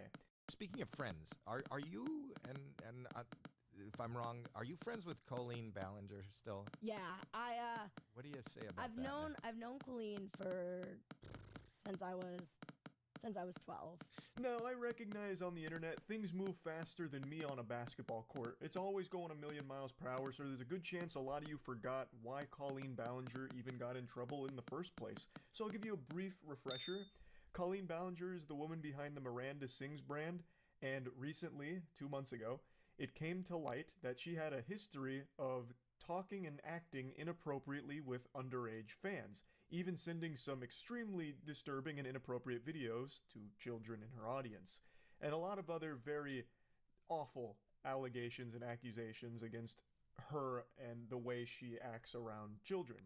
So for JoJo Siwa to come on here and immediately start by saying that she's known Colleen since she was 12, that to me is just another big red flag. Like, this is the worst possible way of starting your defense of someone if you're trying to prove they're innocent and everything was a lie. She just openly admits that when she was 12 years old, she was friends with an adult woman. When JoJo Siwa was 12, Colleen would have still been an adult. That is very weird. The creep sirens should be blaring. An adult influencer befriending children in their audience is not normal, healthy, or a good thing. Especially because Colleen, as she herself admits, had no boundaries, so would share everything with these children that she considered friends, such as sexual shit. It was very, very not good. And here's JoJo just confirming that, hey, I was one of those 12-year-olds that was friends with this adult woman. I would imagine if you're friends with her, you kind of met her when you were young. I was 12 when I met her. And she's always been nothing but kind to me, her family nothing but kind to me. The internet can take a lie and run so far with it, so far that it's to the point where you just can't do anything about it. What lie? Can you point it out and set the record straight? What fib has Hulkmania run wild with? Because in this statement, in this exact same sentence here, you just confirmed one of the big accusations about the adult woman, Colleen Ballinger, befriending children. And there's a bunch of videos and messages that have all come out with things she would send to these children, and it's not good. Are those the lies? Is that all fake? Just deep fakes and all of the messages and victims aren't real? They're paid actors pretending? Like, I would love to know what it is here. Now, full disclosure, I'm not super familiar with JoJo Siwa. It's a name I've heard a lot. I know she's a huge child celebrity. So if I may pose a thought experiment here, do you think it's possible that Colleen Ballinger was extremely nice to you and her family extremely nice to you, JoJo, because you were already a celebrity? So she knew if she was creepy and weird and saying sexual things to you, that could be a big deal because you had an audience and a platform that could call to light these awful actions. So perhaps she gave you special treatment because if she did do all of the degenerate shit she was doing with the other children she befriended, there was a chance that you could cause a lot of problems for her by revealing it publicly. But I could be totally off my rocker here, lost my marbles. At the end of the day, it's just a theory, a game theory. Just something to marinate up here in the old noodle to think on. But regardless, an adult influencer befriending a child fan is weird. Full stop. Like, that is still just a weird thing to do. And I've had that happen to me. And I know Colleen very, very, very well. And I think the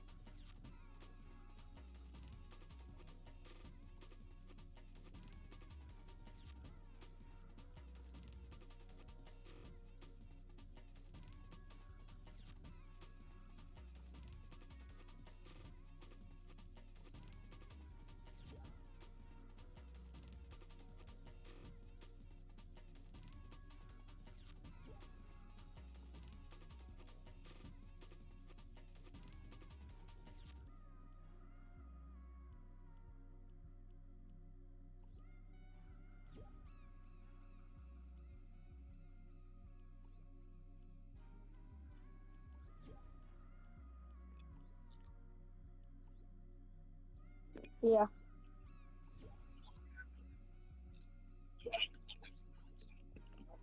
I'll back out.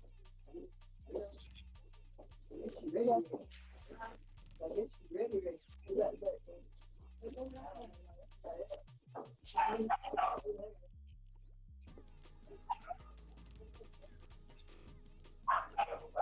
Um.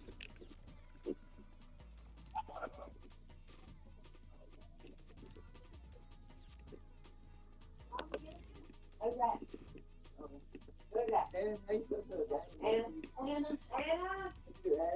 your family's out here. What?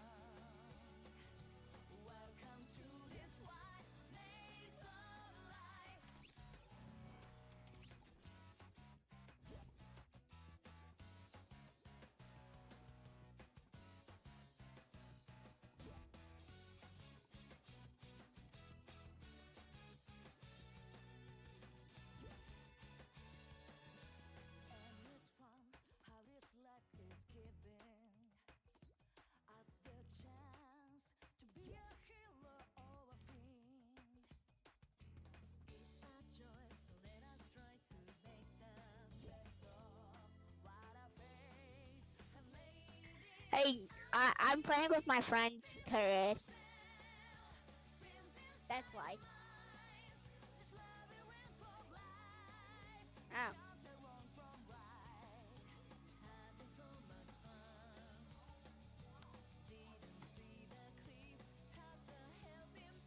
Yeah, let me just invite him.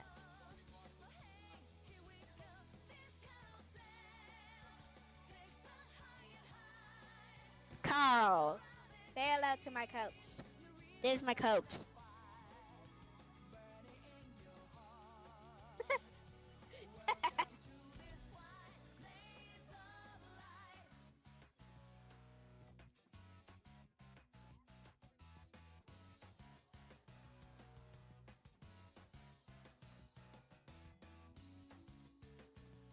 He's not saying anything. Hey, Carl. Do you want to play this, or you want to play some Battle Royale duos?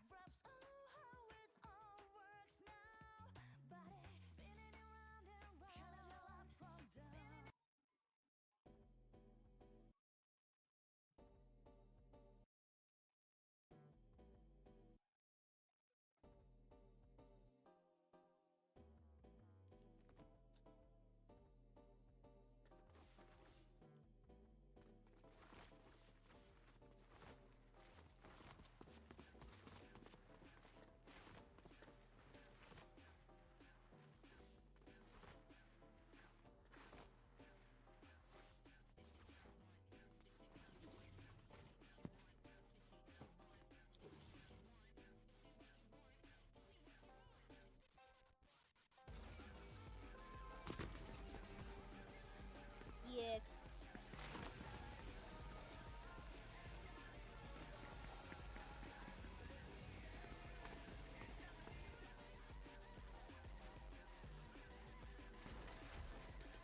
Nah, today you die, Chris.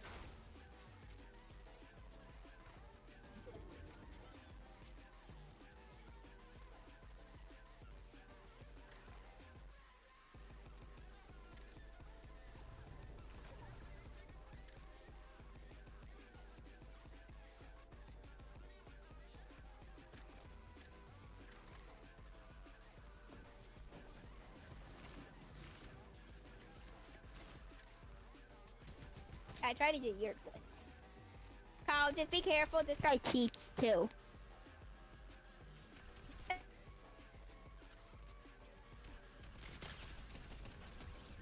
He doesn't cheat.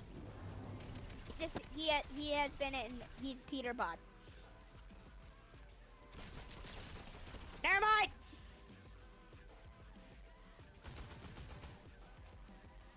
All right. You gotta be my coach. You see what I mean? I said I was gonna beat you, and I beat you.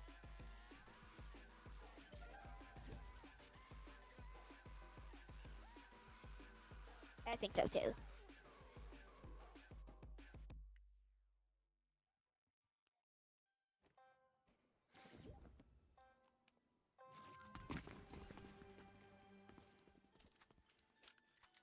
I know you did not heal. Because I was wanting you to die. Good job, Carl. Emote on him. Emote on this rabbit. Yeah, you're a rabbit. I don't think that's a rabbit. That's whatever it's called. Ah! I get it! Carl, we need to team on this guy. Got it, Carl? We need a team on him, okay? Carl, we're teaming. Carl, just don't peek it. Don't peek him. Don't peek him. Don't peek him, Carl. This guy wants you to peek. That's what he wants you to peek. He always, oh crap! This guy. Carl, be careful. Don't do it. I'll do some cover and fire.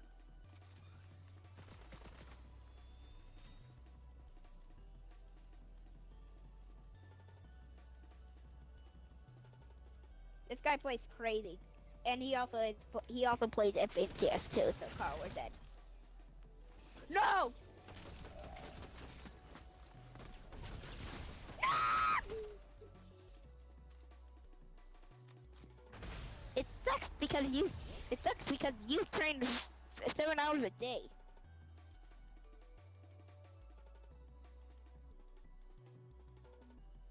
Why do you train 7 hours a day to just beat us and make us go crazy? God, we got a team on this guy now.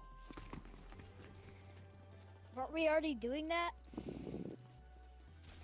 I would recommend Team Carl because he is gonna beat us to death. Alright? This stupid fox is gonna kill us. Oh crap! Oh wait, Carl, it's you, it's me. Carl! Don't be careful of this maniac. Ah! Carl, just place walls.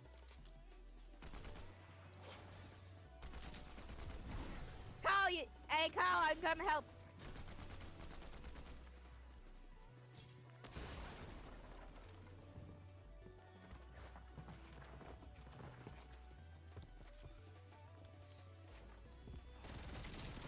Ah! He has a charge!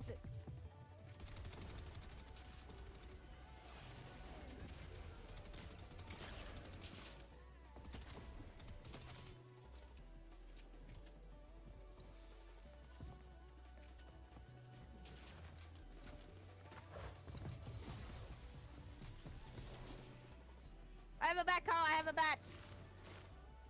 Oh, crap. God, it's me! Oh, that's you. Ah! You die, you stupid. Ah! Why don't you ever die? Ah! No! You're close.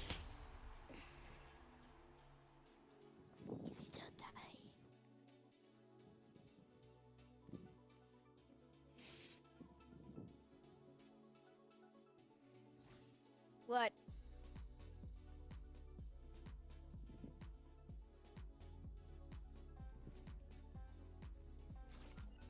What gun do you have? You saw how you hit? Carl! We're teaming on this kid. We're teaming on this butt. No, he got confused. Carl, I have a sniper. We can shoot him. Carl, I have a porta-fortress. Porta-fort. I don't think Carl, that's get in gonna here. do Get in here. anything. I don't That's think actually gonna. Well, it has to work. It has to work, Carl. It's me. Just don't go after him. Kyle, just don't.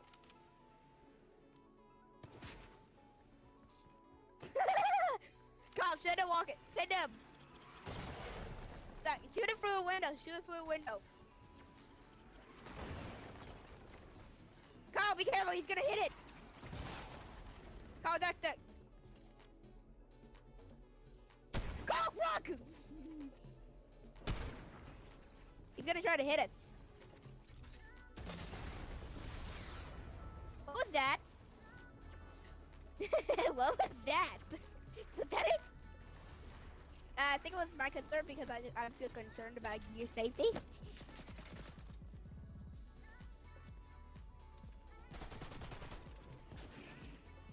You die.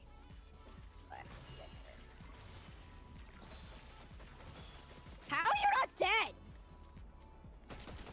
Ah! He's coming! Ah! Carl, get him! Carl, get in here! Carl, run. Ah!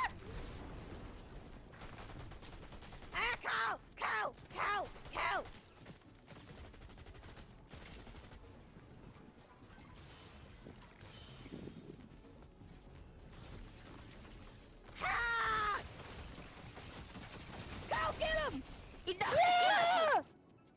Yes! Kyle, you finally killed my coats. Yeah.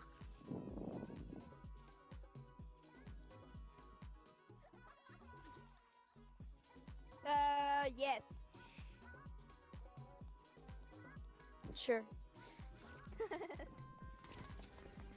There's no way he can actually beat us. Now, because we... Oh, crap!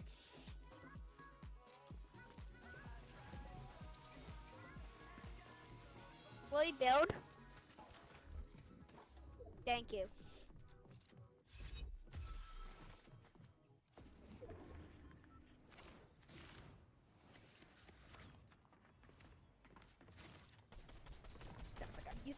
Carl, he's in your building.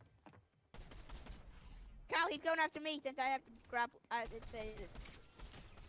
let me in! Let me in! Let me in!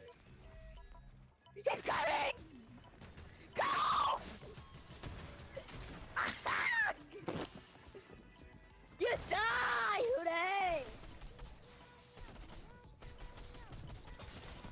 No!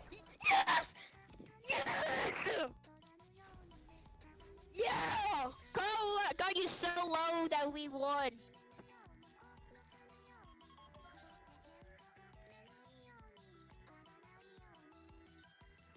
Yeah! We're the best duo ever.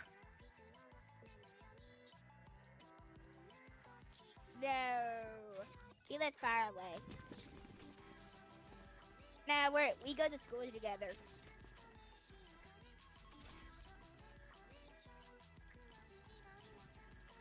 Alright, boy. You shall die. Alright. Oh crap, I have to charge. Oh shoot, I have to charge. Yeah, man. I have to charge. Gosh, I just dropped it. I just dropped the charge SMD. You're so low.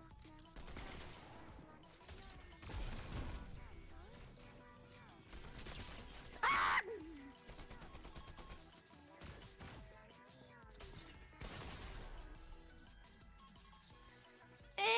Yeah, Carl, we're winning. I want you to try it the hardest you can. Do the hardest you ever do. Do it on the hardest level.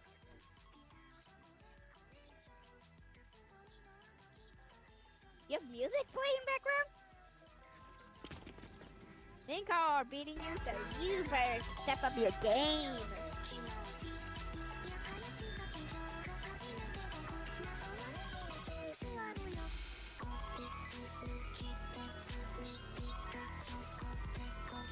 Oh crap, he's in my building! He's in my building! Carl, run! He's in my building! Ah!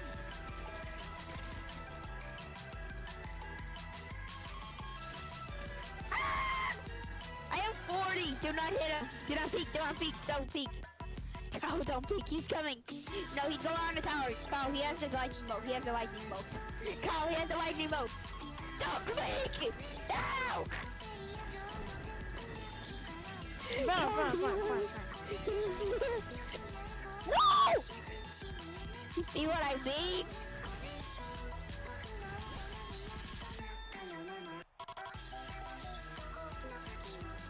Gonna do the hardest.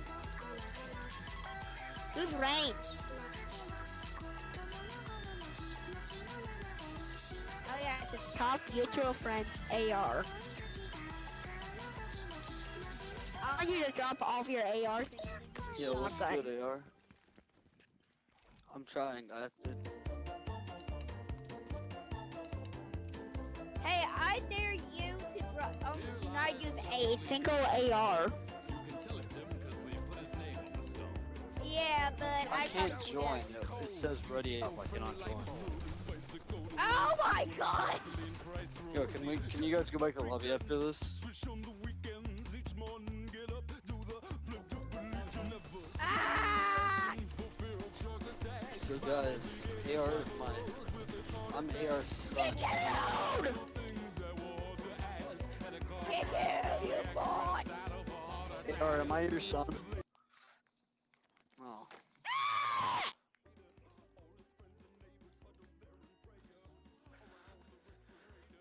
How's your new keyboard going? Getting any better? You have a new Have you keyboard, been that's practice- why. Have you gotten practice in building? Good job, bro.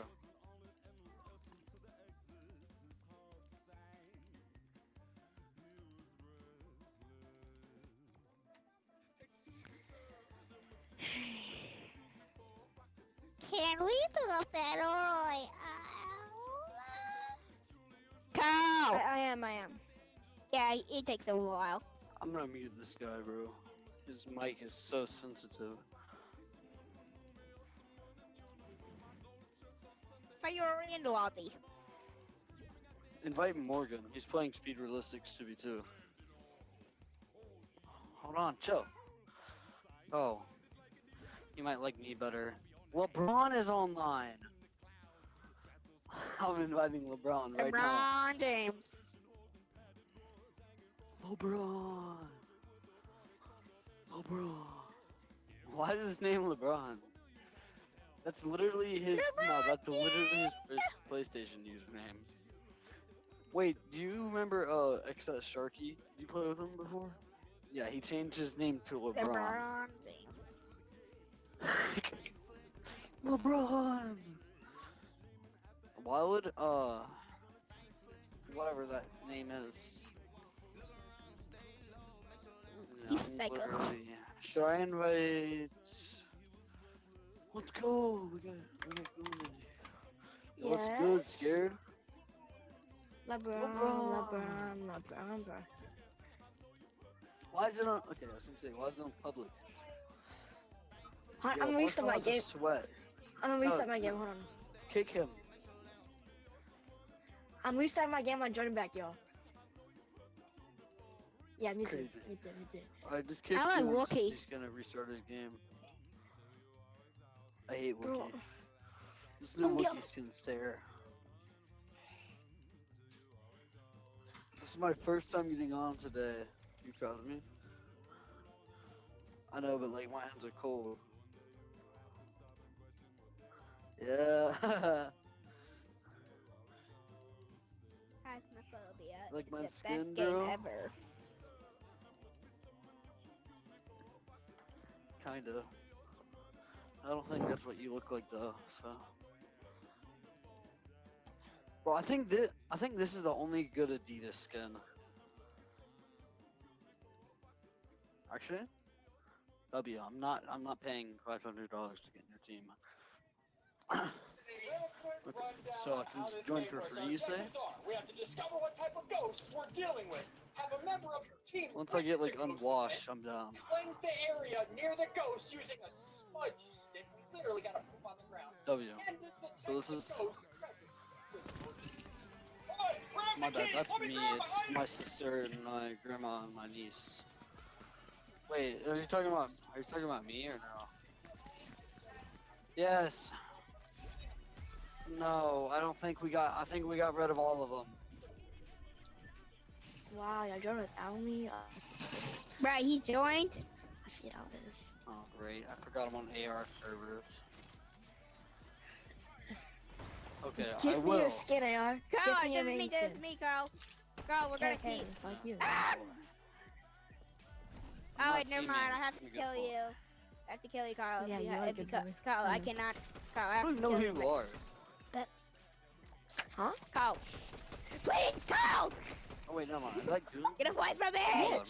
I thought it was like that other random kid. Yeah, you are a good boy. I know. Ah! I don't want to peek him. Wait, hold on. My bad. Ah! Who's my sweet little good boy? Carl! Hey, I can't am join, I gonna bro. teleport or am I not gonna teleport? I'm good. No! I'm good, bro. I'm good. I'm good too. Oh, I'm this good too. is I'm good too. I'm good. Bro, I the can't voice match fucking is so OP, join. bro. I can't join. Sounds like a skill issue. Oh, man. Carl, I'm recommend you run. Obviously, in my recommendation. Item 70. Bro, I thought you were down below. I thought you dropped down for some reason. You can just hit. Hey, oh crap! Oh no, Joe! Oh, I'm trying to help you guys. You got a jet. Bubblegum pink. You guys need a It's team. bubblegum pink. Bro, what It's the bubblegum pink. Kyle, run! I just lagged so hard. I went from 240 FPS to 10. Kyle, you killed him! No, dude. Like when you batted me like the second time, my FPS went from 240 to 10. I was killing a potato. You just got No, botted! my power source was like the beneath the. Coach, how did you flip of beat the this guy? window. That's what my power source was. Tyler, I have a Stop question. dying. How did you beat it? Kyle, you have Yo, 1 in a million to beat that guy. Oh crap! Oh, bro, I can't. He's in my building! What am I supposed AR to is do? scared always like this. Die. That's what you're supposed to do.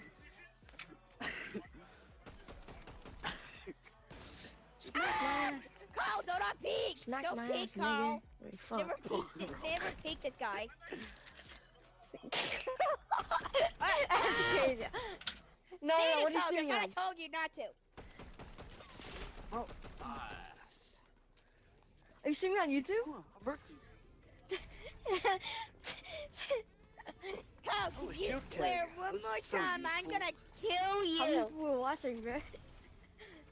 Coach, if you swear one more time, Wait, I'm you're live gonna streaming? go punch you. I don't wanna Okay. get back. I'm gonna kill you. That's I all lied, scared. dude. I'm not What here to did I fight do? you, bro. I'm chill. Carl, we need team on this guy. Carl, we need You team. want me to hit you with a firefly jar? Carl, don't Wait, peek. are you getting shielded by the shield gun? I'm gonna check your YouTube, bro. If you're actually streaming, I'm cooked, bro. If you're actually streaming. No. I'm checking your YouTube right now.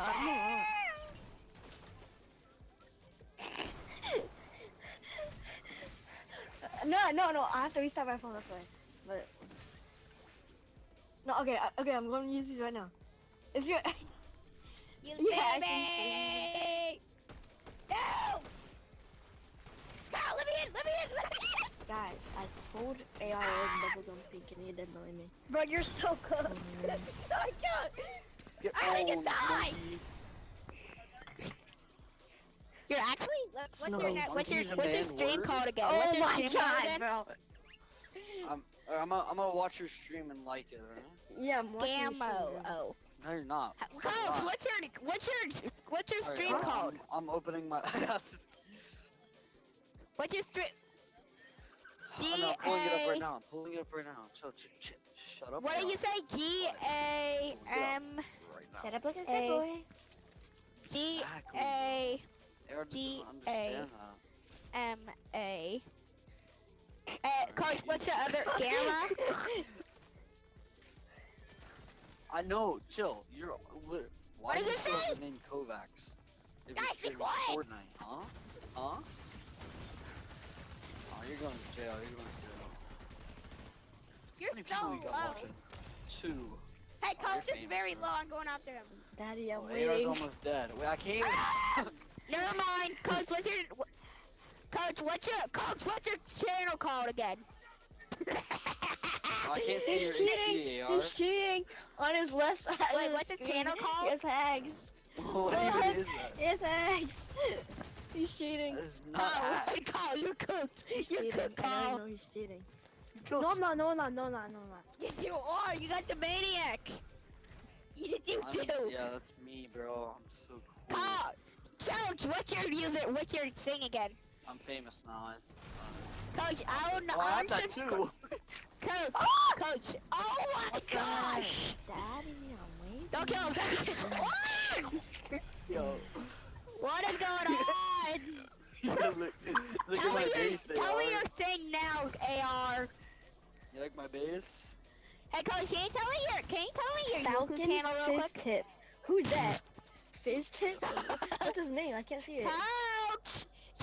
Who? Oh, wait, I think I have this guy out. What's your channel called? I don't have you subscribed. There's no way I pulled on. Game, Come back. 007. Nice. Wait, how did that? Yeah, I saw your name! Wow, you're just bullying everybody. No! Oh, Coach, I'm spectating you right now. You die, maniac! It's not about not getting banned. I'm just gonna chill up here. How do you feel about that? I'm on 100 ping. I can't do anything. Coach, I'm gonna you have me on your left side of your face? You're going up! Yo, what? Brothers protecting on me while he's playing. That's wild. Coach, I will unsubscribe to your YouTube channel if you swear one more time. You're not. Hey, Coach, be family friendly for 5 minutes. Hey. I'm not family friendly! Hey, dude. No, I can't. Alright, Coach, you do not deserve an icon skin. On 100 ping, bro. Coach, you deserve it. You do not deserve an icon. Oh! Coach! Oh, it's not aiming down sight. I saw it.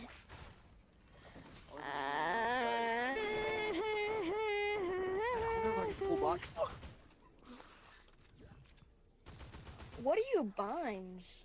Coach, if you say one time or Oh no! I almost full boxed you.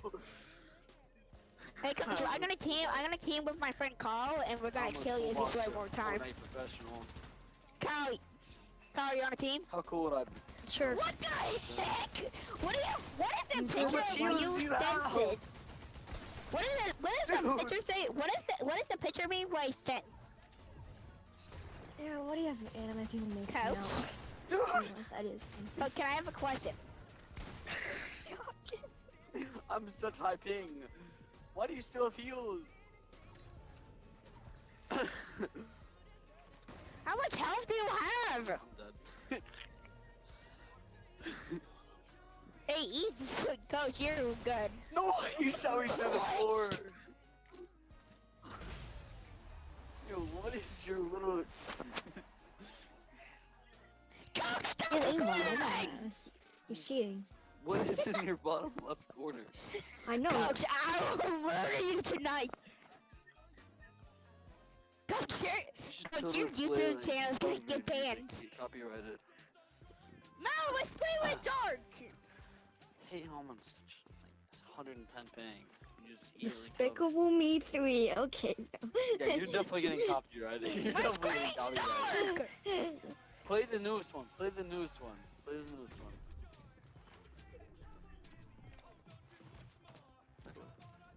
Let's go. Can I be party leader?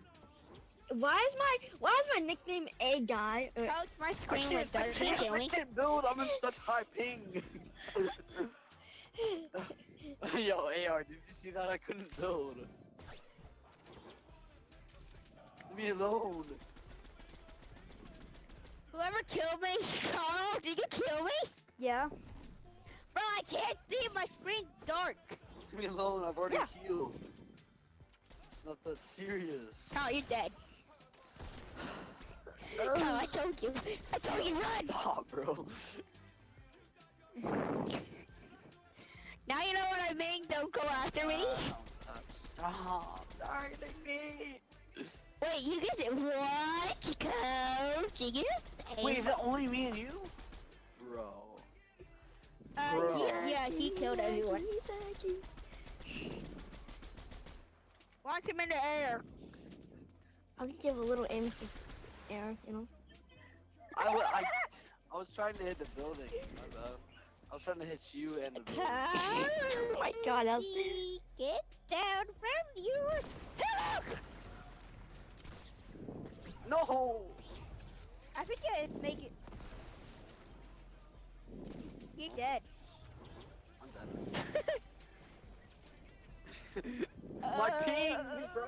My ping. Wait, you guys have the same amount of health. You guys have. Never mind. Wait, No. Yeah, no, put the mammoth down. Oh crap! I have to leave. Put the mammoth Bye, down. Carl. No, no. Air kick Carl. Get to leave. Movement. No, he's dead. AR, you dead. What are you doing?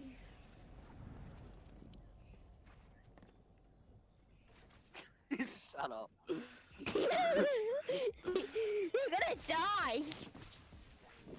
You know you're gonna die, right? Why is bubblegum pink on your screen? Open up! What? I like the recommendation. Oh, What? shoot, man! No! You didn't use it. You didn't shoot. Because you're actually dead. Yeah, you Oh! suck, bro. You're terrible. Wait, why is your HUD scale so high?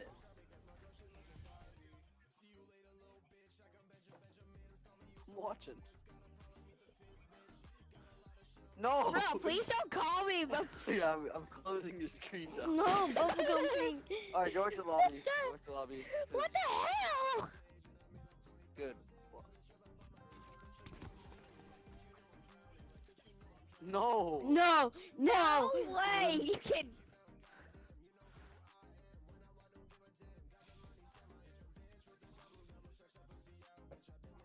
I'm about to go play by myself. I don't want to be on 600 ping, bro. Put on crosshair X and use the Among Us crosshair. I even level up. Bro, there's no new players in here. Monkey. Yo, bro, he's streaming. Yo, just kick him from the party, bro. At this point, might as well. Who's Rain? Hey, who's Rain? Who's who? Man.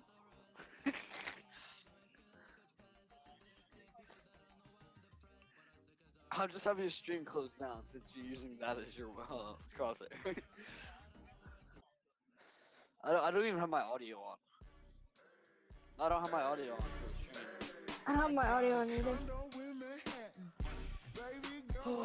Just play Despicable Me, like the newest one, like 5 or 7 or whatever it is.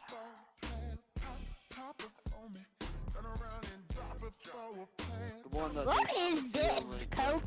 What are you doing? Is that what the? Is that who is that? Is that an alien? 100 ping. Okay, I get it. Yeah, that's what I'm saying. AR, bro. Wait, just move to like Texas or something. I'll get better ping if you just move to Texas. Even though I play on East. Move to my state, bro. Oh, I'm in move to my Texas, state. bro. That what? I'm in North Carolina. Like farthest away from every single server. Yo, AR. AR. Shut up.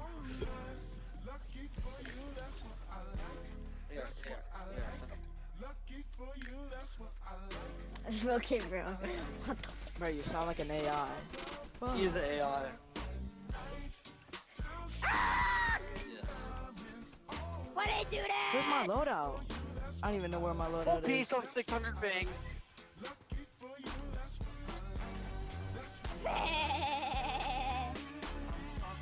What was that? Wait, I forgot.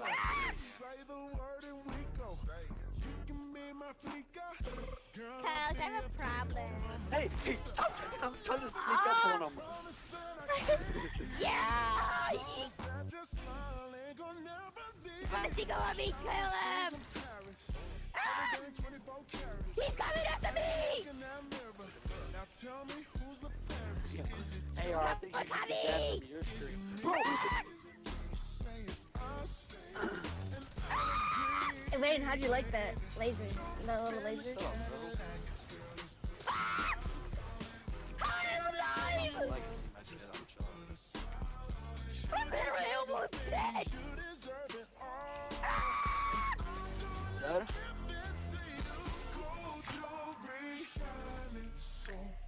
Hey, I dare you to swear one more time. AR, what are you doing? AR, what are you doing? I didn't see you, son of a gun. Might have Tug Tug shot. Whoa, what the?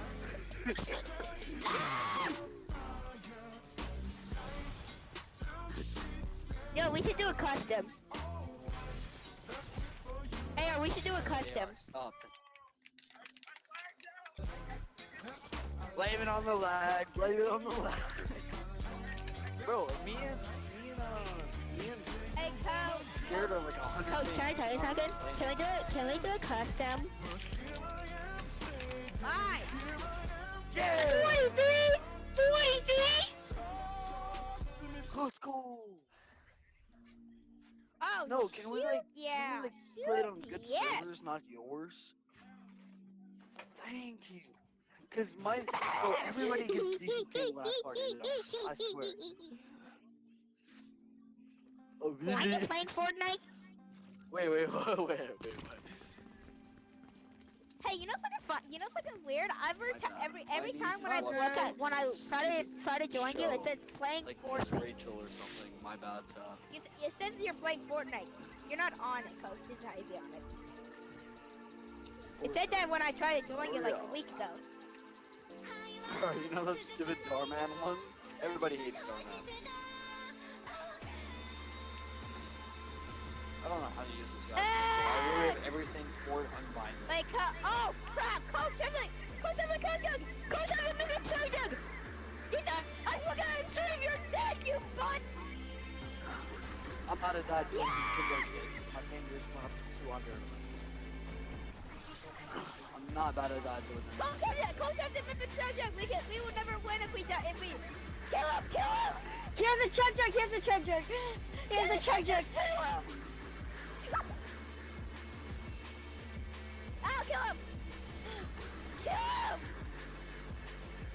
What? No!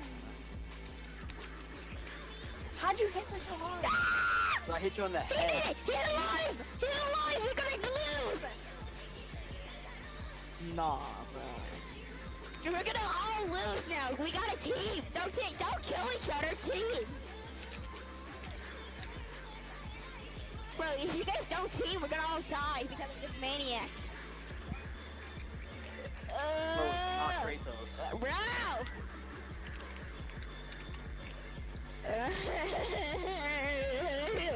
I knew you had to check that because you were going in storm, which I know you never do that when they start. They also want to be Kratos. Bro, we're gonna all die because you gotta fight each other instead of going after this guy. Bro. Where's AR even at? He has a Chug Jug! Okay, we need to target him. Gather as many white heals as possible.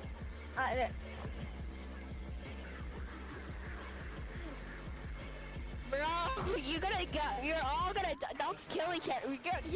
He's gonna win again. I know, wait for this thing. Guys, you guys have to beat him. Wait, you guys have to beat him so he can pick a custom game.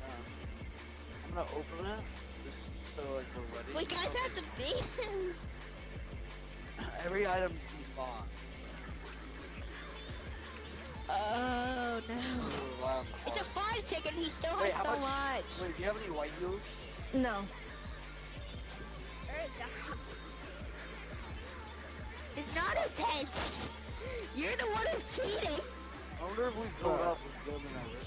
He's usually like all the way up there. Even when he loses he's gonna only pop it again. Actually? No, he's nowhere near. Tell me where his area is. Bro, he's on the edge of the, I'll tell you this, he's on the edge of the map, is what he is. Let's just say he's off the map. He's in the water. Wait, how many more Chug Jugs do you have, AR? He has like three of them, and wait, even if one even if one is destroyed, he can still get one again. 4 of 6, and I still have 2 camp. How many campfires do you have? How many campfires? Two. Okay, so we have 4 combined. No, you got another one. We got another one. You're gonna die. Go AR, go up. We gotta win this After this one, go up. game out. Wait, we might not win. We might not win. We might not win. No, we will win. No, it won't. He only has one more chug jug. No, We he don't has win. Build three up, build more. up, He has build three up, build more. up, build up. No, he has three new ones. No, he has still three new ones. We're just gonna die. We're just gonna die. Wait for a second. Go get that heart. I'll go get the other one. Go get the heart. I'll go get the other one. You guys are gonna die. Yo. Hey, are you They suck? are. Tell me how much more he has on his chug jug. You guys suck! You suck! I still died somehow. How'd you die? Well, Oh, you're yeah, dead. That one's respawned. Oh, now the heart just respawned. Bro, what? Yo, you're so weird. Bro, I tried, bro. You guys didn't help me. I told you he had it.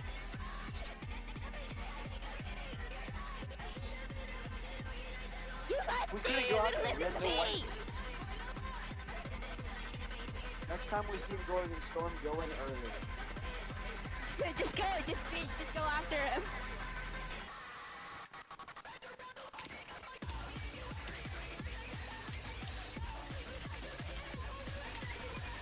No! No! Go. Follow him, follow him, follow him. He got the bat. He got I the bat. have no white heals. No, he got the bat. He got the bat. He got the bat. Bat.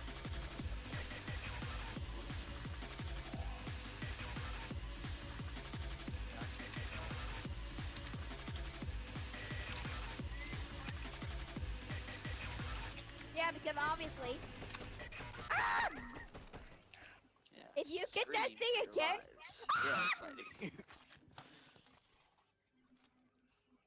Can we do a custom? No, you gotta win this. You gotta win this so we can do a custom. I can win this. I had the chug jugs. Yes, I did. Holy cow, he actually does. He actually does. He actually does. He actually does. No. Oh Yes, you my killed me. god. Good job. Coach is behind you. Coach is going after you. Yes, psycho. Yo, No, it's the grappler that you gave me. Hey, what? Hey, oh, come here.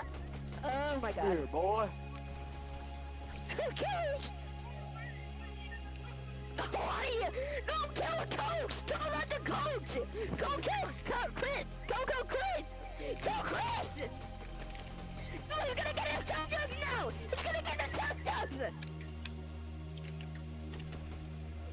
No. Bye-bye, AR. Bye-bye, AR. You're dead. No, he's alive. No. No, kill him. No. How do I play this? There's no way, bro. The chug jug despawned. He has to get up now. Yes. AR, come here. Hey, you come here. Why did it despawn?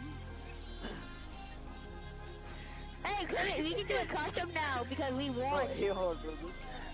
AR, I have a question. AR, how much ping do you run when I'm playing you? He's dead on. What the heck? You did not run I'm on your 300 stream, ping. you only do 60. Trust. Hon, I'll be back, guys. Bro, my average experience on 300 ping is teleporting across the map. You don't run 300 ping. Yeah, trust. Bye. Love you too. Holy cow, I got the chug jug!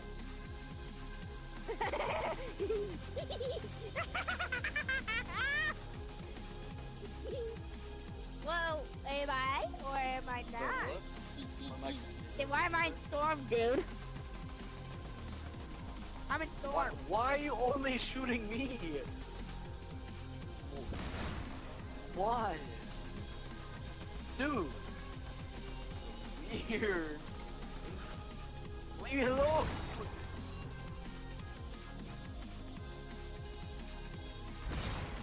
I missed. No, man. I'm coming to kill you, coach. Really? What?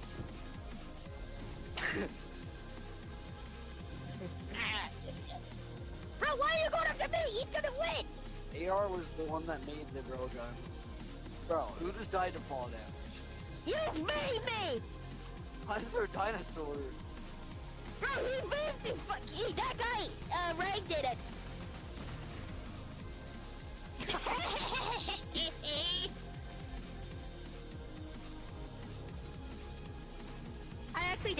I actually did not have to check it. Oh, bro. Bye-bye.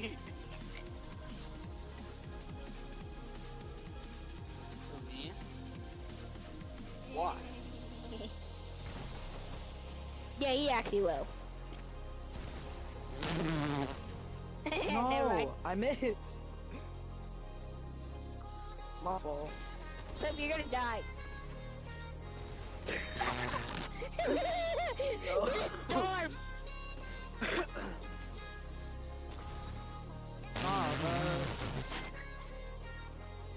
I'm not gonna clip him. You can't shoot me through all that. It is reloaded. Then shoot! Shoot. 37. I hit you for 70 to the head. Something. Bro, How I hit low you was 30 he to that the whole head, time? If it doesn't have a big font, then you can.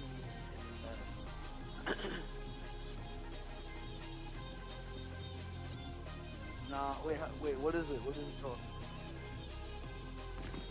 No, how much does it cost? Veraphone. No.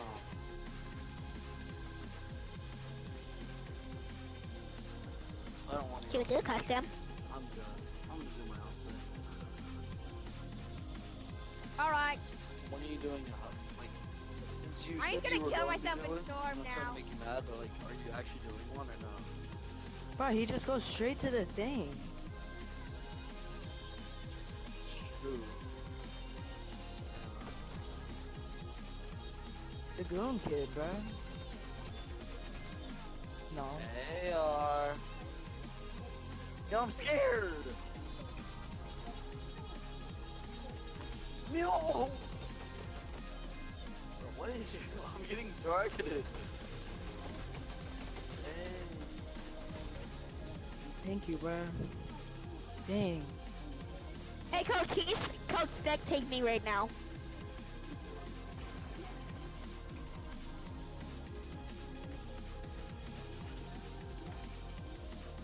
33, you suck. Hey, spectate me right now. You're gonna love me. Nice heals right there. That's not a good Huh. heal. I love it.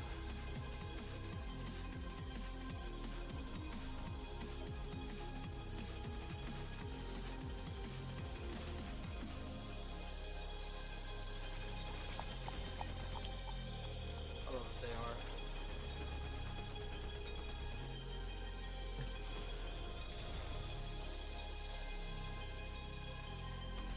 Wait, can you spectate me real quick?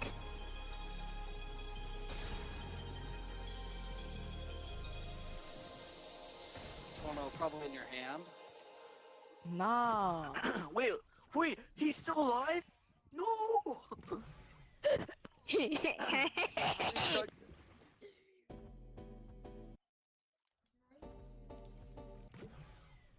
Bro, I'm scared. You're so gay.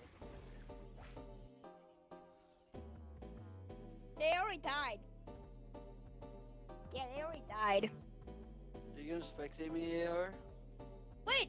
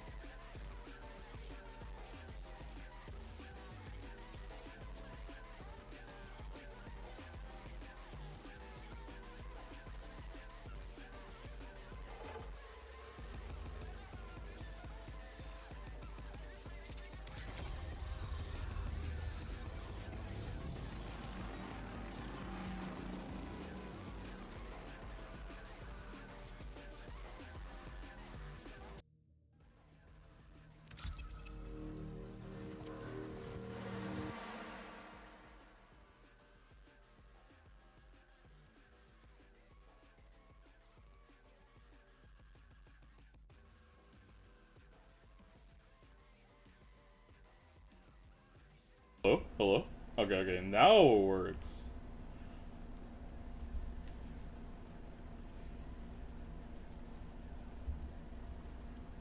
Why is my game shitty?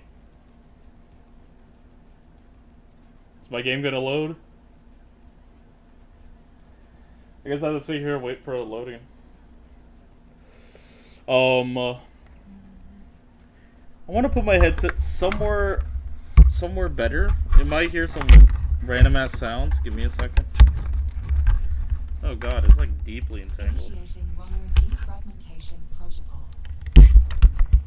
Evaluating shell integrity. Evaluating vital signs. Evaluating recognition response. Executing neurological subroutine. Loading memory packages. Liminal buffer status 26%. Assert. Subject is a runner. A disconnected consciousness inhabiting a bio-cybernetic shell. Assert. Subject's psyche was ejected from their body at the moment of their death. Assert. Subject's consciousness is preserved while a new shell is printed. Please stand by. Assert. Runners arrived in the Tau Ceti system after the investigation of a distress signal from the lost colony ship, the There's me. Yippee. Okay, I want to lower something here so it doesn't like be too annoying.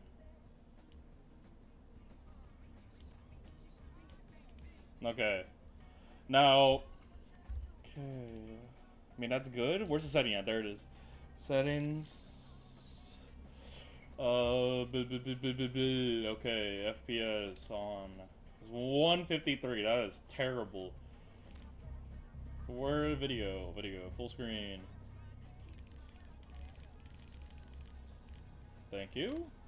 Okay, this is resolution. Fuck no. Why the fuck would I want to add that?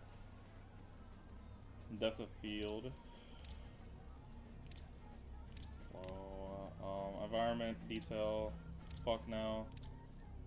Fuck no. Fuck no. Fuck no. Low. I don't know what that means. No. Why would I want that on? No. No.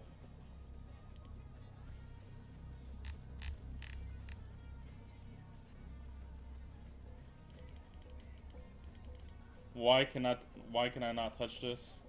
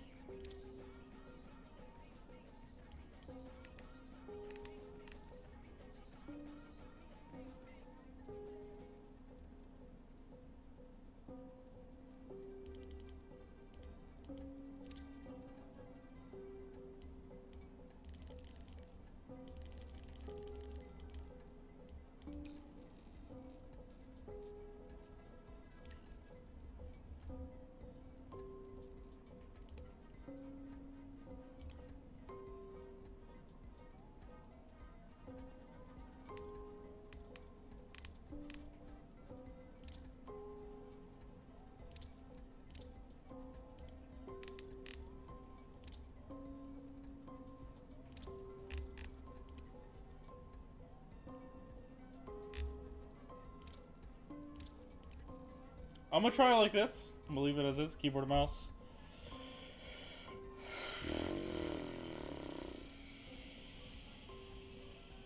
Look sensitivity. Okay, so I don't know what this is, so I'm gonna go to here. Here.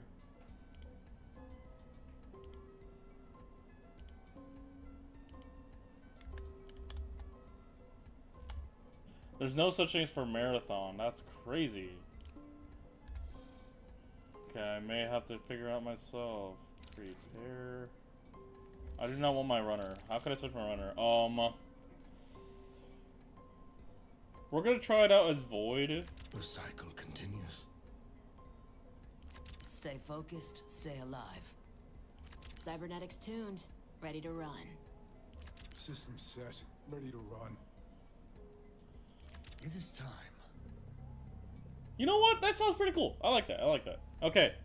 I guess I'll go with Void. Loadout. Pistol. This is actually really, really fucking cool. Factions. Access restricted. I guess prepare? Ready up. Okay, so first thing I need to figure out is settings. My sense. Yes, run. How do I go by figuring that out? I do not know exactly, so I'm gonna let the game. When I get in, I'm gonna just immediately start tuning and seeing how it works. Another thing, I know Void has an ability that goes invisible. The invisibility is not completely invisible. One has an ability to go forward, and one has a dash. Overheat is a huge issue, which we need to go by fixing that.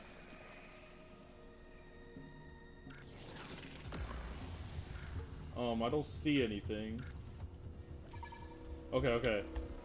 1, 2, 1, 2. You have Let's lower deployed that. to Tau Ceti 4, an abandoned settlement that holds many valuable resources. Gather what you can and proceed to the exfiltration Let's do point, this. which I have marked on your 1, map. 2, 1, 2. Your durability was unexpectedly impacted during infill. Find a medical cabinet and search it for repair supplies.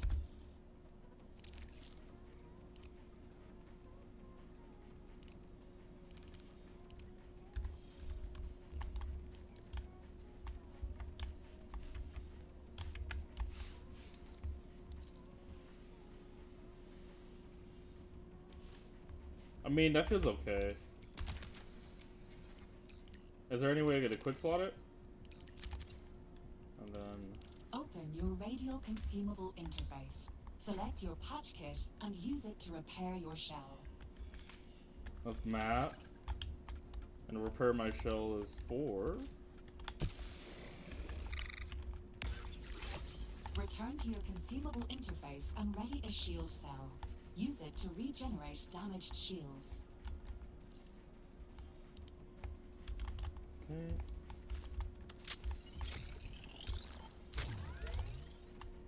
Settlement security has been disrupted. Search the containers in the next room for armaments, ammunition, and a way outside. 1, 2, 3, 4, 5, 6, 7, 8, 9, 10, 11, 12. 12 seconds.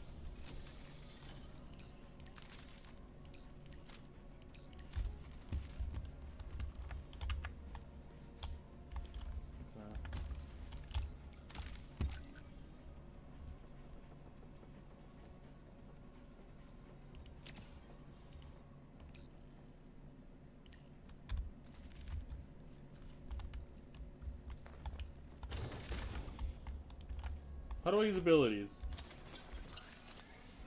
Your shell is equipped with a map. Open it and ping your exfiltration How long does it point. last for? Can I run during this? I can.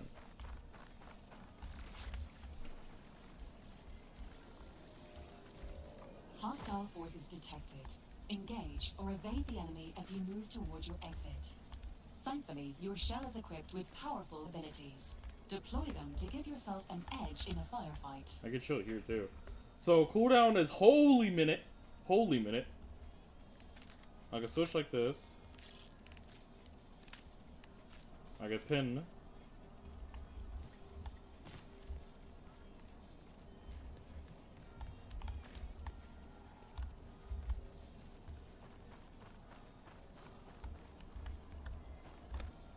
Reach the exfil point and activate the device to escape the planet with everything you carry.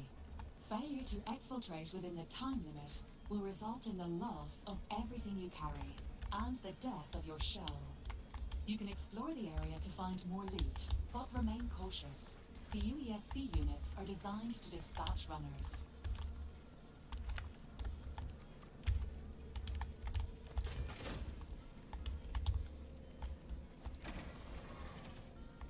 Oh.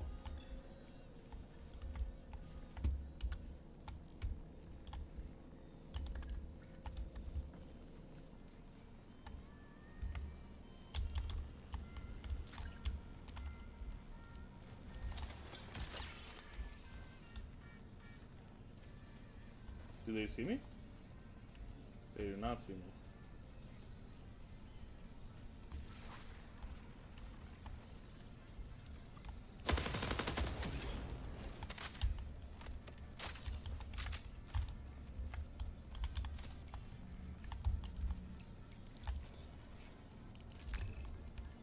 Can I exit out? So that's actually really hard to exit out.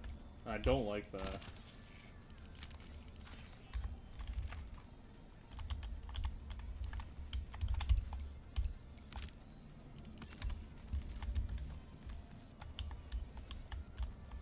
What's this? Is chest?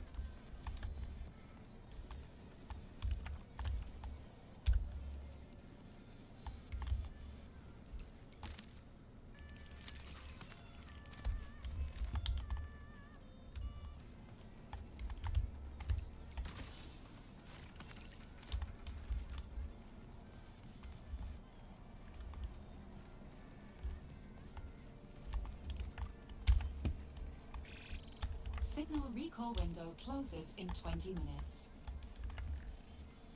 Can I break the window? What is these sounds? Why do I hear sounds?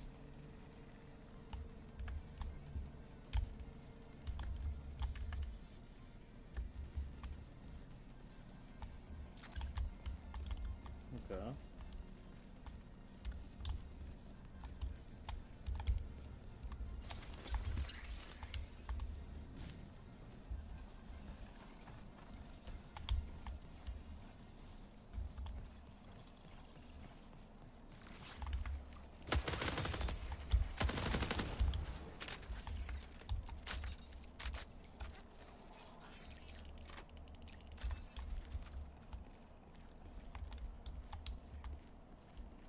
You've reached the exfil point.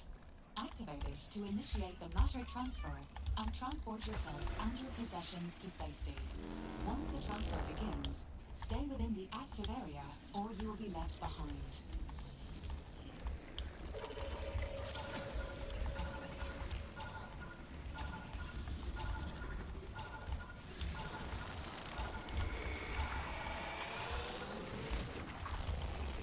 Yep. Well,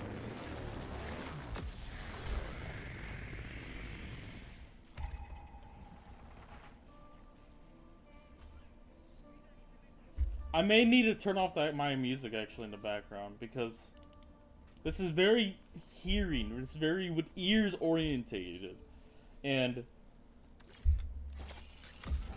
even though I know that was literally a tutorial, I still don't like it for two reasons. Okay, establish link.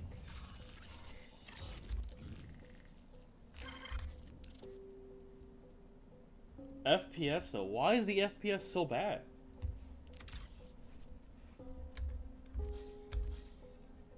Okay, wait, let me see something. Okay, AMD R. Oh no, it was Alt R, wasn't it? Was it Alt R?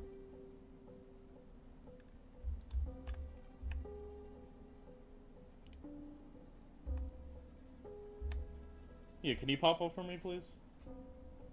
Because I need a... The FPS is dog shit right now.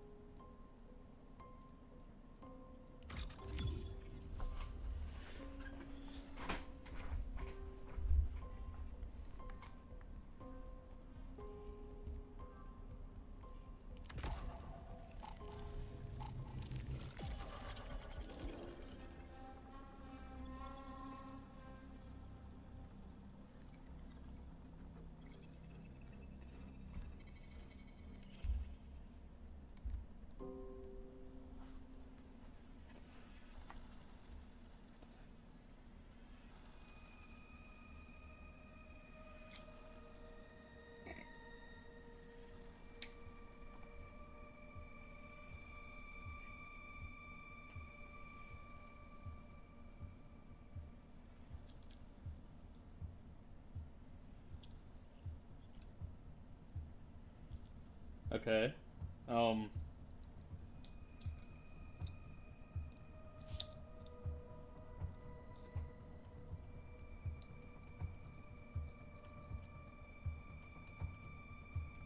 Very interesting, very interesting.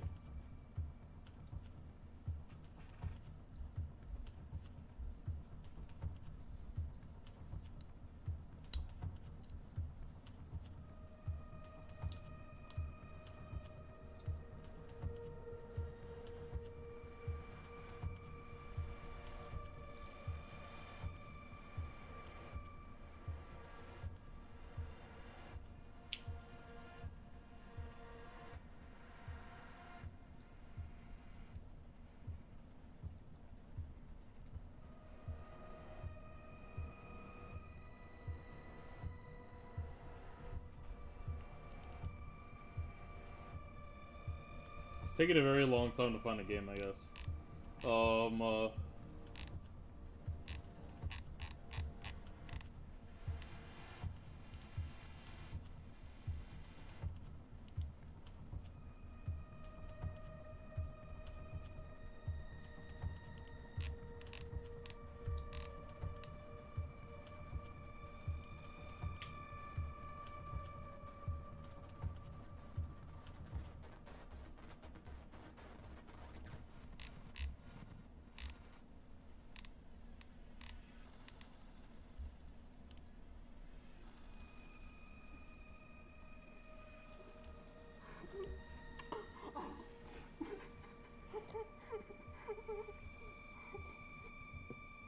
Okay.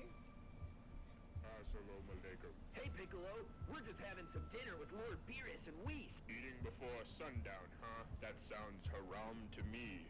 Haram? The good old times of cancer. They might never return. Alhamdulillah. It's bad enough you're not respecting Ramadan. There better not be Y'all finally any... get in there, man. Wait, what? What's up, Razor? Yo, wait, can you guys hear me or not? Oh, we're all void! We're all void!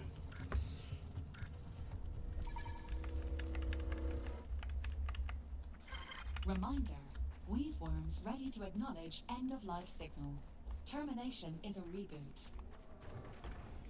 Oh, we're in there, bud. We're in there, bud. What did you say?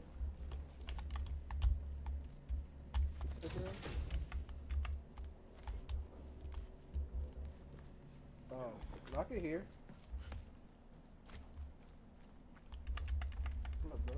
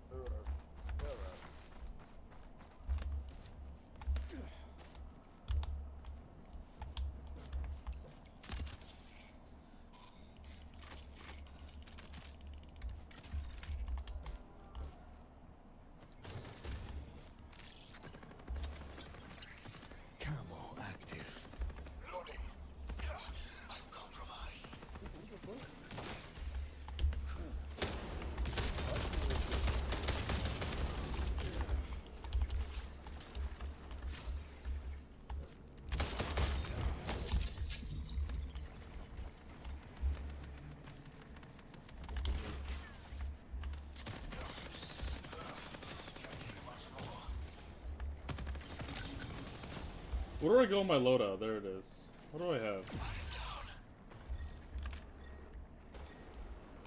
Come to me, come to me, come to me! Come to me!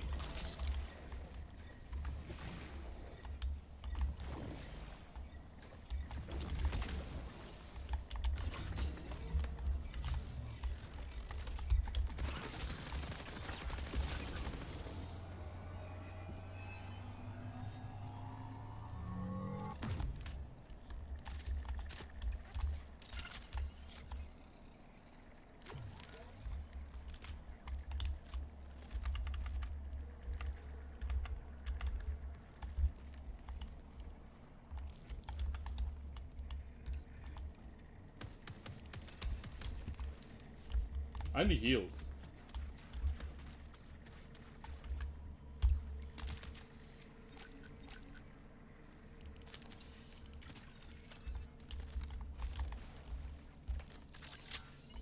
Where those niggas at, bro?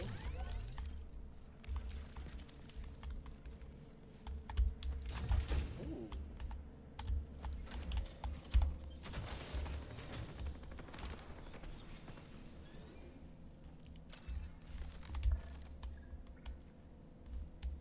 Nope.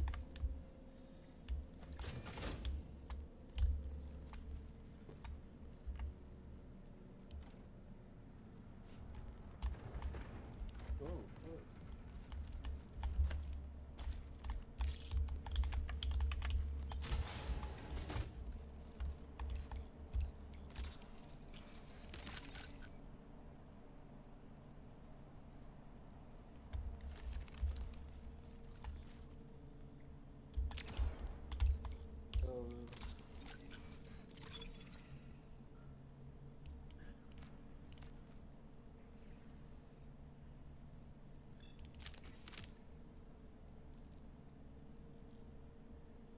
What is this?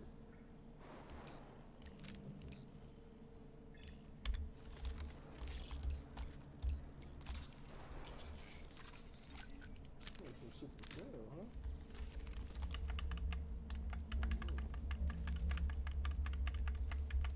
Okay, okay.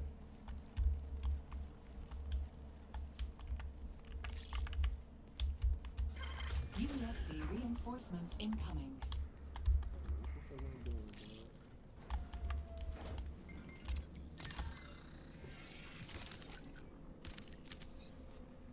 Oh, shit. Oh, bring it back. Look at something back there.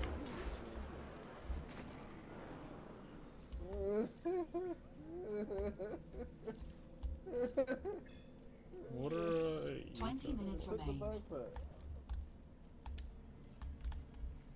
Yeah. This was good. I don't have any ammo for this.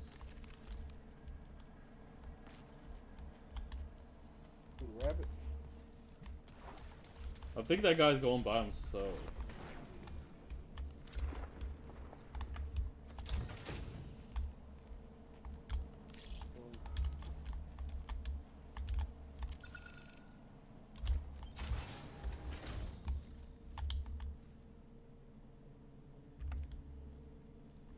You bro.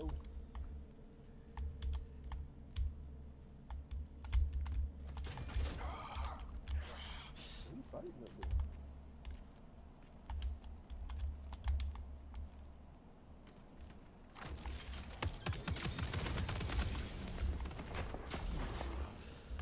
Nigga do seem like he knew what he was doing.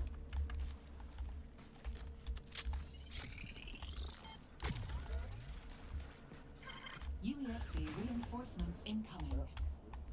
What did my team leave me? What he doing over there?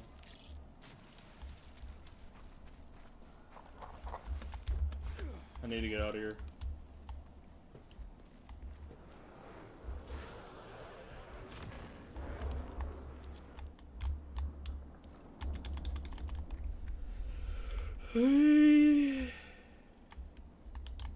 What's up with Bungie and three-man parties?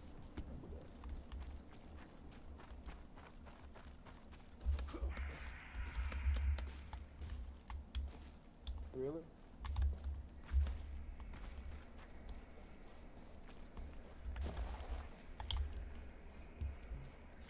Profit opportunity identified.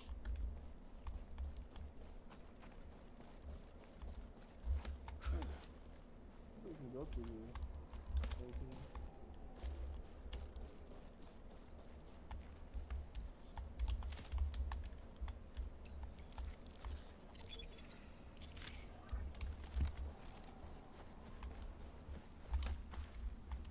I don't like this. Why is my team so fucking far away?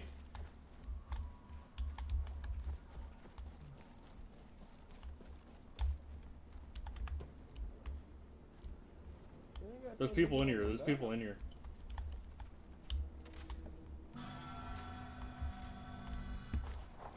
Where the niggas at?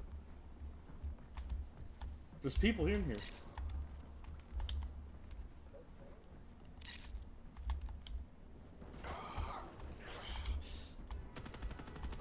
No, what the fuck?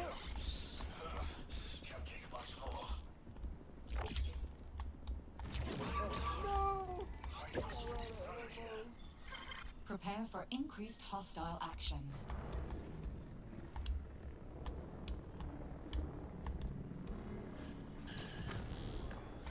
UESC reinforcements incoming.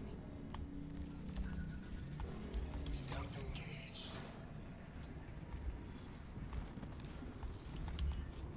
I'm not gonna just leave there, huh?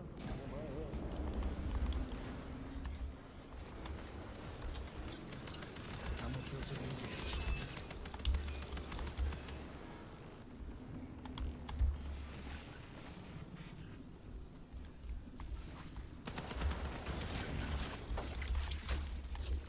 The shadowed path.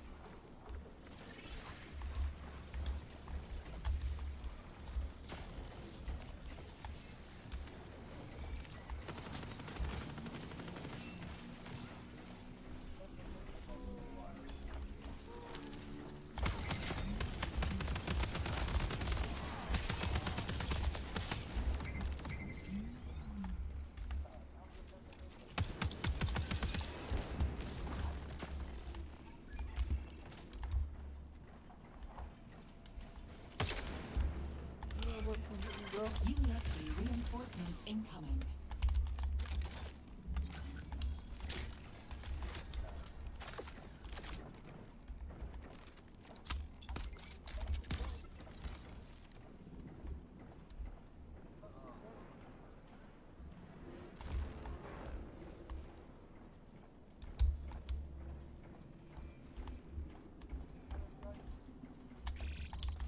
Minutes remain.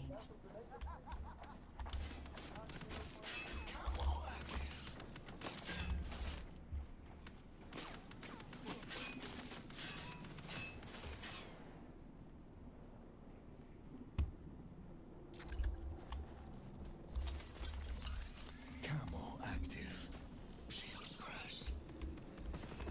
Oh no, no.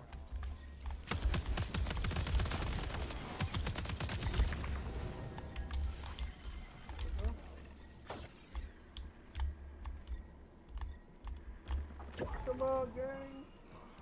Come on, gang.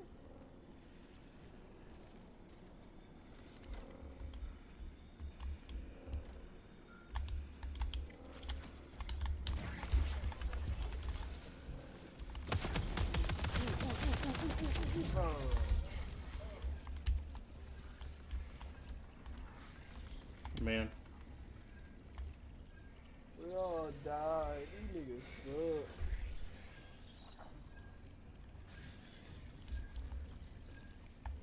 Oh well.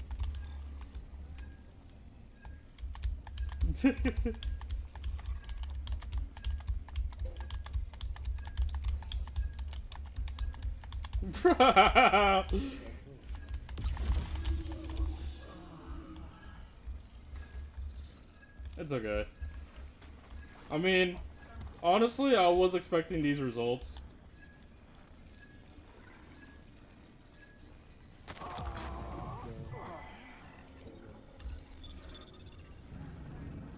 I didn't have the right guns.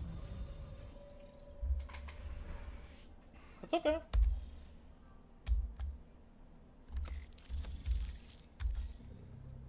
Let's do it again. I like Void. I like Void a lot.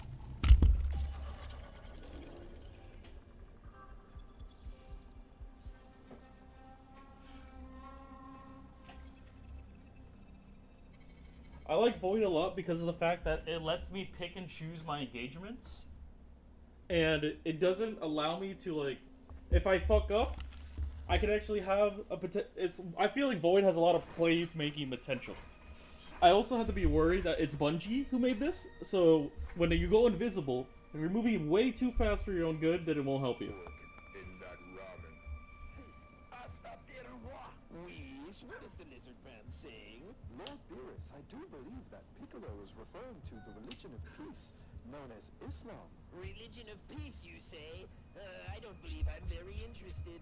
Oh, Lord Beerus, I do believe you'd be quite surprised. Alhamdulillah. Will Goku and Vegeta repent for their acts of haram? Will Piccolo continue teaching the 5 pillars of Islam?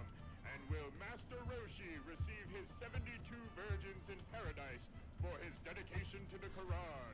What? Find out next time on Dragon Ball Z. What? Are you sure?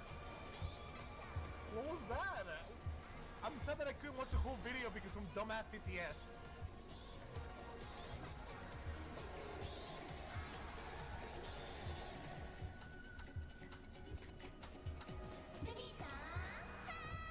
I'm getting the full lore. Okay.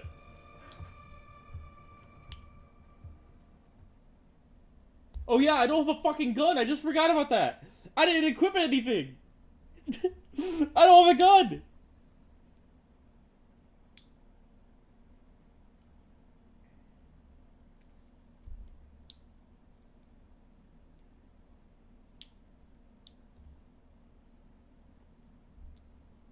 Oh, that fucking sucks.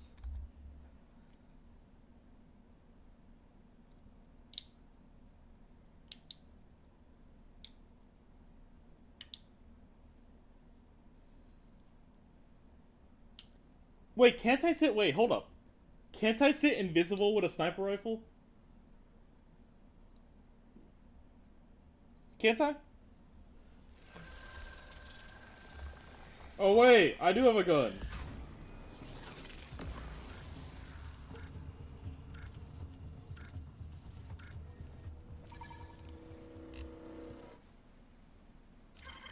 Hello? Can you guys hear me? Can you guys? Hello? Can you guys hear me or not? Okay, are you guys able to hear me or no? Jump if you can.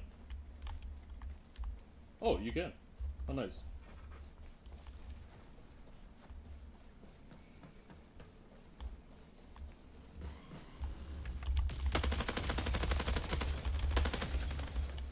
The recoil is okay on this gun.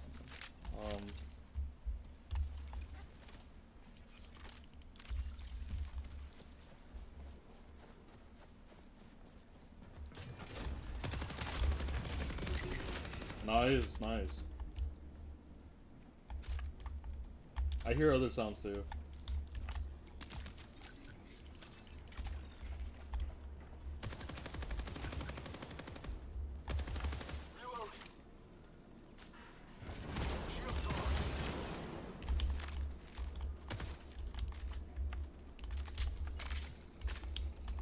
Yo, there's also a way. I died right here. Look, I died right here when I killed somebody. Look at that. How funny.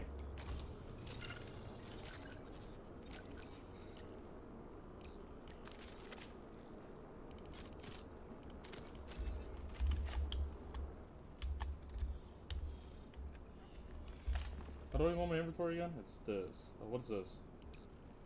Can I attach it to something?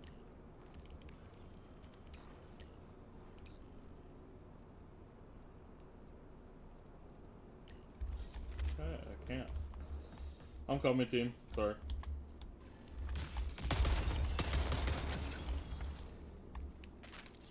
Wait, that's semi-fire?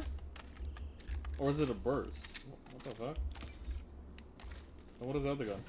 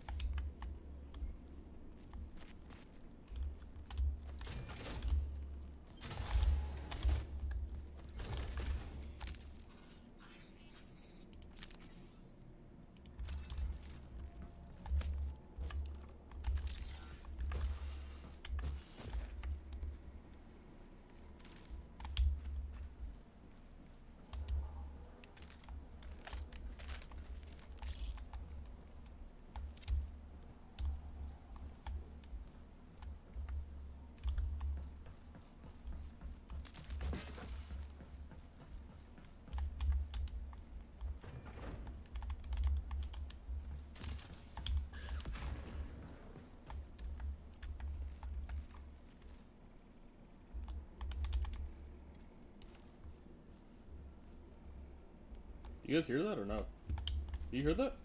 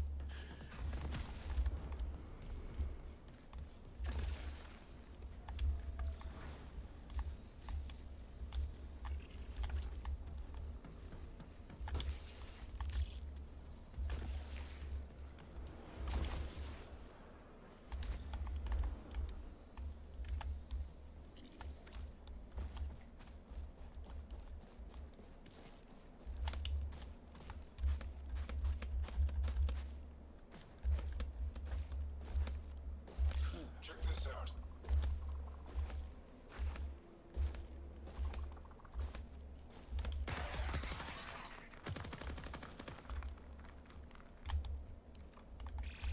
Twenty minutes remaining.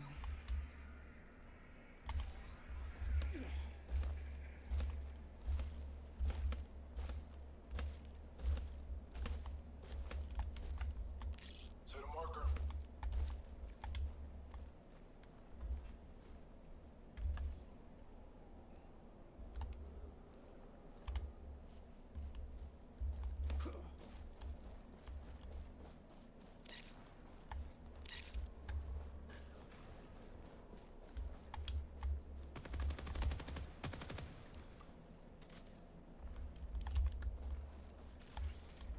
Deploying barricade.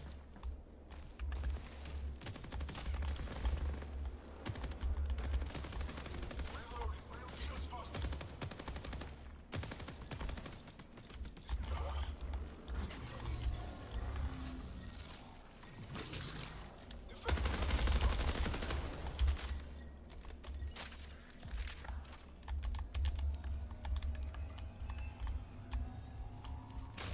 What the? Oh my god, that genuinely scared me. What the fuck is that?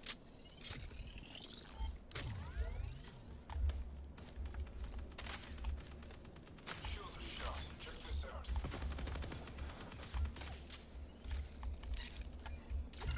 Search and destroy online.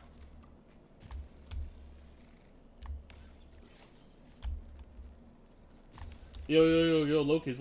Can you have your shield up? Can you have your shield up for me? And I'll go invisible. I'll flank them. They're over there. Building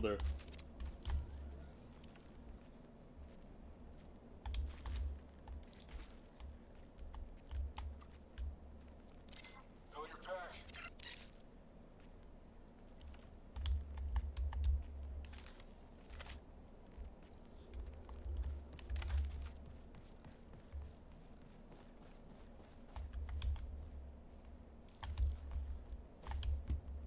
Wasn't there somebody right there?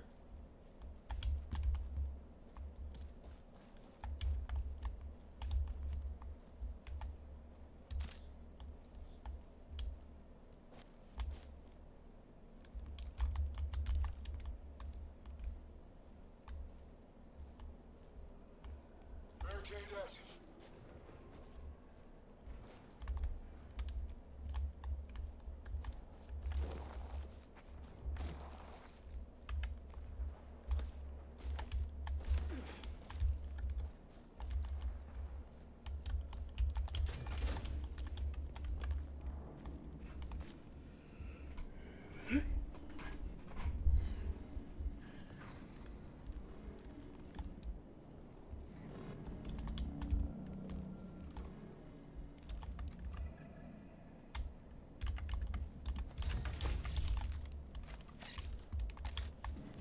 Shield's gone.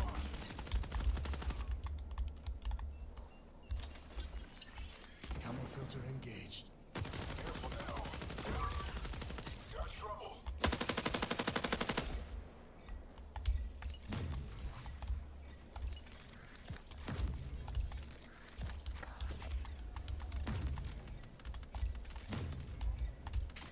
Smoke's out.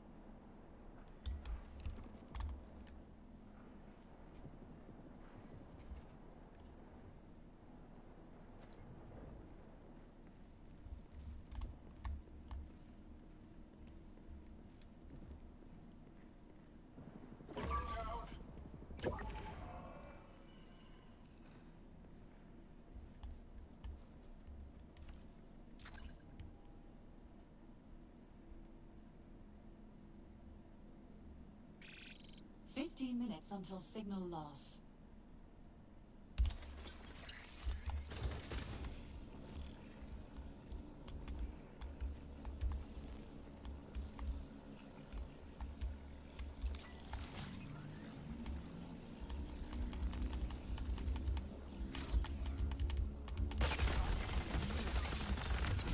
Fuck.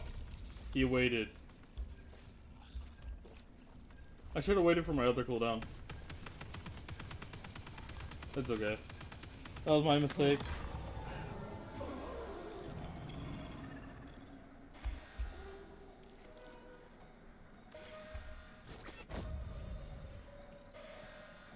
That was smart of him. That was smart of him.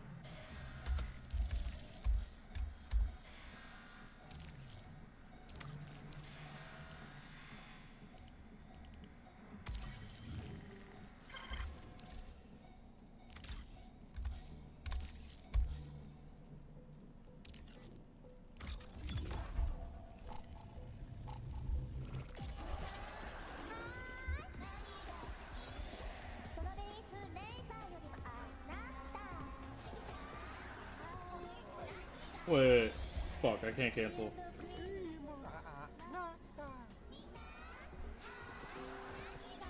I'm gonna be right back. You know what's crazy, bro? Like, unironically, when I was like 18, I used to be obsessed with this music group. So for me, it's like a bit of a like a what the fuck, knowing that this is like a meme, because it's like a huge throwback to some point.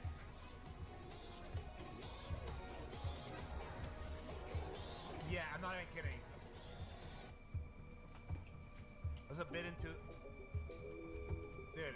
At the upgrade, really, there's like a sequel.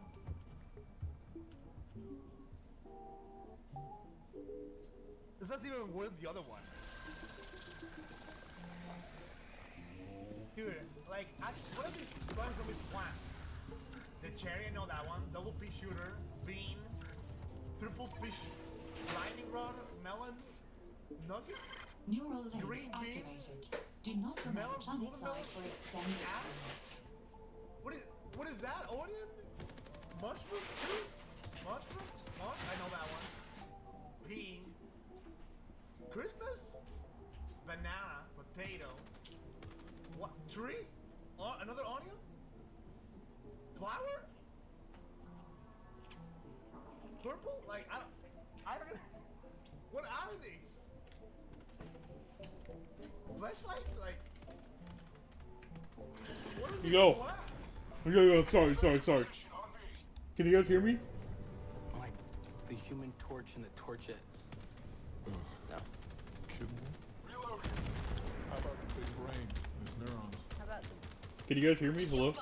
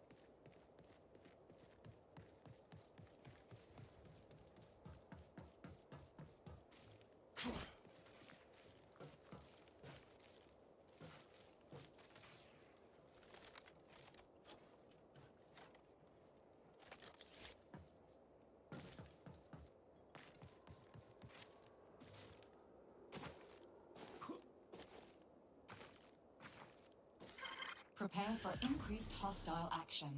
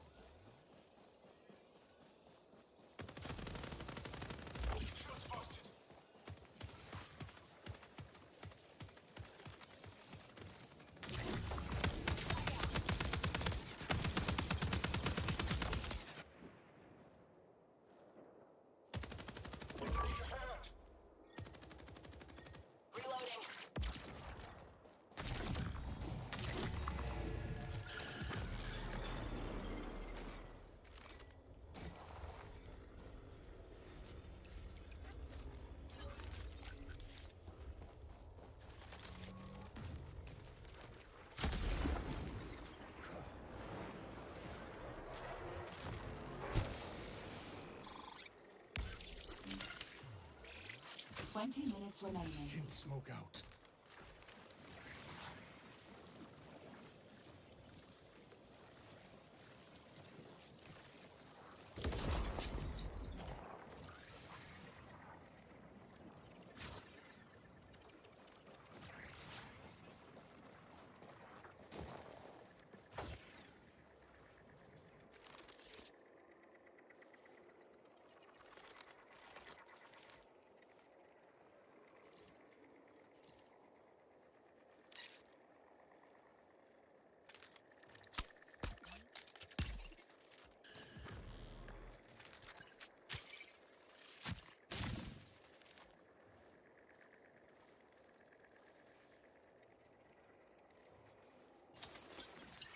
Time to hunt.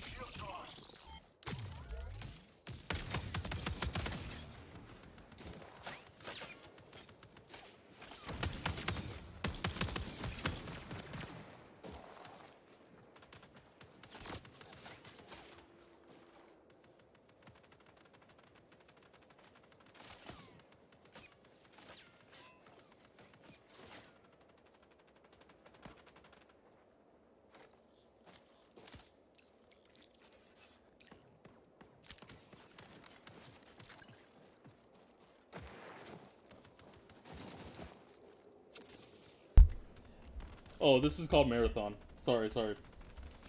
Right now, I think it is my third game. Damn it. Need a second.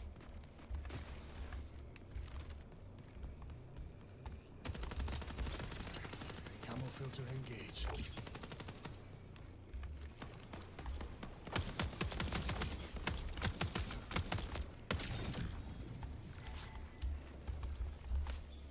Systems amped.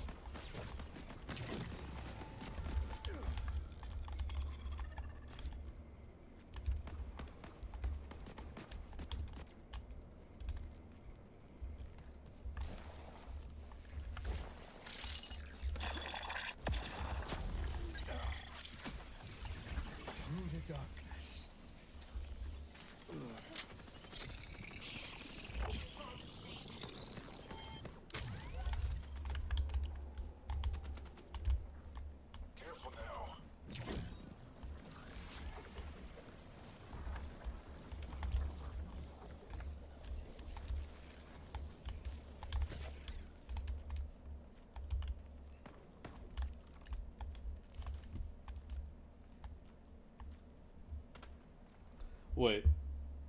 Gotta go. W. Thank you. See you later, boss.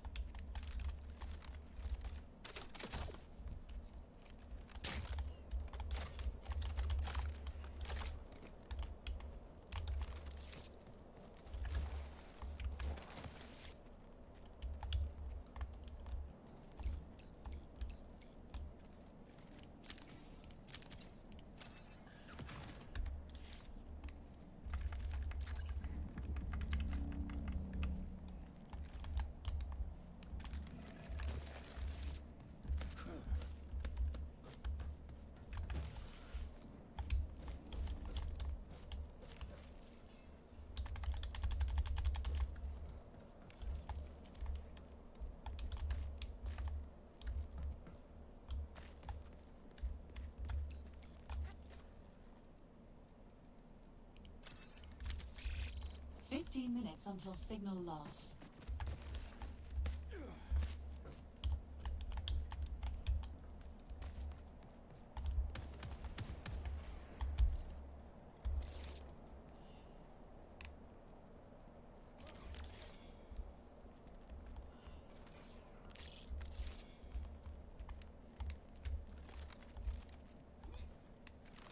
Grab this. We got trouble.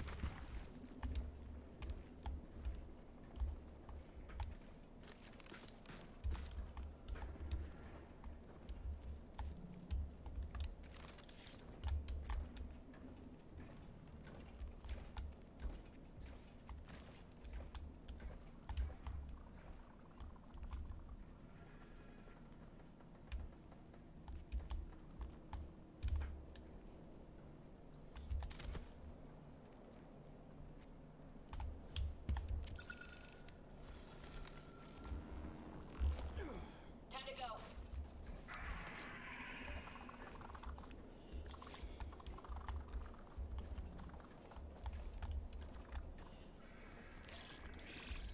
Minutes remain in which to exfil.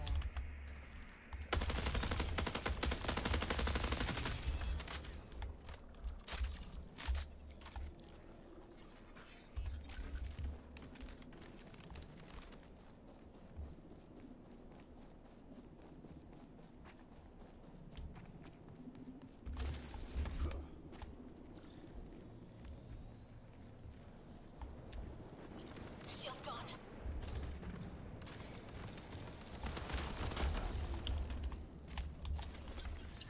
Stealth engaged.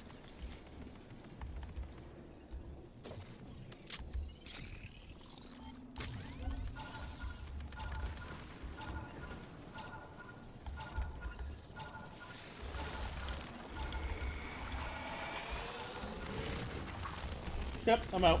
Yippee!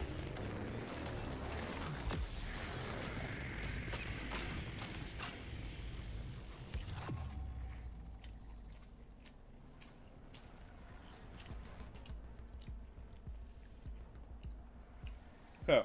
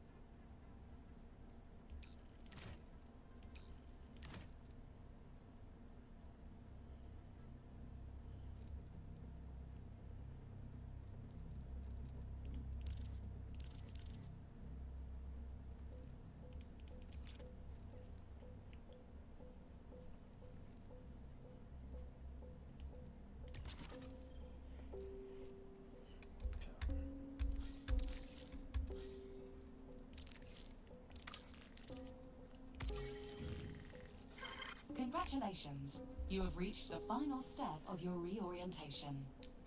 I must now draw attention to the considerable financial investment your replacement shells represent. When you experience death, Cyber Acme is able to upload your consciousness and place it in a new shell, allowing you to retain your memories. At Cyber Acme, we believe that knowledge is invaluable, as are the exotic materials found on Tau Ceti. Exfilling is the only way to claim physical objects from the planet. As you have seen, it is often quite dangerous, but extracting with certain components will allow me to upgrade the parameters of your shell. Thus, a successful exfil can be extremely lucrative, both for Cyber Acme and yourself. This directive will be a challenge. I hope that you are prepared. Okay.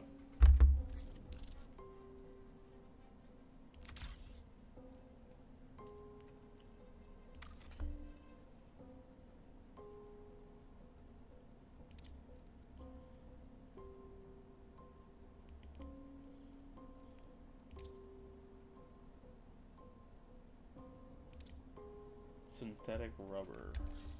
Oh.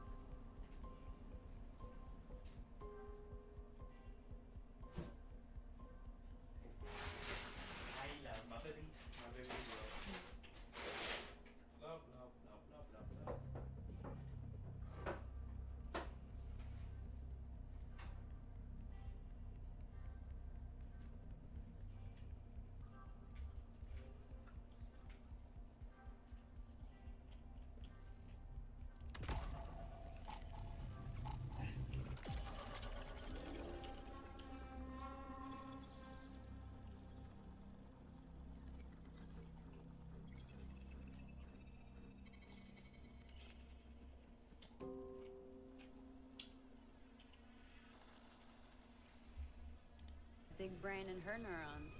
How about two guys, a girl, and the thing that nobody wanted? Hey, we both know that you could take it.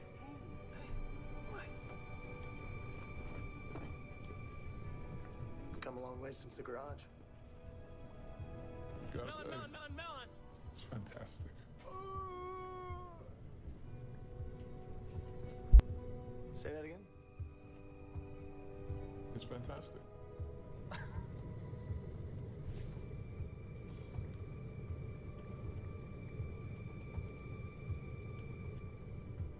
Has anybody here even watched this movie? Say that again? It's fantastic. Oh my god, what is this brain rot?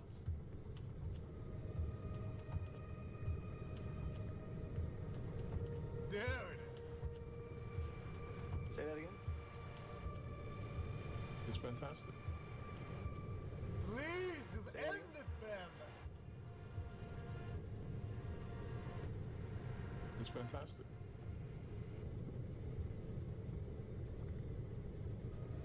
Say that again? Oh my god! Say How that about the big brain and her neurons?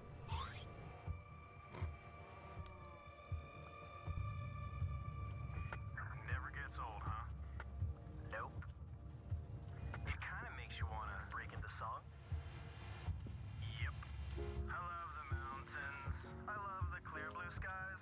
I love big bridges. I love when gray whites fly. I love the whole world and all its sights and sounds. Boom-de-yada, boom-de-yada, boom-de-yada, boom-de-yada. I love the oceans. I love real dirty things.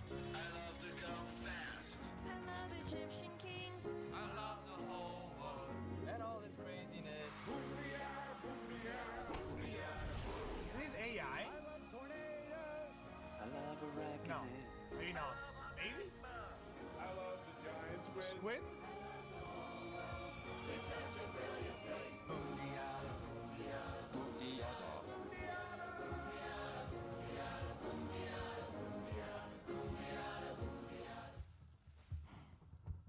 I almost laughed at the fucking Stephen Hawking part, and I kind of felt bad about it now. Top 10 successful communist countries.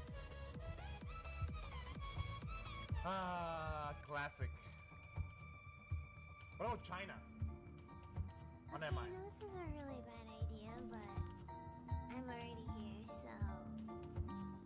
Okay, isn't this Gura, actually? Right. For a mic, Extreme sunshine. Noses pants is on you, ooh, you're so warm. Couldn't help but notice your bows from across the floor. Noses your Nicky, like you told baby today, hee hee. Unzips your baggiest pants, oh baby, you so musky. Take me home, pet me, and make me yours, and don't forget to stuff me. See me like my little baby tail for your bulgy. Kisses and lickies your neck. I For hope my daddy sunshine. likey nuzzles and wuzzles your chest. So I be getting thirsty. Hey, I got a little itch. You think you This can should be the new CPR.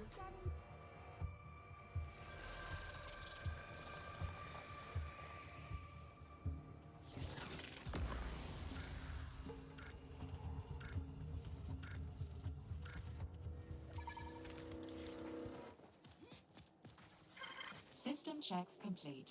May you operate at peak efficiency.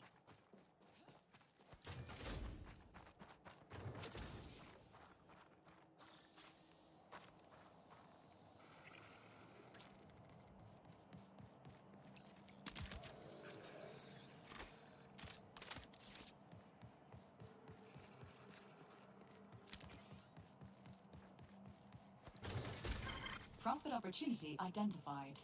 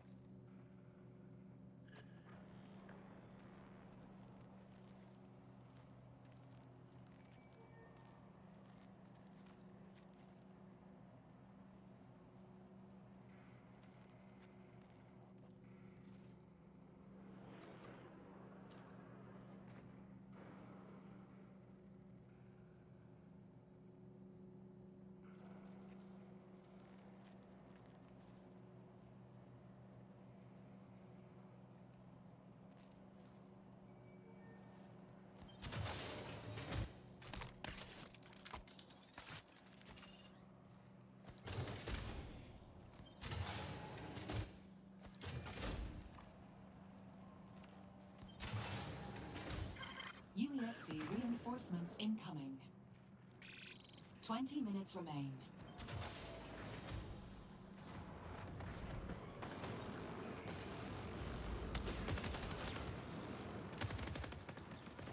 Gotta reload.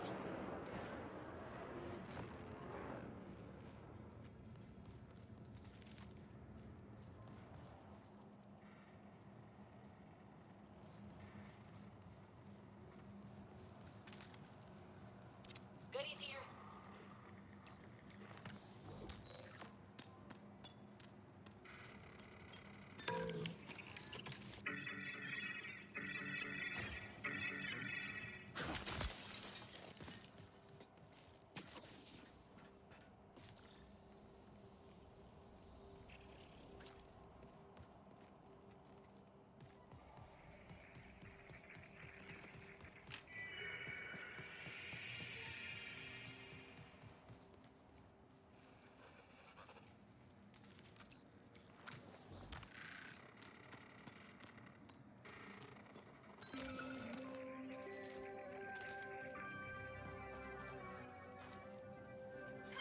Profit opportunity updated.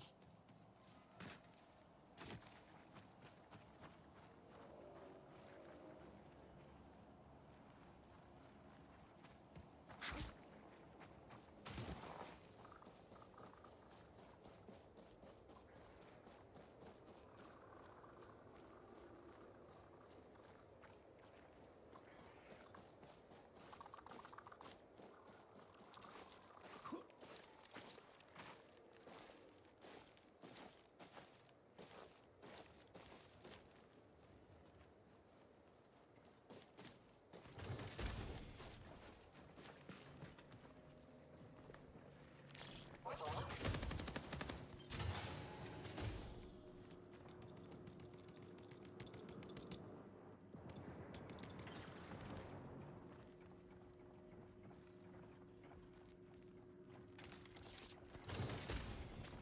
Shield's gone.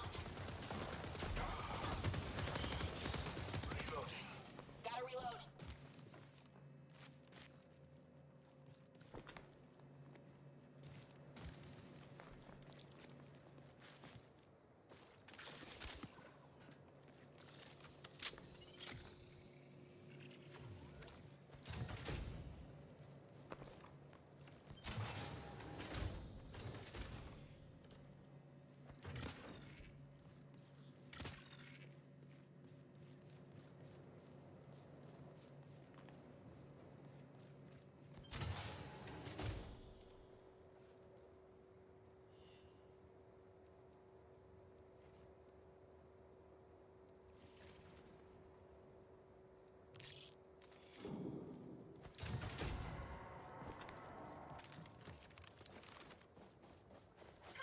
Prepare for increased hostile action.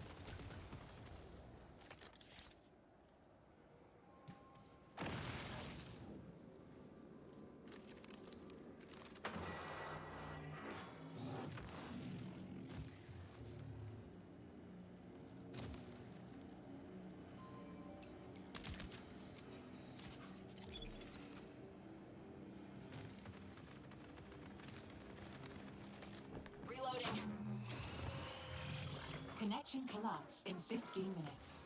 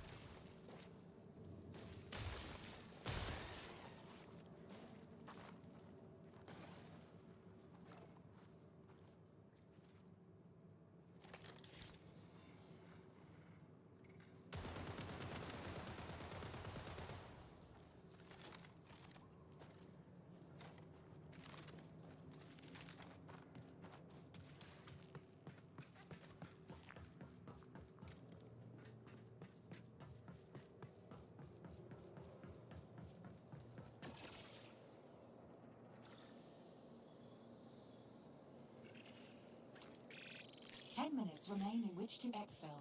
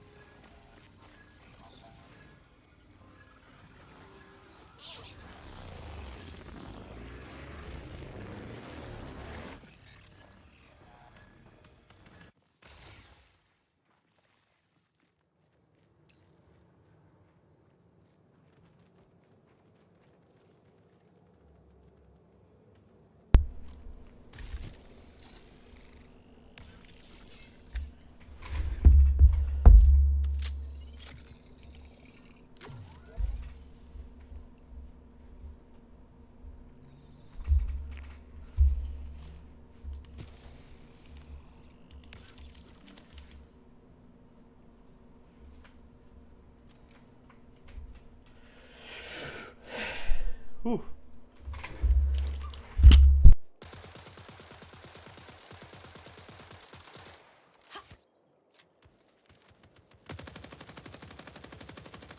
Hold up, reloading.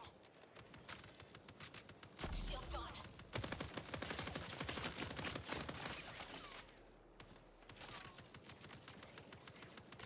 See ya.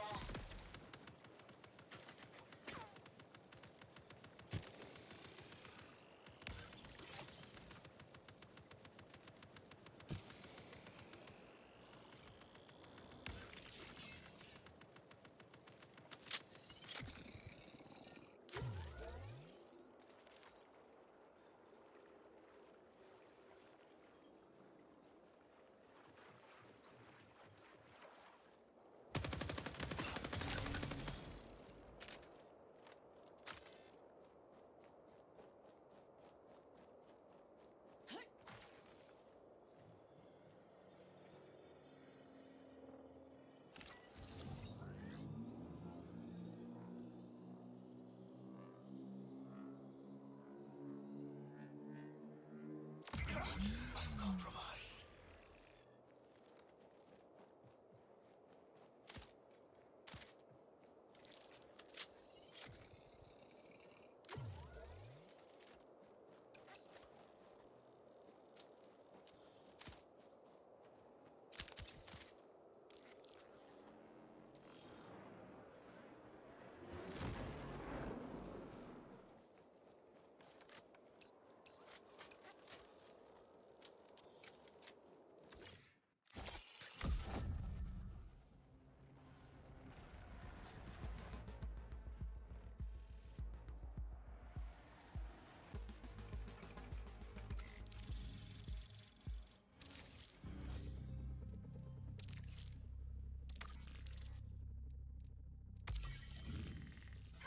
Congratulations, runner.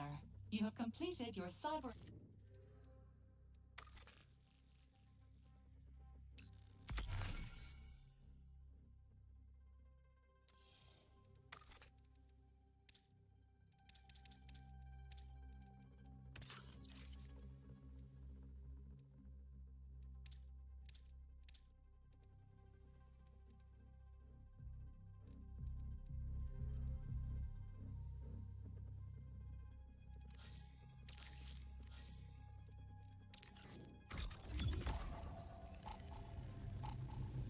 Okay, so I think I figured out something.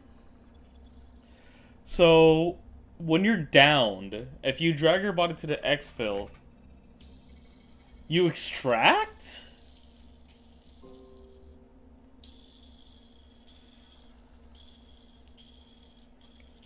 And also, holy shit, enemies are tough as fuck. You don't fuck around with those people. Don't fuck around.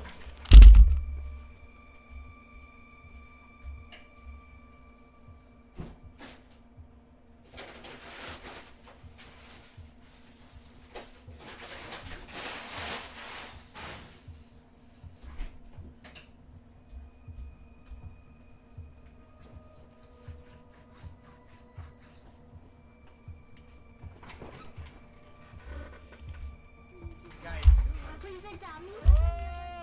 Okay, why did I got jump skip by this? Oh my god. My fucking ears, bro. Very interesting, very nice.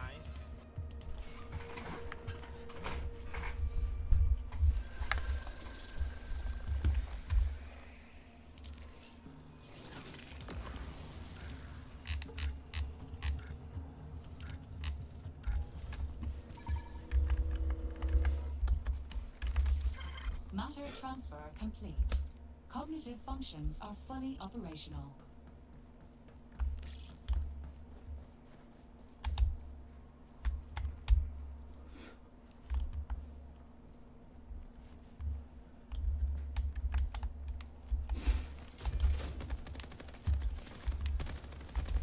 Gotta reload.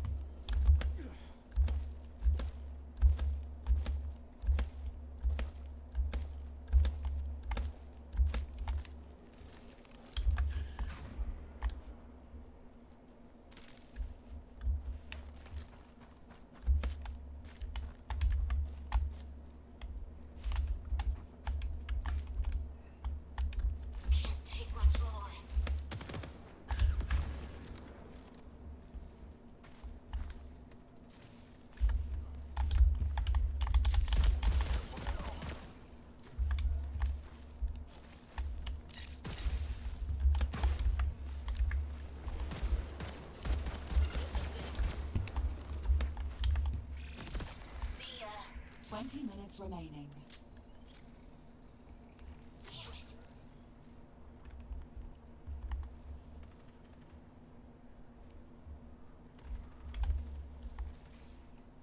Fuse busted. Yes, in bad shape.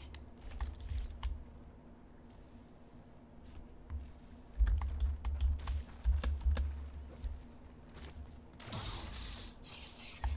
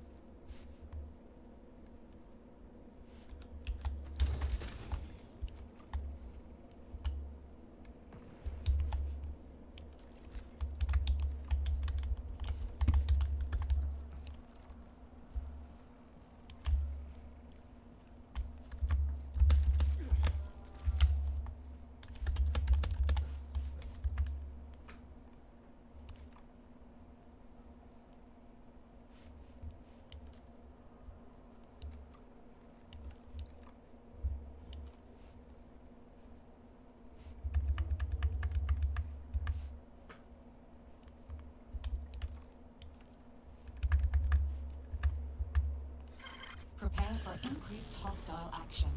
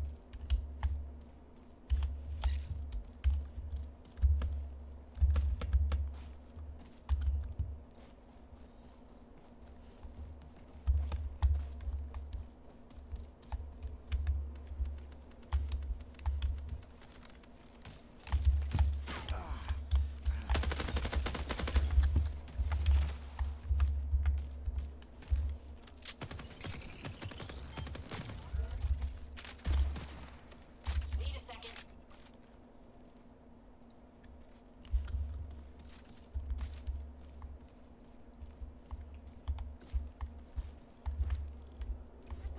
Amped up.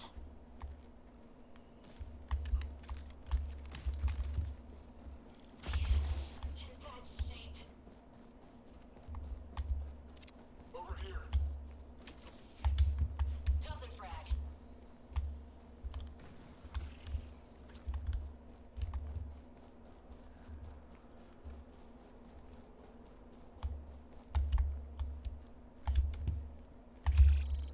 Minutes remain.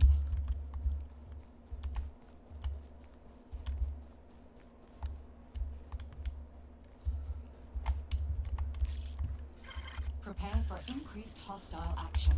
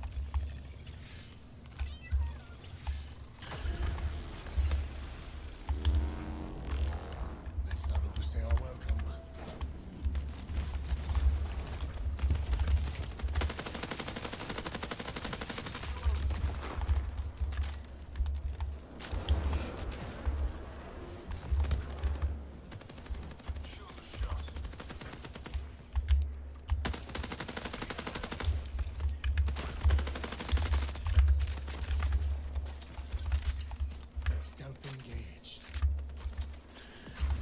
Time to hunt.